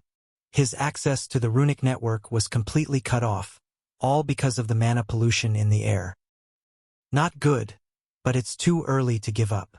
A rune on the back of his armor began to shine, and suddenly, a spider golem leapt out. He quickly pulled out a long metallic cord already attached to a large reel. After securing the cord to the golem and instructing it to continue with the scouting mission, he retreated toward the entrance. Slowly, he uncoiled the cable reel as he moved. If wireless solutions weren't an option, he would just do it the old-fashioned way. Then he turned his attention to the mana. It was thick like steam, not quite as potent as the fluid used for golems or the crystallized forms of mana, but the sheer quantity was enormous.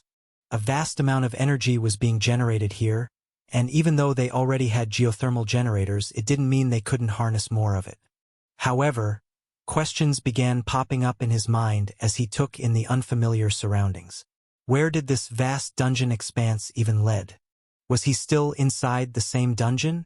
And one more question, one that bothered him the most. Was this place even a dungeon at all, or something entirely different? Is that really going to work? You're doubting me? The great Rastix Zelbebanin? Do you not know who you are speaking to? I? Just an alchemist hired by Lord Knight. A dwarf tried to hide his grin while speaking to the smaller gnome before him. As they talked, the stocky man casually inserted his pinky into his ear, digging around as if to show just how little he cared for the gnome's babbling. The two stood before a strange machine that looked like it belonged in a distillery. A massive metallic funnel sat at the top, leading into a chamber that resembled a barrel. Along the sides, runic symbols were etched into the metal, surrounded by various dials and knobs. Master Wayland, do you see this? How can these dwarves be so rude? Rastix turned toward Roland, who stood not far from the contraption, busy attaching cables to it. The gnome hurried over to complain, but Roland's expression remained hidden behind his helmet and visor. If it had been visible, it would have looked thoroughly annoyed. He's really grown a big head ever since he helped create that adhesive for the prosthetics. Roland exhaled sharply, shaking his head as he continued his work. Rastix had been insufferable lately, but at least his contributions were valuable. With a final adjustment, Roland secured the last set of cables and flipped a switch embedded in the machine's base. A low buzz filled the air as the device roared to life. The runes along its frame flickered before settling into a steady, radiant glow. My, how wonderful! What is this invention called? It's a mana siphoning device. He responded to the feminine voice that had asked the question, only for a deeper, more concerned voice to follow. Lady Kurt Anna, please be careful. Oh, Sir Durendal, I'm fine. Stop worrying about every little detail. But, standing near the mana siphoning machine were Robert and Lucille.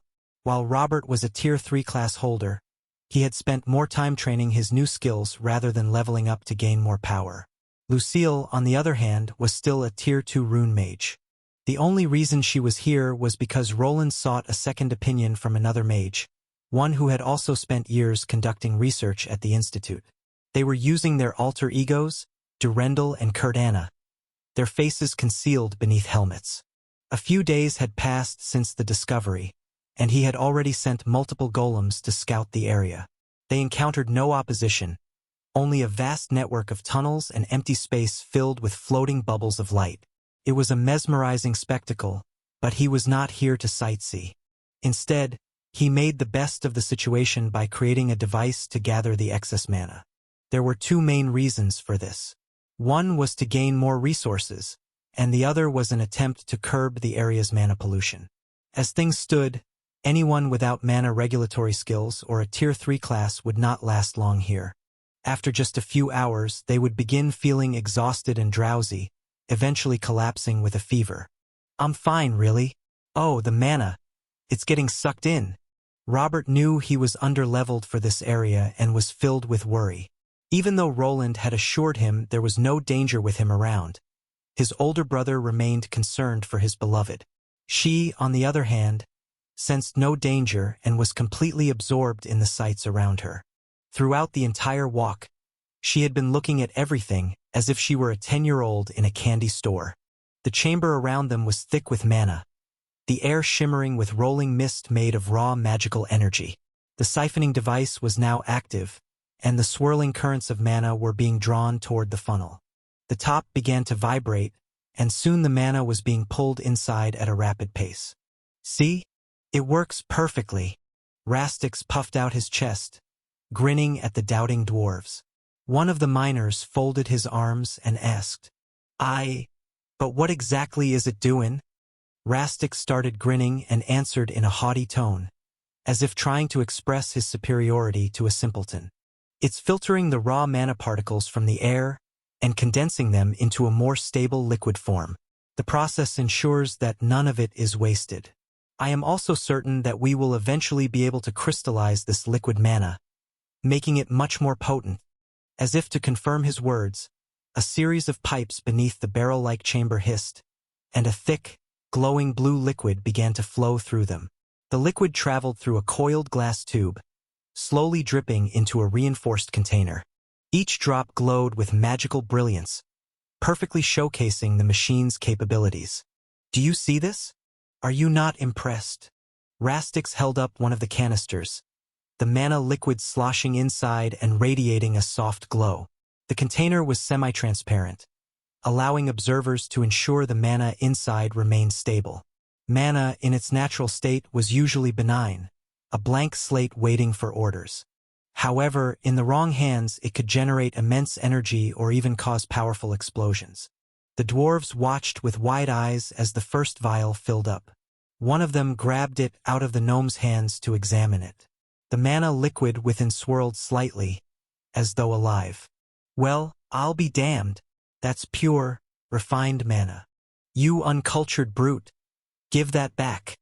The other dwarves watched Rastix flailing his hands around and burst into laughter. Roland observed the exchange in silence before shooting the dwarven men a single stare. Instantly, the canister was returned to Rastix, who resumed posturing. While Roland did not appreciate the gnome's arrogant behavior, he did not care as long as he did his job well. The device was crafted through a combination of alchemy and runesmithing. It was only thanks to a special membrane Rastix had created that the mana could be condensed into a liquid.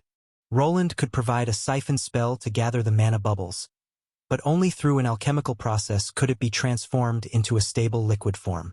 Once the mana was captured, it went through several refining processes that, in some way, bound its magical molecules together. It was a fascinating transformation that opened his eyes to more truths about mana. However, he was not only here to collect raw resources. He was here to uncover the true nature of this place. "Lady Anna, what do you think?" Finally, he posed the question to Lucille. He had brought her here to confirm some of his theories. "Ah, yes, Sir Wayland. This place is truly intriguing. As for your thesis, I believe it might be correct. I don't think this place is part of the dungeon. It feels like an entirely separate entity." This was exactly what he had feared, and he was unsure of the best course of action. At first, he had assumed they had stumbled into an unfinished section of the same dungeon, an expanding area still forming, which would have been within his expectations. However, this place was simply too vast. His golems were speeding off in all directions, trailing long cords behind them, yet the sheer scale of the area was staggering. It stretched for several kilometers underground, branching out in countless directions. At this point, they were far beyond Albrook's borders, edging closer to the city where he had first arrived after his failed teleportation attempt from the Institute. "The narrative has been stolen. If detected on Amazon, report the infringement." "Are you certain?" "No. Best if we take a few samples and examine them back at the workshop," Anna said while picking up a few loose rocks from the ground. Roland nodded and was quick to turn to Rastix and the dwarves he was arguing with. "Take a few rock samples from this part and compare them to the formations inside both of the dungeons and, remember, seal them tightly to prevent any contamination. If this was the same dungeon, then the rock composition should have been identical." While he could analyze the mana patterns within the stone, his results were conflicting. When he shielded himself from the surrounding mana static and measured the wavelength, comparing it to the data in his records, the difference became clear. However, any rocks brought into the dungeon somehow had their mana wavelength overwritten to match the dungeon's signature, something he had never seen before. Various theories swirled in his mind, but he could not be certain of anything. In this world of swords, magic, crafting, and dungeons, these mysterious places were considered a natural part of the environment. Many had questioned their origins, yet no one had ever found a definitive answer. In the end, scholars and adventurers alike could not agree on a single theory. Some believed that dungeons were born from the planet itself, natural phenomena that emerged due to the planet's mana flow. Others theorized that dungeons were akin to living creatures, consuming the bodies of adventurers and evolving over time. Then there were those who believed they were divine creations, placed by the gods as a means for people to gain levels more quickly and survive the many powerful beings that roamed these dangerous lands. Even if one of those theories was true, no one had ever documented the actual creation of a dungeon. Roland wondered if this tunnel filled with mana was somehow related to dungeon formation or if it was something else entirely. Perhaps it was a third dungeon or even the super dungeon spreading its tendrils across the island. If that were the case, they had a serious problem. All these tunnels might run through the entire island. For a moment, he froze, a foreboding feeling washing over him. His gaze shifted toward one of the tunnels leading in the direction of Albrook, then to another heading the opposite way. Without hesitation, he turned and moved swiftly to escape the heavy mana pollution. His brother and Lucille immediately noticed something was wrong and hurried after him. "Sir Wayland, is something wrong? Give me a moment." He did not answer directly. Instead, he activated his runic magic, projecting a holographic image of Albrook and its surrounding areas along with Aldbourne, the city where he had last encountered Vico. His golems had not mapped much of the underground yet, but the tunnels seemed to follow distinct paths. One clearly led toward Albrook while another stretched toward Aldbourne. These tunnels, are they deliberately expanding toward populated settlements? Oh, now that you mention it, it does seem that way. Lucille was impressed by the mapping technology and how precisely Roland could overlay their location onto it. The holographic projection made it alarmingly clear. The magically expanding tunnels were not spreading randomly. They had a purpose, and he had a sinking feeling that that purpose was nothing good. Once he saw this, things started clicking in his mind.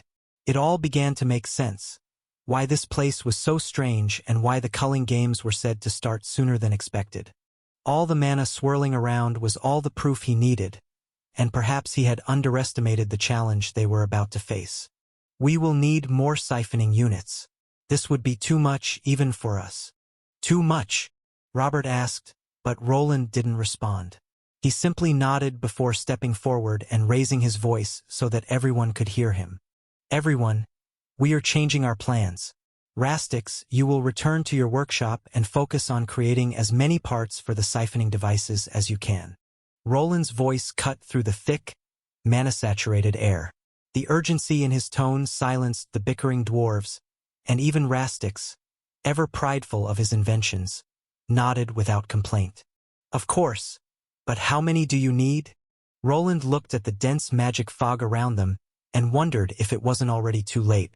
Perhaps it would be better to focus on placing sentries and more golem turrets here before the process began. For now, though, the tunnels still hadn't fully formed, so they had some time to lower the mana density and make things easier for themselves. "As many as you can. We might even have to commission the Alchemical Guild to help you." "Those morons."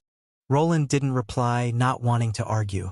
Instead, he continued issuing orders to secure the area before returning to the proper dungeon. This was all the information he needed. Now he just had to prepare everything before it was too late. "Are you sure? All of that was forming under our nose? Does Father know?" With the help of the teleportation gate, he made his way back up and quickly visited Arthur, who was inside his study. Roland nodded as he stood before Arthur, his armored form still carrying traces of the dense mana fog that had clung to him. He had moved quickly, ensuring the information reached Arthur as soon as possible. The young noble's brow furrowed as he processed the implications of what Roland had just told him. "I'm not going to pretend that I understood what you just said, but in short, we have a problem? A very big one. I'm not sure how far this has spread across the whole island or if the process can even be stopped. Of course, this would happen the moment I get involved." Artur let out a sigh and placed a few documents he was holding onto his desk. He rubbed his temples as he thought through the potential consequences. "Does anyone else know?" "Not yet. I came straight to you," Roland replied, and Arthur nodded. "Then we have some time. We will have to reorganize our plans." Roland stood there while Arthur continued to murmur to himself. While this piece of information wasn't great, it didn't mean they were out of options. They now knew where the attack would be coming from and could prepare accordingly. However, the big question still remained. Should I report this to my father? Will he even hear me out? Arthur was considering telling his father, but that brought several problems to their door. If they revealed what they were doing inside the dungeon, it could be over for them. Hiding all the turrets they had assembled, along with the boss chamber they were farming, would be nearly impossible. Probably not unless we show our hand. That's unfortunate. That it is. Roland nodded again. He didn't like it, but for the time being, they couldn't afford to reveal their underground operation. They were avoiding being taxed by the ducal house, and for that they could lose their lives. If I may. While the two were contemplating their next move, Mary, who had been listening to everything, spoke up. Go ahead. Arthur nodded and urged her to speak, clearly wanting some advice.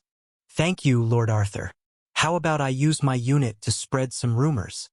Propaganda? HM. He thought for a moment and nodded. Spreading rumors about the issue while withholding critical information wasn't the best solution, but it could be enough to get some people to seek shelter. They would continue reinforcing Albrook as they had before, but now with a more focused plan. Make sure everyone knows that Albrook's gates are open to anyone needing help. This means we might have to prepare more shelters. Good. There should be enough time. Arthur's fingers tapped rhythmically against the polished wood of his desk as he muttered over the situation. Roland remained silent, considering what he should tackle first. Mary, having made her suggestion, stood with her hands clasped in front of her, awaiting further orders. After a moment, Arthur exhaled sharply and leaned forward. All right, we move forward with the rumor campaign. Mary, make sure the information is subtle. We don't want to cause a panic. Mary nodded. Understood, my lord. I will see to it immediately. Arthur then turned to Roland. As for you, keep me informed. If you need anything, just ask. Before saying anything, Arthur simply smiled, knowing better than to question Roland's decisions. After discussing the matter a bit further, the two men parted. Once outside the office and mansion, Roland bumped into his brother and Lucille. The two had returned with him and didn't have much to do. An idea appeared in his head, and he quickly approached them. Lady Kurt Anna. Yes, Sir Wayland? How are you with controlling golems? She was the top of her class. Before Lucille could answer, Robert leaned in and whispered into Roland's ear, boasting of her achievements as if they were his own. Good. Congratulations, Lady Kurt Anna. From today, you will be the commander of Albrook's first fully automated golem battalion. Roland proclaimed his decision, and after a long pause, only 2 words escaped Lucille's mouth. What? Good. The mana concentration is going down. Roland stood watching the blue world before him. With his specialized skill, he could perceive everything as nothing but mana. In the past, looking into these newly discovered underground tunnels had been a struggle. His vision had been obstructed by countless brightly glowing orbs of blue light that practically blinded him. Now, after a week of testing and siphoning, the mana molecules in the air were finally beginning to thin out. But it is still not enough. The walls are still expanding. Despite his efforts, the tunnels continued to stretch in multiple directions. It seemed that he could only slow their formation by placing roadblocks and scattering anti-magic powder in key areas. However, the mana would eventually push through the barriers or find a way around them. The path of expansion was unmistakable. It was moving steadily toward the main settlement and rising upward. Roland clenched his fists as he stared down the endless tunnels before him. The faint echoes of his own breathing reverberated through the stone corridors, mixing with the sound of the mana-siphoning machines. Even as the devices worked tirelessly to drain the excess energy, it was clear that they were merely delaying the inevitable. The mana was too abundant, and the tunnels were too persistent. Something was fueling their growth, and the moment he removed the devices, the mana would overflow once again. Theories on how to stop this expansion and why it was happening swirled in his mind like a raging storm. One question persisted above all others. Was this a natural phenomenon, or was there something more to it? At this point, he was convinced that it had to be connected to the super dungeon, but he was still unsure how this had transpired. He had taken the time to examine the history of previous culling events that had occurred on this island ruled by the Valerian household. These events usually happened at similar intervals, and only a limited number of monsters spilled into the surrounding settlements. However, after further research, he had noticed something strange. The monsters seemed to spread out farther with each dungeon break, almost as if they were scouting the landscape. The Duke does not seem to be underestimating the break, though. From my estimates, he has mobilized more forces than usual, as if he is also expecting something. While it weighed on his conscience that he was keeping this underground phenomenon a secret, he knew the repercussions of revealing it could be dire. He had no way of predicting what would happen to Albrook if he came clean, nor could he tell if Arthur's brothers might use this as an excuse to seize control of the city. Mary had already begun spreading rumors about the culling being more intense than before, but whether people would heed their warning remained to be seen. In the end, what truly matters to me. Roland knew it was impossible to save everyone. It was better to be a bit selfish if he wanted to keep the people close to him safe. There was no way he could rely on others, and he still was not sure how bad this event would truly be. Despite the danger, the amount of mana they were converting into mana fluid was staggering. If this continued, assembling the small army of golems he was working on would not be an issue. At first, he had been worried about his inability to create enough runic batteries, which required repeated charging. Now, however, they had a secondary fuel source. Once crystallized, it would fit perfectly into the restructured obsidian and rock golems they were salvaging from within the dungeon. I should probably check on how she's doing. Roland looked at his map, which, after some improvements to his suit, was finally working to some extent. His golems were spreading out in all directions, slowly setting up cables as they advanced. What he saw on the map was a vast web of underground tunnels, each carefully marked with pathways his golems had scouted. The thick mana presence made it pointless to rely on sensors in the area. Instead, he had to settle for visual aids like his runic cameras to monitor for any instabilities. When everything started to unravel, he needed to be the first to know. I should probably place charges here for when the time comes.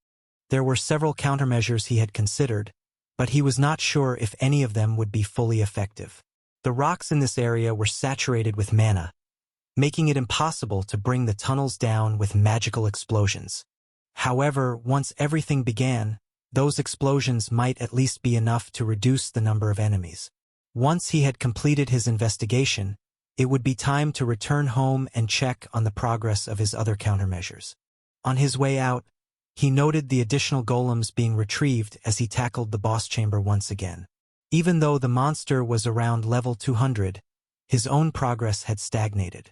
Since initially clearing this place, he had only gained a few more levels.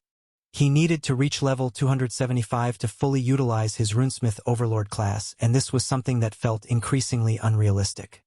He had seen many other Tier 3 class holders in the world, many of them 10, 20, or even 30 years older than him, yet they were not much further ahead in levels. Finding and hunting high-level monsters was difficult, and while he could still gain experience from crafting, even assembling the recent elemental armors barely moved his experience bar. To make real progress, he would need to work with even rarer materials and craft more advanced runes than ever before. Even though his growth was already far faster than that of an ordinary person, at this rate, it could take 5 or more years to reach his next class, and this was assuming he did nothing but grind. To solve this problem, he needed a way to cheat the system like he had done before. Once this whole predicament was over, that was exactly what he planned to do.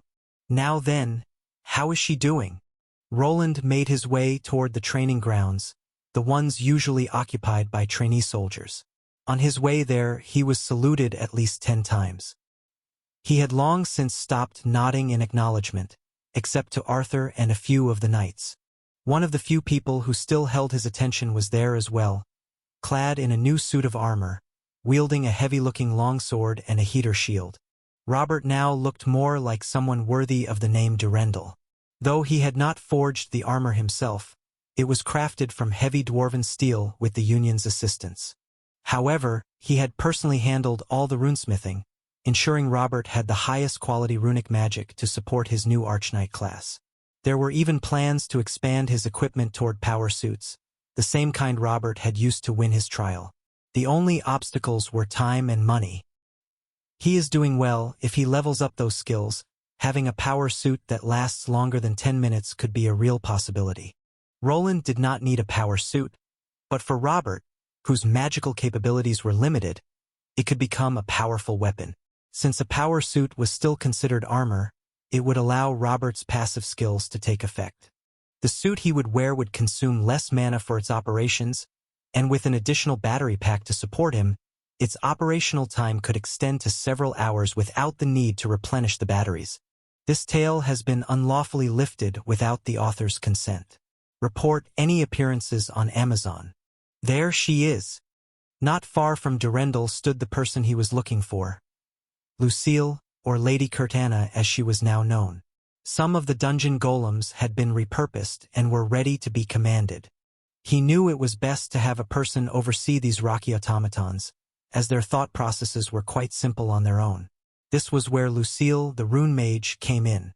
Like him, she could communicate with the runic operation system and issue orders to the magical constructs. Lucille stood gripping a large metal rod, her brows furrowed in concentration. Before her, a squad of repurposed dungeon golems stood at attention. Their cores had been repaired and modified with more sophisticated runic circuitry. While their basic programming remained the same, it had been altered with Sebastian's help to allow for more complex commands. This, of course, introduced new challenges. The golems now required stricter and more precise orders to function properly. "All right, you can do it. You've trained for days." Roland heard her whisper to herself before raising the control rod toward the dozen golems. The runes along its length flickered to life, and the nearest golem shuddered before stepping forward. It moved stiffly, a sign that the control sequences still required fine-tuning. "All right, steady now," she muttered again as she commanded the small group. "Advance in formation. Maintain 5-meter spacing." The command rod pulsed again, and the golems reacted, albeit clumsily. Some hesitated before moving, while others advanced a step too far before adjusting themselves. Lucille frowned, clearly displeased with the lack of fluidity. Roland eventually stepped closer, arms crossed as he evaluated her progress. "You are quickly adjusting to the command sequence, but you're being too forceful with the mana conduit. Try to relax or you'll lose focus." Roland would be able to control these 12 golems even without the help of the runic control rod. However, even he had his limits, as controlling hundreds of these golems would be impossible. Instead, they focused on creating a few captain golems. These would be more sophisticated than the others, just like these 12. Lucille would give orders to them, and they would relay the information to the rest, allowing them to move as a larger unit. With such a system, she would be able to act as a commander, but her biggest limiting factor was her current level and Tier 2 rank. She simply did not have enough mana or specialized skills to fulfill this duty for the time being. There was also the issue of her lack of spatial awareness. Even after he moved in so close, she did not notice he was there. In the future, she needed to be placed in a battle-filled environment, something she was not yet accustomed to. "Sir Wayland, I was just..." Lucille glanced over her shoulder, startled by his sudden presence. Despite the surprise, she maintained her composure, gripping the control rod tightly. She was still a noble who had gone through training to not appear weak. "At ease, you're getting better, but perhaps you should focus on your levels first. I'm sure Sir Durendal will be more than happy to assist you." He glanced in the direction of his brother, who was clearly eavesdropping on their conversation. Robert let out a loud cough, feigning disinterest before stepping forward and holstering his blade. "Of course. I'd be happy to assist, Lady Curtana." "Good. Visit the dungeons and help Lady Curtana gain levels." "Of course." Lucille pursed her lips, glancing between the two brothers. She clearly didn't like going into the dungeons too much.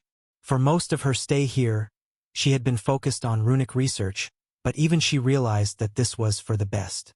Gaining more battle skills would be easier against monsters, and the rest would soon follow. That might be for the best. Then it's decided. After instructing them to gather a batch of holy grenades for leveling up, Roland headed out again, this time toward a different area where a few people, including his assistant Bernier, were already waiting. They gathered in a large room near the soldier barracks with a few people there. "Is everyone here?" "Aye." Bernier nodded and Roland gave the nod, and quickly all the doors and windows were closed by his soldiers. Roland took a moment to scan the faces before him. The men gathered in this room were once knights, warriors of some renown. Now they were scarred remnants of their former selves, each missing an arm, a leg, or in some cases both. Some bore expressions of quiet resignation, while others had an unmistakable glint of defiance in their eyes. They had been called here with a promise, one that many of them were skeptical of. "You called us here, Sir Wayland, but can you really help us?" One of the men, an older gentleman with silver hair and a full beard to match, spoke first. He leaned forward, resting his only remaining hand on his knee. His other arm was missing, severed at the shoulder, and a massive gash stretched over one of his eyes, now covered by an eye patch. "You said you had an offer for us, but how do you plan on helping? None of the priests in this city can perform such miracles. I really hope you have not wasted our time." This man was not just an ordinary old knight. He had once been a prominent member of a noble household and had been close to becoming its head until disaster struck. Gravely injured in the line of duty, he was cast aside by his lord and forgotten by most. He was a Tier 3 class holder who had long faded from the public eye. His whereabouts had been unknown to many, but with Mary's help, Roland had found him along with the others now gathered in this room. "Do not worry, Sir Wishart. I have not summoned you here to waste your time but to offer you an opportunity, a chance to reclaim your past glory." "Our past glories?" The men in the room exchanged glances, some filled with curiosity, others with thinly veiled skepticism. Their injuries had taken more than just their limbs. They had taken their futures and their purpose. For many of them, the path of the warrior was all they had ever known, and without it, they were little more than forgotten relics of the past. "Even if there is a way, the price must be," one of the men murmured, but then got interrupted by another. "We have all taken oaths to not speak of this. Please, is there truly a way?" One of the other men, who was missing both his legs, spoke up. His eyes still held some hope, and it seemed that he was nearing the end of his patience. Roland had, for the time being, gotten everyone to sign a contract or take oaths not to speak of what would be presented here. Without waiting for a response, he simply turned to Bernier. "Look at this, gentleman." Bernier stepped forward and removed the long glove that had been hiding his runic prosthetic. The room fell silent as the runic limb was revealed. The men gathered, their eyes drawn to the prosthetic that had once been hidden beneath his glove. The arm was a masterpiece, a gleaming, intricately designed limb, covered in runes. Unlike the crude prosthetics they had seen and used in the past, this one was different. Instantly they knew that it was more than just for show. Bernier flexed the prosthetic, and it responded with fluidity. His fingers had a full range of motion, and he even picked up a hammer from the table to demonstrate that he had no trouble handling heavy objects. The runic glow was mostly hidden, but some of them could tell that precise magical craftsmanship was involved. That's no ordinary prosthetic, and I would know. I tried all of them," another old knight proclaimed, one who had attempted to replace his arm with dwarven craftsmanship. His current prosthetic was one of these replacement limbs, and he could instantly tell that it was far superior to the one he was using. "Such fluid movement, is it really a prosthetic?" "Indeed." Roland gave the men a moment to process, watching their reactions carefully. Some were still skeptical, but others were leaning forward now, their interest piqued. Roland knew the doubts were natural. The idea of such an advanced prosthetic was beyond the realm of normal understanding, especially for men whose lives had been shattered by the loss of their limbs. He was counting on that disbelief to fuel the success of his offer. "Gentlemen, this isn't a trick. This is what I can offer you. If you work for me, if you're willing to put aside your doubts and join me in this, I will restore your limbs. They will not be just simple replacements but true marvels of runic engineering, better than the originals." The room buzzed with murmurs. Some men exchanged glances, uncertain but intrigued. Others, like Sir Wishart, seemed to want more proof before they would commit. Nevertheless, it was clear that with a few pushes, he would have experienced officers in his midst, something his newly established army desperately needed. UGH. Congratulations, you have gained a level. I did it. That was rather fast. No wonder so many people flock to this place. A woman, her face concealed, observed the defeated undead monster. Its body had mostly turned to dust after being struck by her spell scroll. The divine spell it contained was remarkably effective at dispatching Tier 3 monsters, something that should not have been so easily achieved. She examined the inscribed runes on the parchment and, despite all her current knowledge, could barely comprehend how such a feat was possible. Blending divine energies without a priest's involvement contradicted everything known about magic in this world, and she could not wait to uncover more. Name: Lucille de Vere L150. Classes: T2 Rune Mage L50. T2 Ice Mage L50. T1 Mana Scribe L25. T1 Mage L25. She glanced at her status screen, which displayed her progress. In just around a month inside this dungeon, she had gained more than 40 levels, all thanks to her benefactor, Roland Arden. He was a mysterious man, the younger brother of her beloved Robert. Though the two shared similar appearances, Roland felt like he was not of this world. The things he could do and his knowledge went beyond the conventional understanding of this realm. He also did not truly act his age. He was always calm and collected, rarely showing emotion unless his wife or wolf was involved. That's great. Are you going to attempt the ascension now? Robert stood beside her, keeping watch for any potential threats. He seemed even happier than she was that her journey to level 150 had finally come to an end. Though his helmet concealed his expression, the tone of his voice carried unmistakable joy. She, however, was not as ecstatic. Her life had changed so much, and she was not sure if she truly deserved all of this.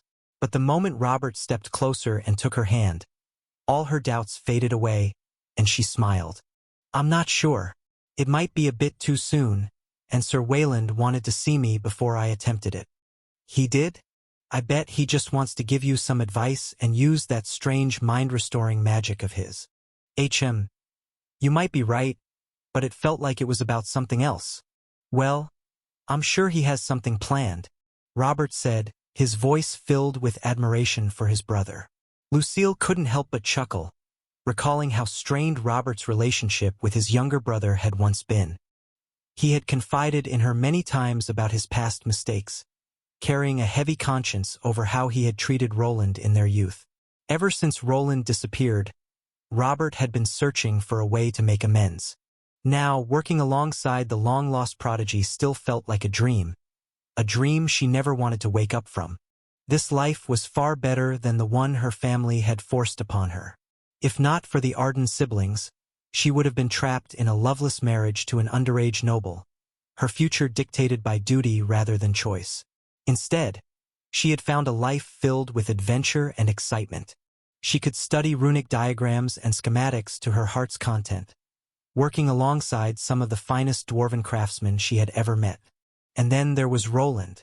He felt like a runic savant, someone capable of ushering in a new age of runic magic. She wanted to witness that transformation, to be part of it.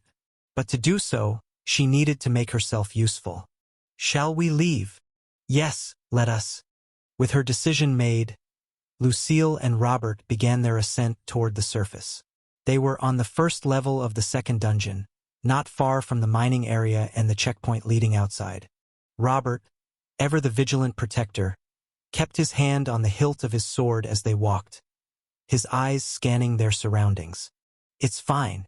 There aren't any monsters here, Lucille said, hoping to ease his tension. But he would not relax. The armor she wore was equipped with technology from their benefactor, displaying a map of the area along with the exact locations of all the monsters on this floor. There was no chance of being ambushed, yet Robert refused to lower his guard. I heard a lich escaped from this dungeon. There's always a risk. We can never let our guard down in a place like this.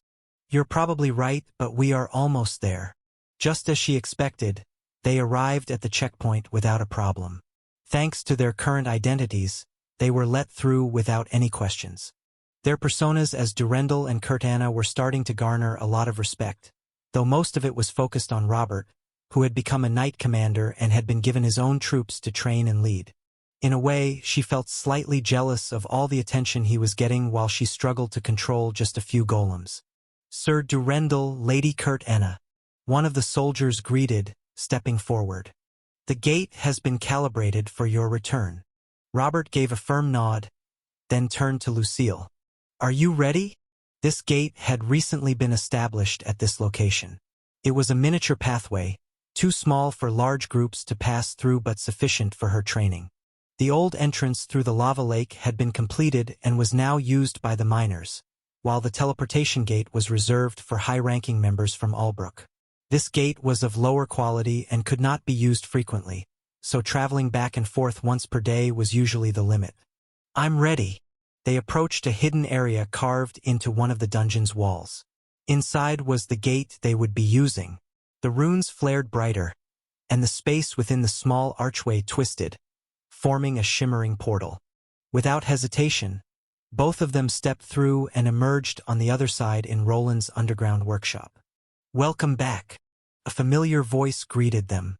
Roland stood before a massive and intricate runic schematic, something she could only dream of understanding. The runes were drawn with precise detail, but she had no real grasp of how to read them. Despite being given numerous research papers, she struggled to visualize these runes in a three-dimensional state and comprehend how that form influenced their internal operating system. I see you've completed your training. Lucille stepped forward, nodding hesitantly as she studied Roland's expression. It was one of those rare days when he wasn't hiding behind a helmet. The one she wore came off rather quickly. Even after months, she still hadn't gotten used to it. Yes, I have. My level has reached 150. This tail has been unlawfully lifted from Royal Road. If you spot it on Amazon, please report it.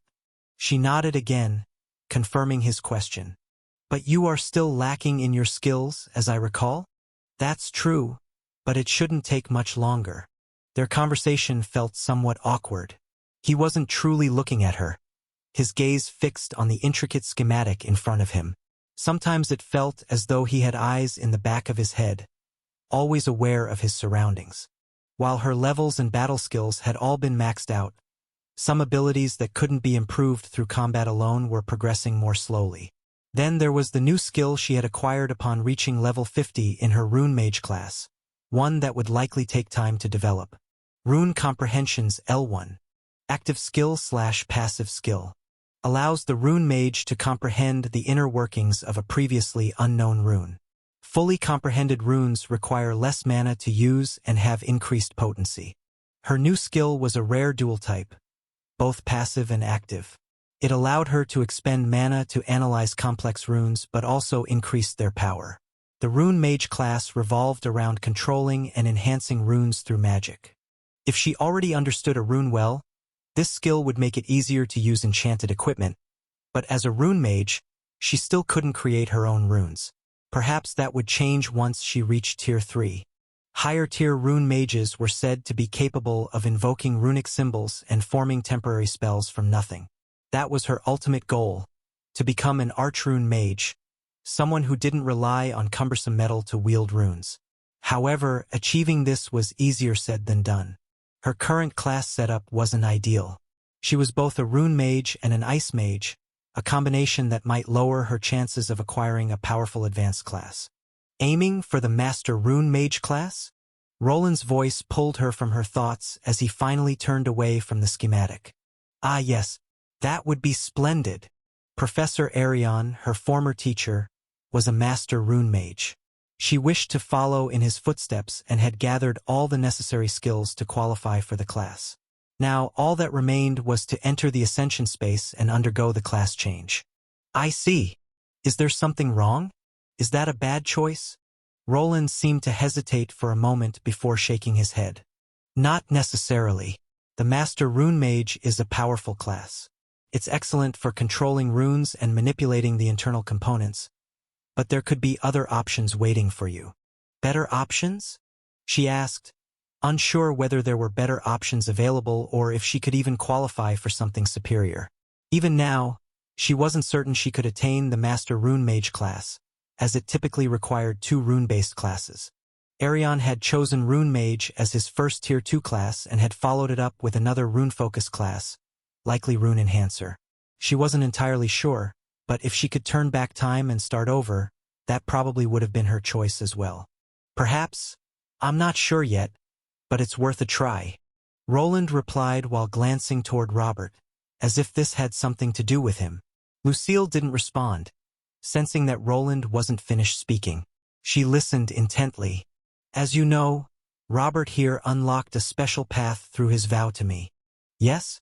We discussed this before, but I'm not a knight, nor are there any mage contracts that work the same way. None without harsh consequences. Lucille had done her research. Magical contracts that connected 2 people in a way similar to a knight's vow of vassalage usually came with massive drawbacks. Most fell under the domain of dark magic, binding a person's soul to powerful demons or sinister spellcasters in exchange for enhanced abilities, but at the cost of complete subservience. Roland, you can't be asking Lucille to sign one of those slave contracts. Robert's voice rose in anger, but Roland remained calm, cutting him off before he could overthink the situation. Calm down, I'm not. It's not a contract or anything like that. It's more of a persistent buff that could, perhaps, function similarly. I'm not sure I understand. Could you explain? Robert asked, and Lucille leaned in to listen. This seemed to be some new development that Roland had in mind. It's not a contract in the traditional sense, but a skill that I recently received. I'm not sure that it will work for the Ascension, but it seems safe and without any real drawbacks on your part. Roland took a deep breath before continuing, ensuring he had Lucille and Robert's full attention. This new skill allows me to register up to 3 individuals as my vassals. Those who accept gain some buffs, enhanced mana regeneration, increased resilience, and a boost to their overall abilities. The effect is strongest when they are near me but remains even when they are farther away. Lucille tilted her head slightly, her analytical mind already dissecting the implications. And the drawback? I will always know your location, and if you try to attack me or betray me in some way, there might be some kind of backlash. I'm not sure the skill description was vague, but I imagine it's something similar to a knight's vow. Then you mean? I think it's worth a try. We'll see if it amounts to anything. Lucille was ecstatic, as she knew well how intriguing Robert's new class was. He was a knight who could imbue runes into his armor, something that should only have been possible for a runesmith. She already knew that he had achieved this through gaining the rune mastery skill and performing the vow. So perhaps, if she did something similar with Roland here, a new opportunity would open itself to her. You don't need to decide now, we can talk about it later. Before Roland could finish his sentence, Lucille jumped forward to stop him. Later? No, that won't be necessary. I don't need to think it through. Let's perform the rite. Do I have to do something specific? Perhaps kneel. She had already been on board with making a knightly vow if it meant getting more involved with runic magic. However, when she noticed Roland looking somewhat uncomfortable at her willingness to go down on her knees, she blushed. Straightening herself, she remained in place, waiting patiently for him to perform his skill. Fine then. Accept it. A bond with an overlord is being offered to you. Will you accept it and become their vassal? Oh? Overlord. She knew her benefactor had a somewhat unique class, but she had never actually seen his status screen. It was an unusual title, considering she knew him as a skillful runesmith. Without thinking much, she quickly accepted, and immediately, a strange power washed over her body. Congratulations, the bond has been established. You have gained runic region skill, temporary. Oh! She gasped as a notification appeared. She had learned a new skill. The knowledge of how to use it rushed into her mind, similar to the sensation of an ascension trial. Is something wrong? Lucille glanced at the strange skill she had received. It wasn't something a rune mage would typically have. She already possessed rune control, but that skill required physical contact with a runic object. This new ability, however, seemed to alleviate that limitation, allowing her to manipulate runes from a greater range. "I've got a new skill," she said. "Did you get one of my skills? Or is it something entirely new?" Roland asked. "It's called Rune Region." Roland nodded at her response but didn't comment further. The bond had been formed, and with it came a trait that reinforced their connection. Overlord's Rune Vassal. Temporary trait. Through the bond with the Overlord, the user receives a 15% boost to mana capacity and regeneration.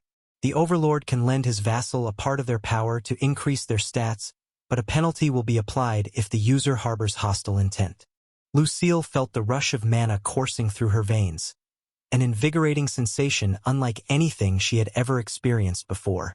The runes within the workshop felt startlingly close, as if she could sense their presence and access them without even needing to touch them. This was truly a magnificent feeling, something she had long yearned for. "Incredible! I can feel the runes," she whispered in awe as her fingertips tingled. "I take it, you approve of this change?" "Approve? Yes. If you wish, I can always remove the skill if you change." Before he could finish, Lucille interrupted him again. "No, please never remove it. This is too grand of a gift. I'm not sure I'll ever be able to repay you for your generosity. You've already done so much for me. How could I ever hope to repay you?" She spoke quickly, shaking her head as if Roland had given her something invaluable. Then, out of nowhere, she raised her head, clenched her fists, and proclaimed with fiery passion, "This is it.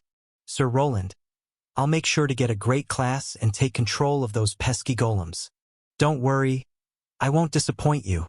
I'll surely gain the Master Rune Mage class. No, something even better." With that, she stormed out of the workshop toward the training area, her eyes ablaze with passion. She was eager to test her new skill and refine the one she had just received. "Well, at least she seems enthusiastic about it," Roland muttered. Robert chuckled before following Lucille to see what she was up to. Time was running out, but there was still an opportunity for one more person to reach their Tier 3 class. "Ah, this brings me back. Life was so much easier back then." Lucille picked up the teacup from the table and took a sip. Even though she knew this place was not truly real, she could taste the brew.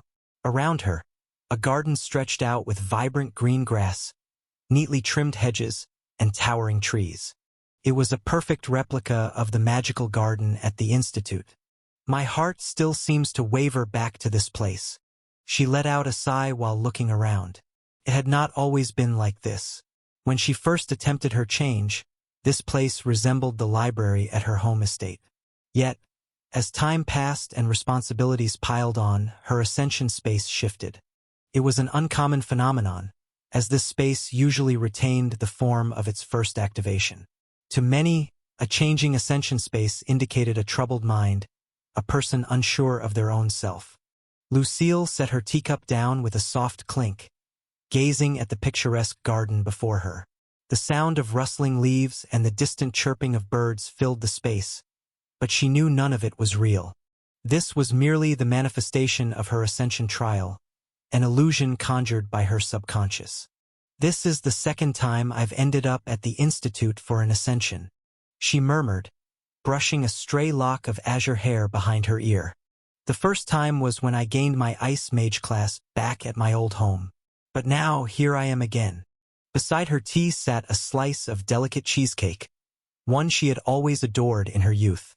She took a bite, the sweetness melting on her tongue, reminding her that this place felt real.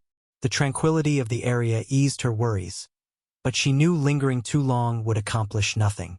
After finishing her tea and pastry, she stood up, her form draped in the old institute uniform she had once worn during a time she held dear. With a soft sigh, she strode toward the grand library where the ascension trial had last taken place. Back then, she was confused and struggled to find her way. The entire institute was a replica, and every familiar place was intact. She remembered being lost for hours, uncertain of where to go, before finally arriving at the library where she had encountered an irregularity. Her gaze lingered on a few things: One was the old Rune department auditorium that later was taken away due to its wavering popularity. At one point she even dreamed of becoming an assistant professor at the institute, but then her family got in the way. Another was the fountain in the main courtyard where she and her classmates used to gather after exams. Not far away was an open field outside where she first encountered Robert on a joint exercise between them and the night academy. Those days were rather pleasant, but now she was an adult and had to move on with her life.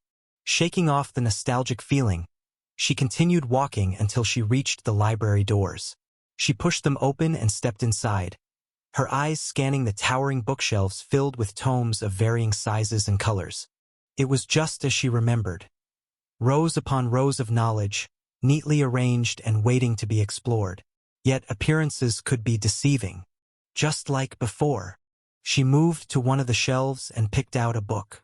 As she flicked through the pages, she found nothing but blank white paper. Every book in the library was the same, even the ones she had read before.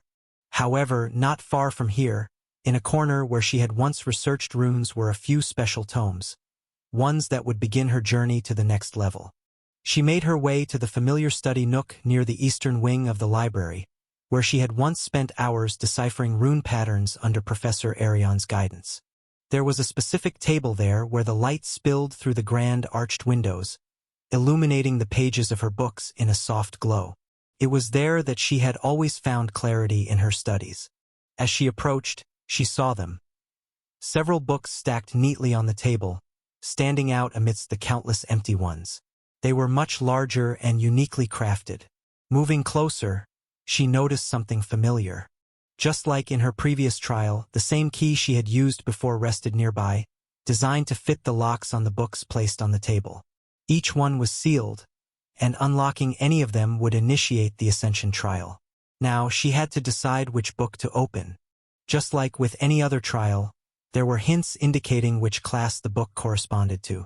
She grasped one of the books, one that radiated frost energy and had a cold bluish cover. Icicles were forming on its surface, clearly indicating that opening it would grant her some kind of superior mage class, something she no longer strived for. In the past, her father had dictated her future. She was expected to take the elemental mage class that aligned with her affinity for frost. It was her primary elemental affinity, with water as her secondary. Additionally, she had 2 minor affinities for plants and earth, allowing her to cast lower-level spells of those elements.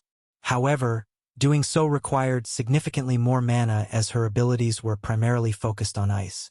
The path that her noble house had laid out for her would force her to become either a cryomancer, focusing purely on ice, or a glacial mage, who incorporated water into their attacks to some extent.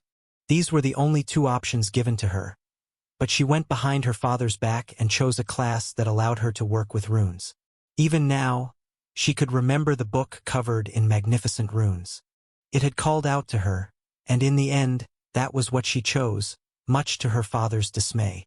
That was when father started to behave that way. That choice had been the last straw for him. It was then that he decided to use her as a bargaining chip for the other nobles. He must have believed that she would be unable to achieve anything with such an unusual class composition, and that marrying her off would still bring the most benefit to their noble estate. Is father worried? Somewhere in her heart, she longed to return. Despite how she had been treated, he was still her father. She still planned to meet him again one day, but only after accomplishing something he could not deny. Only after achieving something great would she show herself again. But before that could happen, she needed to decide what her future path would entail. Now then, there are a lot of tomes this time. This won't be easy. Lucille stood before the collection of locked tomes, each radiating a different magical energy. The sheer variety this time surpassed her previous ascensions, making it even harder to choose. She ran her fingers along the ornate bindings, feeling the chill of the ice tome, the earthy sturdiness of another, and the flowing water-like sensation of yet another. There are so many, but, after a quick glance, she realized that most of the books here were of low quality. With her mana sense, she could determine which ones held the most potent energy, and the elemental tomes before her were relatively weak. It all made sense. She had only taken one elemental mage class and never reinforced it with another element or the same one again. To become a cryomancer, she would have needed to take a higher-tier ice mage class, and to become a glacial mage, she would have required a water mage class. However, she had chosen to become a rune mage, a class that did not align with high elemental power at all. Unauthorized duplication. This narrative has been taken without consent. Report sightings. One by one, she began setting aside the weaker tomes, ensuring that only those with the highest concentration of magical energy remained. These were the ones that would grant her the most powerful Tier 3 class. Soon most of the books vanished off the table and only 3 remained behind, all which contained runes on their exterior. The first book bore an intricate cover of shimmering silver runes, etched deeply into its dark leather surface. These runes pulsed faintly in rhythm, as if responding to Lucille's very presence. The book radiated control, order, and powerful rune magic. It would most likely grant her a basic upgrade to her current rune mage class, probably advancing it to master rune mage or a lesser version of it. Her gaze soon shifted to the book in the middle, one that and a different kind of aura about it. She ran her fingers over the spine, feeling the energy beneath her fingertips. The title, though partially obscured by the runic etchings, seemed to hint at mastery over constructs. This became even more obvious with the depiction of a runic golem at the bottom of the cover. Choosing this path would grant her the ability to create and control golems far beyond what a master rune mage could. It was the perfect choice for her current position, where she commanded a small army of golems. Logically, it was the best option if she considered her role as a member of Arthur's Knights. But then there was the third tome, one that was quite different from the other two. This third book was the most peculiar of the trio. Its cover shimmered with a fluid, ever-changing array of runes, as though they were alive. They spiraled and twisted, constantly shifting shapes and patterns, their movements hypnotic and entrancing. The colors that flowed through the book's cover were unlike anything Lucille had seen before. It was like she was looking at a rainbow made out of runes, a fascinating display of runic magic. The moment she touched the book, a surge of unfamiliar energy coursed through her fingertips, and she immediately felt something stir within her, an unexplainable pull. The runes on the cover seemed to sense her, and their movements became more intense, as if reacting to the mana within her body. For a moment it felt as if she could alter them, change their very structure. What is this? The feeling faded almost instantly, but she was entranced by the third book. It was different, and it seemed to allow her to do something that shouldn't be possible for a rune mage, to change runes at a more fundamental level. Normally, she was limited to working within the confines of a runic system. She could not add to it or remove it directly. At most, she could direct resources from one place or alter the internal core of the spell, but she could never affect the components directly. That was the domain of runesmiths. Lucille's mind raced as she analyzed the possibility. Could she really gain the ability to alter runes in a similar fashion to a runesmith? The likelihood was low, but perhaps to some extent, this new class would allow her to do something with the runic structures. But at what cost? Her gaze fell back to the tome containing the class focused on controlling constructs and the one that was a direct upgrade to her current class, two safer choices. I should probably go with one of these two, but she had been fascinated with runes for a long time, not just controlling them or the intricate ways of changing the matrix to form better spells, but also with the craft of runesmithing. While she had never wanted to hold a runesmithing hammer, the thought of being able to transform runes into different ones on a more fundamental level had always been a dream, one that could perhaps become a reality if she picked this tome. Her hand shook as she placed the book down and looked at the three possibilities. One was her old dream, the Master Rune Mage class. The other was probably something like a Rune Golmancer, which would be the best one for her current situation. Then there was the third one, an unknown, strange path, a class that could possibly allow her to transcend the boundaries of a typical rune mage, enabling her to manipulate the very essence of runes themselves. Lucille's heart raced as she gazed at the three books. The time to choose had come, and her hand trembled as she picked up the middle one for golem control. This would be the most useful of them all. She would likely gain many skills to enhance the power of constructs. She had seen Roland use strange floating golems, and perhaps she could start controlling and mastering them as well. However, she placed it back down and turned her gaze to the last one, its runes still shifting into strange, unknown patterns. Sir Roland did say that I should choose a class that is the most fitting, or unique. Her hand grasped the ever-changing tome as her mind was set. She was allowed to get a temporary skill along with many other skill books for rune-related skills to catch up. She was certain that Roland had predicted she would be allowed to take a more unique class, just like Robert did.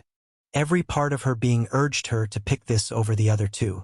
If she didn't, she knew she would regret it for the rest of her life. Lucille took a deep breath and slid the key into the lock of the ever-shifting tome. The moment the mechanism clicked, a surge of energy pulsed through the room, and the book's runes glowed with an ethereal light. The shifting symbols on the cover expanded outward, lifting off the tome as if they were living entities. The pages flipped open by themselves, releasing a burst of radiant energy that enveloped her entire being. The entire library around her wavered before dissolving into shimmering fragments, and within moments, she found herself standing in an entirely different space.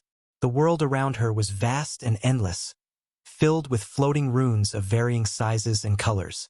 Some pulsed with gentle golden light, while others glowed with deep crimson or brilliant azure. They shifted continuously, rearranging into patterns before breaking apart and reforming once more. She was standing on an enormous circular platform that hovered in mid-air. The runes coalesced upon it, forming intricate geometric patterns that pulsed with a rhythmic energy. At the center, a grand obelisk stood tall, covered in runic writing. Lucille stepped forward cautiously, her eyes darting around as she took in the sight. This was far more elaborate than any ascension trial she had experienced before. No instructions? While she had expected the Tier 3 trial to be much more difficult than the last one she took, this was just confusing. There wasn't much to work with.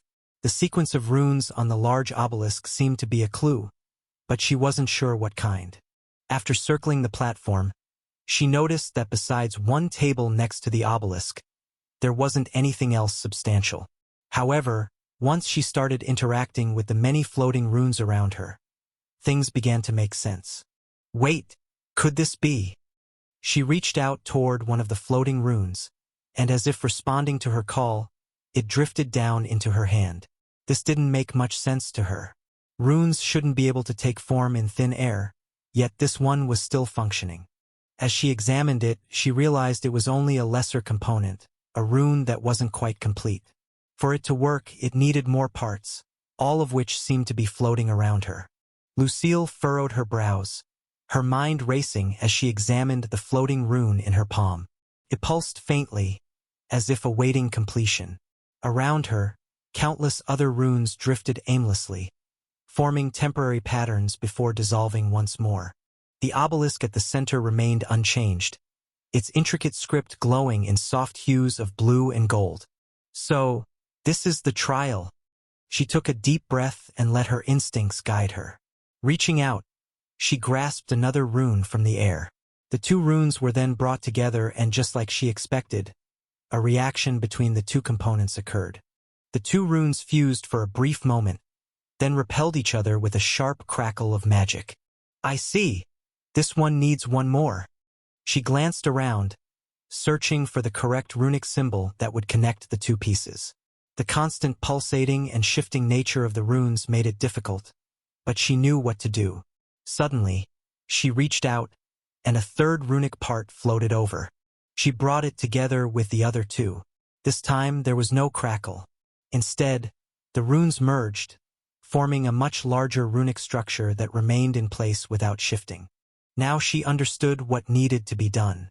But could she finish before time ran out? In the distance, she noticed something else, a giant hourglass. Its sand had just begun to flow downward. The trial had begun, and she needed to hurry. Lucille's lip quivered as she realized the trial had officially begun. The massive hourglass in the distance trickled fine grains of luminous sand, each one marking the precious seconds she had left to complete this intricate puzzle. She had no doubt that failing to finish before the last grain fell would result in her rejection from the Ascension. And that was not an option. She hurriedly reached for another floating rune, analyzing its shape and structure. It was another part of the puzzle and needed to be combined with two others to form the correct runic structure. It seemed that at least this part of the Ascension trial was focused on testing her knowledge of runic components and how they interacted with each other. She was unsure if there would be a later stage where she would need to apply this in battle, as Tier 3 trials usually consisted of multiple tasks. To make things even more interesting, the rune that she previously created started floating towards the obelisk in the middle. It slowly merged with the runic writing there and combined with the first rune. It was now clear to her what she was to do, and before the sands on that hourglass ran out, she had to finish the whole runic passage. Lucille's pulse quickened as she gathered more floating runes, her mind racing to piece them together in the correct sequences. Each rune had a unique shape, glowing with distinct hues, and she quickly discerned their functions.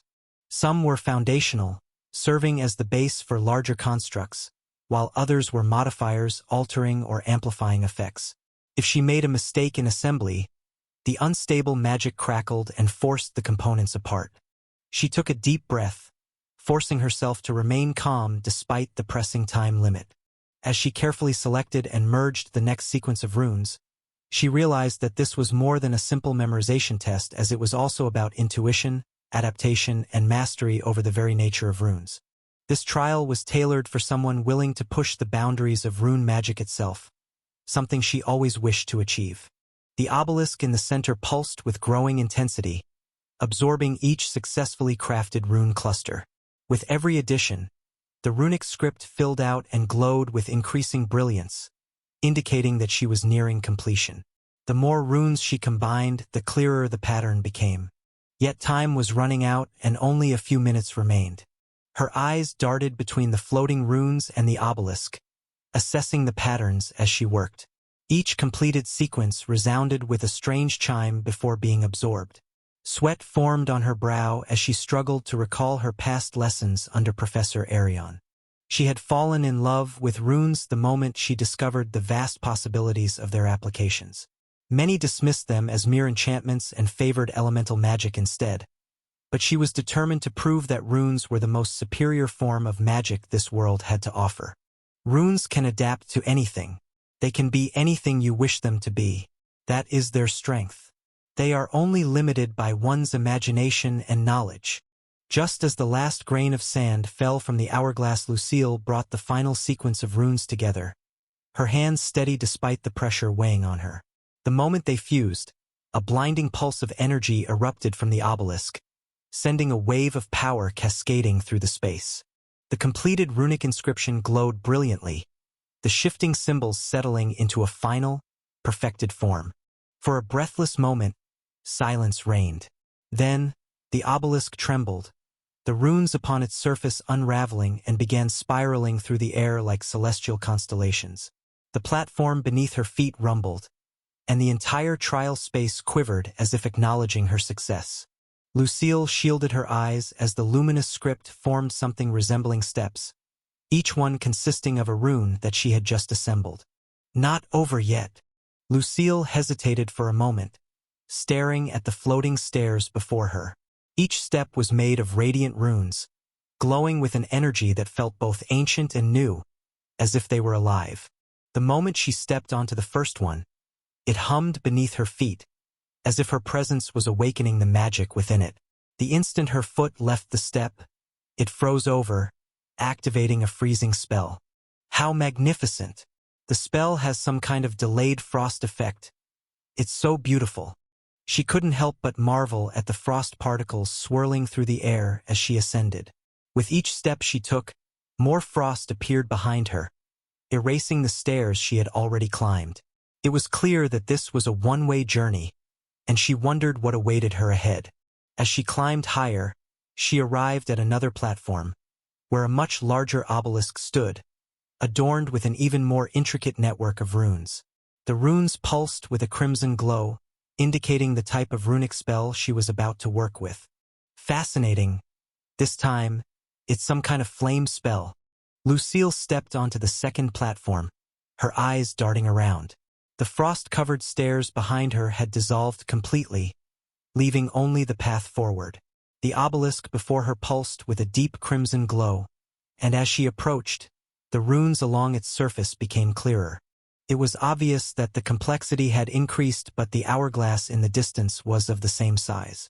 This won't be easy, but even though the intensity of the challenge increased, this test brought her immense joy. She loved identifying the correct components and bringing them together. In the previous test, she had needed to combine 3 runic parts, but now some required 4. The more she worked, the more she became consumed by the intricate symbols, each one more complex than the last. Yet, as time passed, her knowledge began to waver. The rune structures grew strange and unrecognizable, and before she knew it, her first ascension trial had come to an end. No. It's okay, you're safe. A soothing voice called out to her, but she had different things on her mind. No, let me study more runes. I wasn't finished. Lucille opened her eyes and found Robert standing before her. His confused gaze made it clear that her outburst was unexpected, especially for someone who had just failed their first Tier 3 Ascension trial. Did you enjoy yourself that much? First, focus on the trial. Recall what happened. Roland called out, his gauntlet hovering over her head, glowing with a golden hue as he cast the same spell he had used on Robert. As the memories of what had transpired returned, Lucille quickly began talking, describing every detail of her experience with excitement, to the point that Roland seemed almost uncomfortable. I see, interesting. Shifting runes and the power to transform them. Yes. Lucille's chest still heaved from the excitement of the trial, her eyes glowing with the lingering energy of the runic forces she had worked with. Failing should have devastated her, but instead, exhilaration coursed through her veins. She knew she could eventually return to the same trial with more knowledge and attempt to solve even more runic puzzles. A dream come true. Stolen from its original source, this story is not meant to be on Amazon.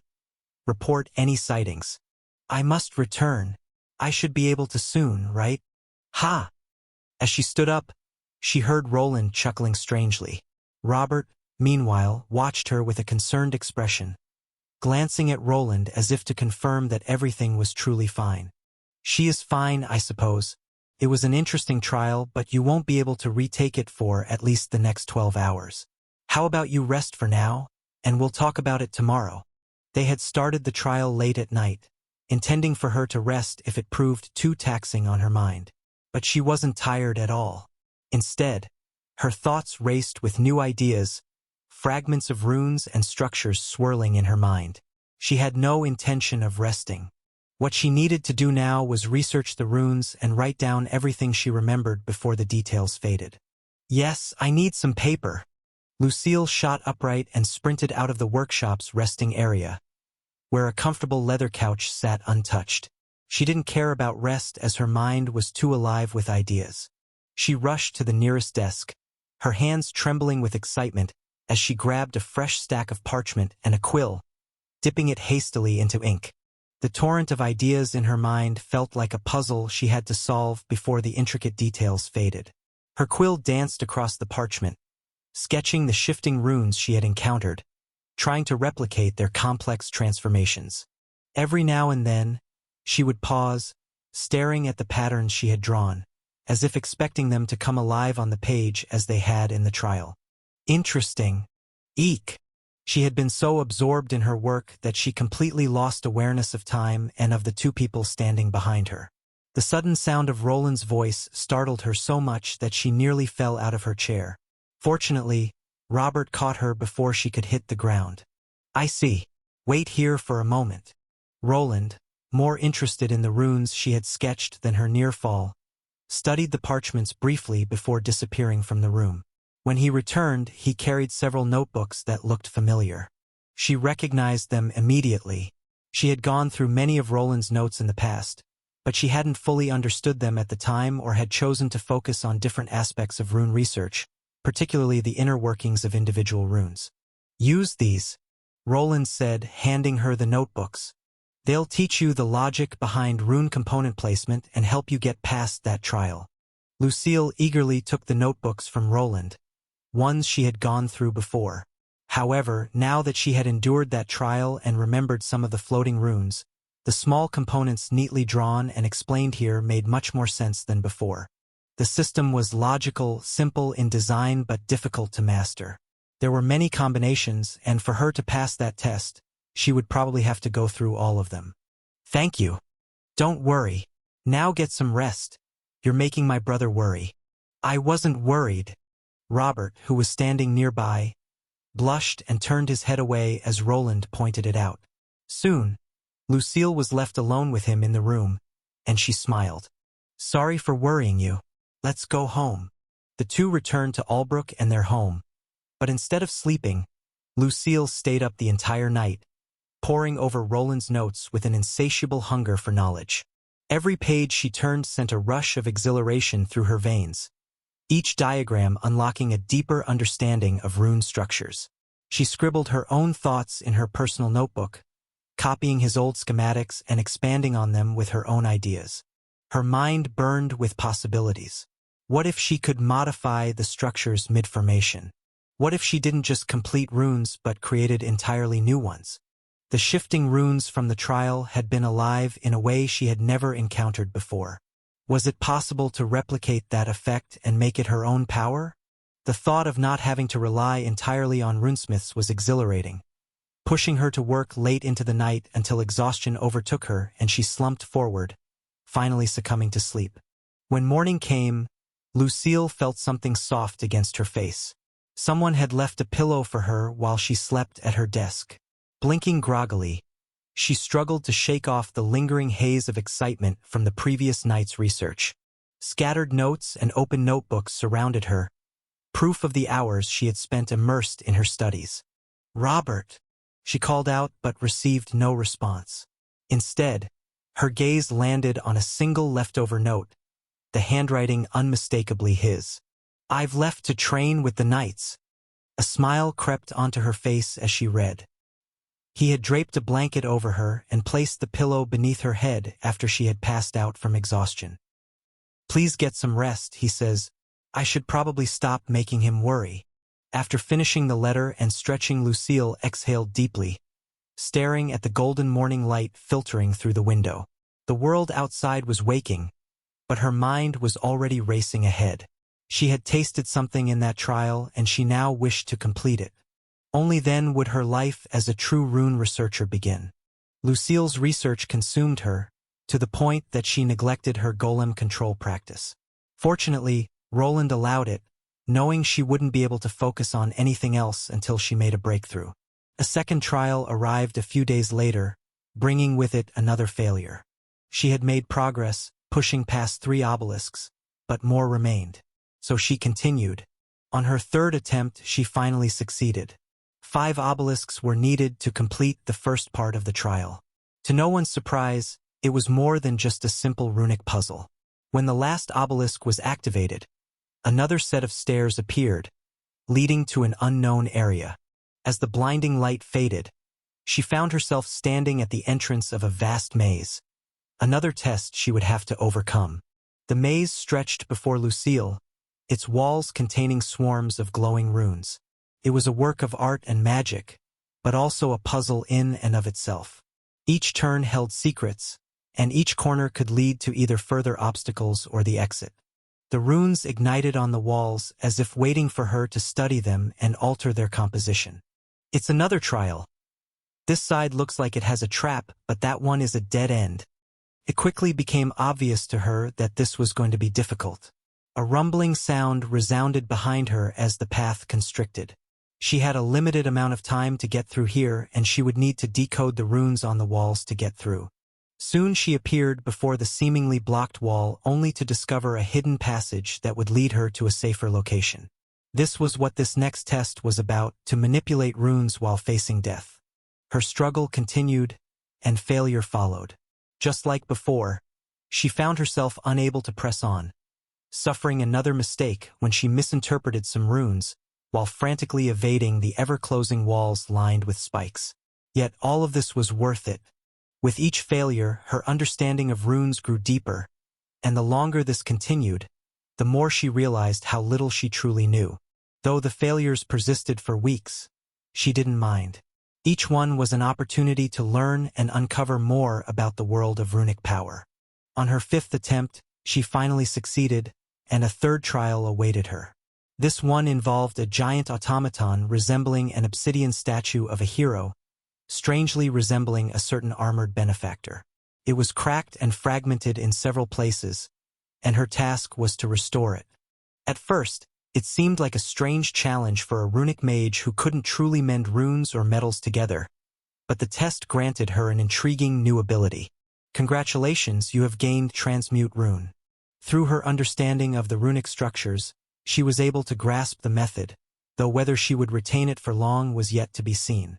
The new skill was amazing. It allowed her to change and reshape the very runes she loved. It was a dream come true but required a lot of concentration and mana. It seemed that this part of the trial was about being resourceful as her mana had its limits. Lucille stood in the middle of the trial's potentially final stage, her heart racing as she focused intently on the ancient obsidian automaton before her. Her fingers twitched as she surveyed the cracks and fragments, the metallic surface gleaming faintly in the dim light of the trial chamber. I can do this, I can reshape the runes to my will. Her attention on a part of the golem before her. A lone cracked rune flickered and shifted there. Though the structure had been damaged by age or some accident, she could still manipulate the rune.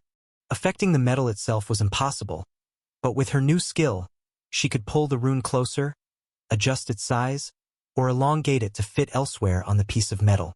She was almost there as the path toward rune transmutation was opening before her, and she would never forget who was responsible for it. Lucille looked at the skill she received. She knew that when she failed the trial, the skill knowledge would disappear, so she had to make the most of it while still accessing its intricacies. Every rune she adjusted, every fragment she transmuted, was another step closer to fully comprehending the very essence of runic magic. She took a deep breath, focusing her mind as she gently placed her hands over a fractured rune on the automaton's chest. The old rune flickered, unstable from seemingly years of neglect.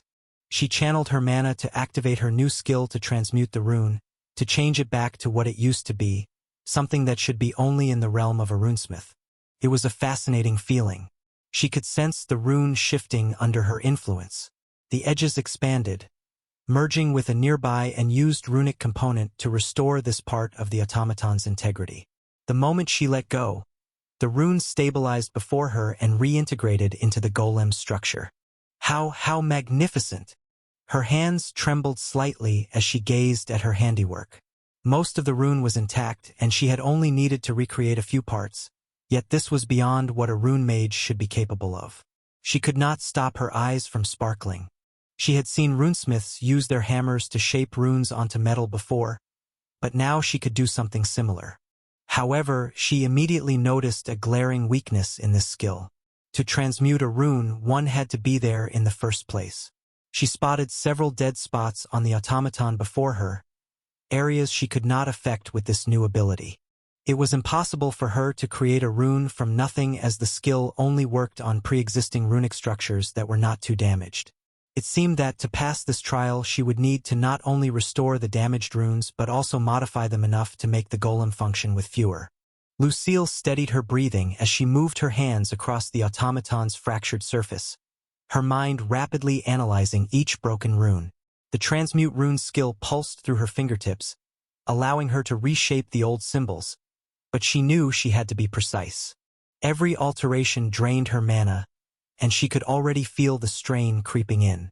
The automaton was massive, its frame carved from obsidian-like metal that pulsed faintly with residual energy. It stood frozen, lifeless, waiting for her to complete its restoration. The runes covering its form were quite elaborate, but she had seen far more complicated ones before. Roland, whom she now considered a mentor, had allowed her to study his designs. Thanks to that experience, this task was still within her capabilities. She selected the most salvageable runes first, modifying their structure to compensate for missing components. Where an entire rune had been lost, she adjusted the surrounding ones to create a functional approximation. It was delicate work, requiring both her knowledge and intuition. Every decision had consequences, as a single misstep could destabilize the entire array. Time slipped away as she worked. Sweat beaded on her forehead as she adjusted another sequence. Her mana reserves were depleting at an alarming rate, but she could not rest, as just like with any of the other tests, there was a timer. The automaton's chestplate held the most complex runic matrix, and she hesitated before making the final modification. A flicker of doubt entered her mind, but when she remembered all the knowledge and help she received recently, it faded away. No, she muttered under her breath, shaking off the thought. I've come too far to fail now. Gathering the last of her energy, she pushed forward, transmuting the final sequence. The moment her hands left the automaton's surface, a bright light filled the chamber. The runes blazed to life, spreading in deep blue arcs across its body. The once broken lines now shone brilliantly, seamlessly interwoven into a new, functional design. Lucille took a step back, her heart pounding in her chest. The automaton's fingers twitched. Then its eyes ignited with a deep crimson glow. With a metallic groan, it straightened, dust falling from its immense form as its systems fully activated. The chamber trembled as the obsidian construct took its first step forward, the runes along its surface shifting slightly as if adjusting to its restored form. The weight of its movements sent vibrations through the ground, but Lucille stood firm, her exhaustion momentarily forgotten in the face of her triumph. I did it! Those runes were made by me, she whispered, hardly believing her own words. The golem was proof that she could create her own runic structures, shape them to her will, and achieve something that would normally require a runesmith. However, she was unsure of what would happen next. The golem seemed to have a will of its own, and the true purpose of its creation remained hidden from her. Even the main control matrix had been concealed, preventing her from fully understanding its design. Slowly, the golem turned toward the wall behind it. The chamber had no doors or tunnels leading out, and the entrance she had used had vanished the moment she stepped inside. It raised its massive hand, the dark metal and stone groaning as it moved. Pieces chipped away from its joints, but it pressed forward. After a long wind-up, it threw a powerful punch. Its fist struck the wall, sending chunks of rock flying and revealing a hidden path beyond. Lucille coughed as the dust settled, revealing a passage beyond the shattered wall. She took a hesitant step forward, her exhaustion giving way to curiosity. The golem, now inert, stood like a silent sentinel beside the ruined wall, its task seemingly complete. With cautious steps, she entered the passage.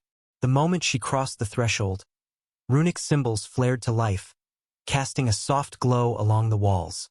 These runes were simple and far less intricate than the ones she had worked on before.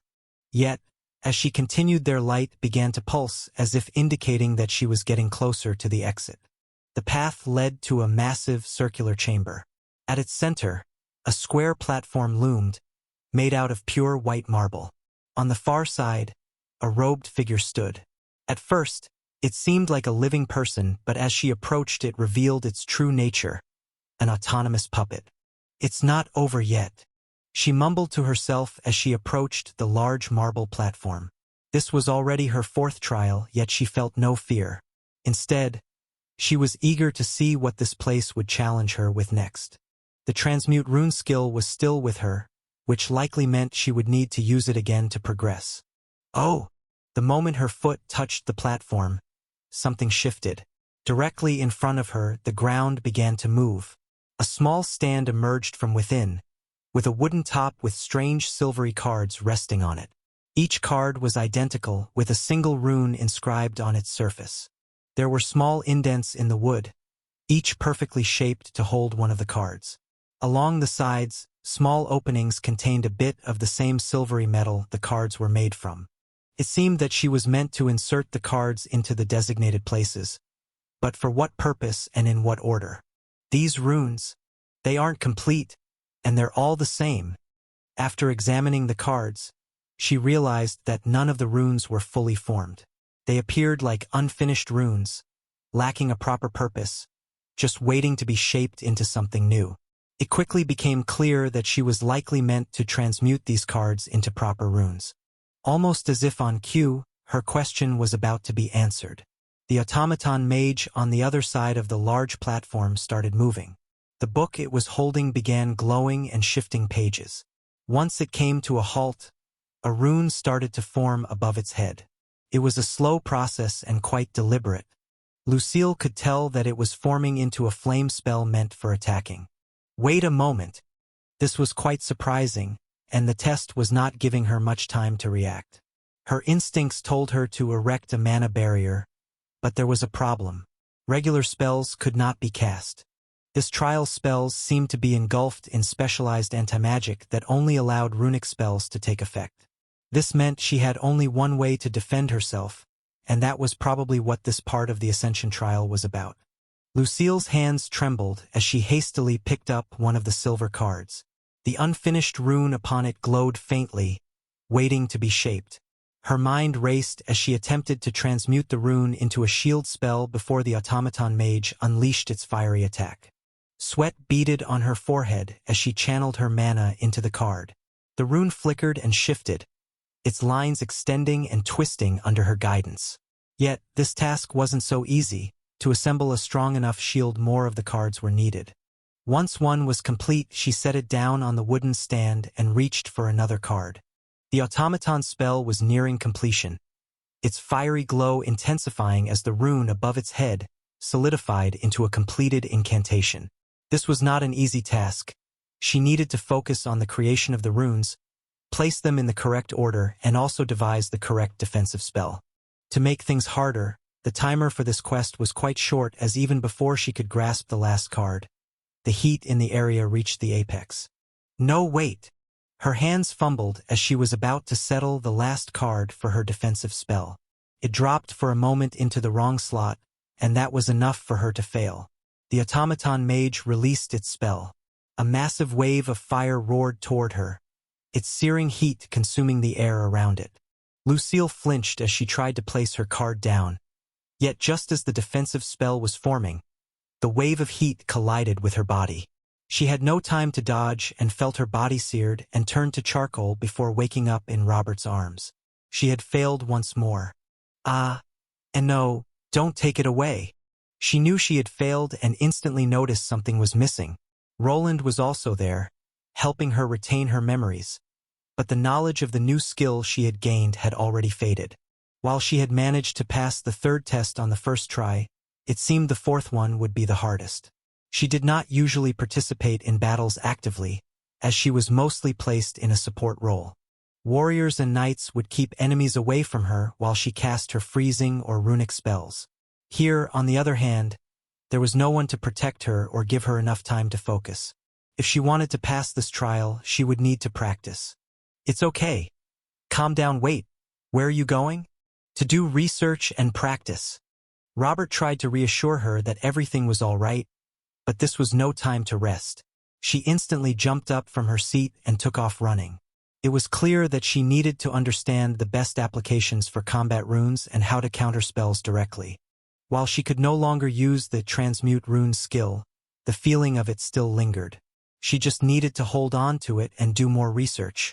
She had 2 weeks to retake her trial, and then a month if she failed again.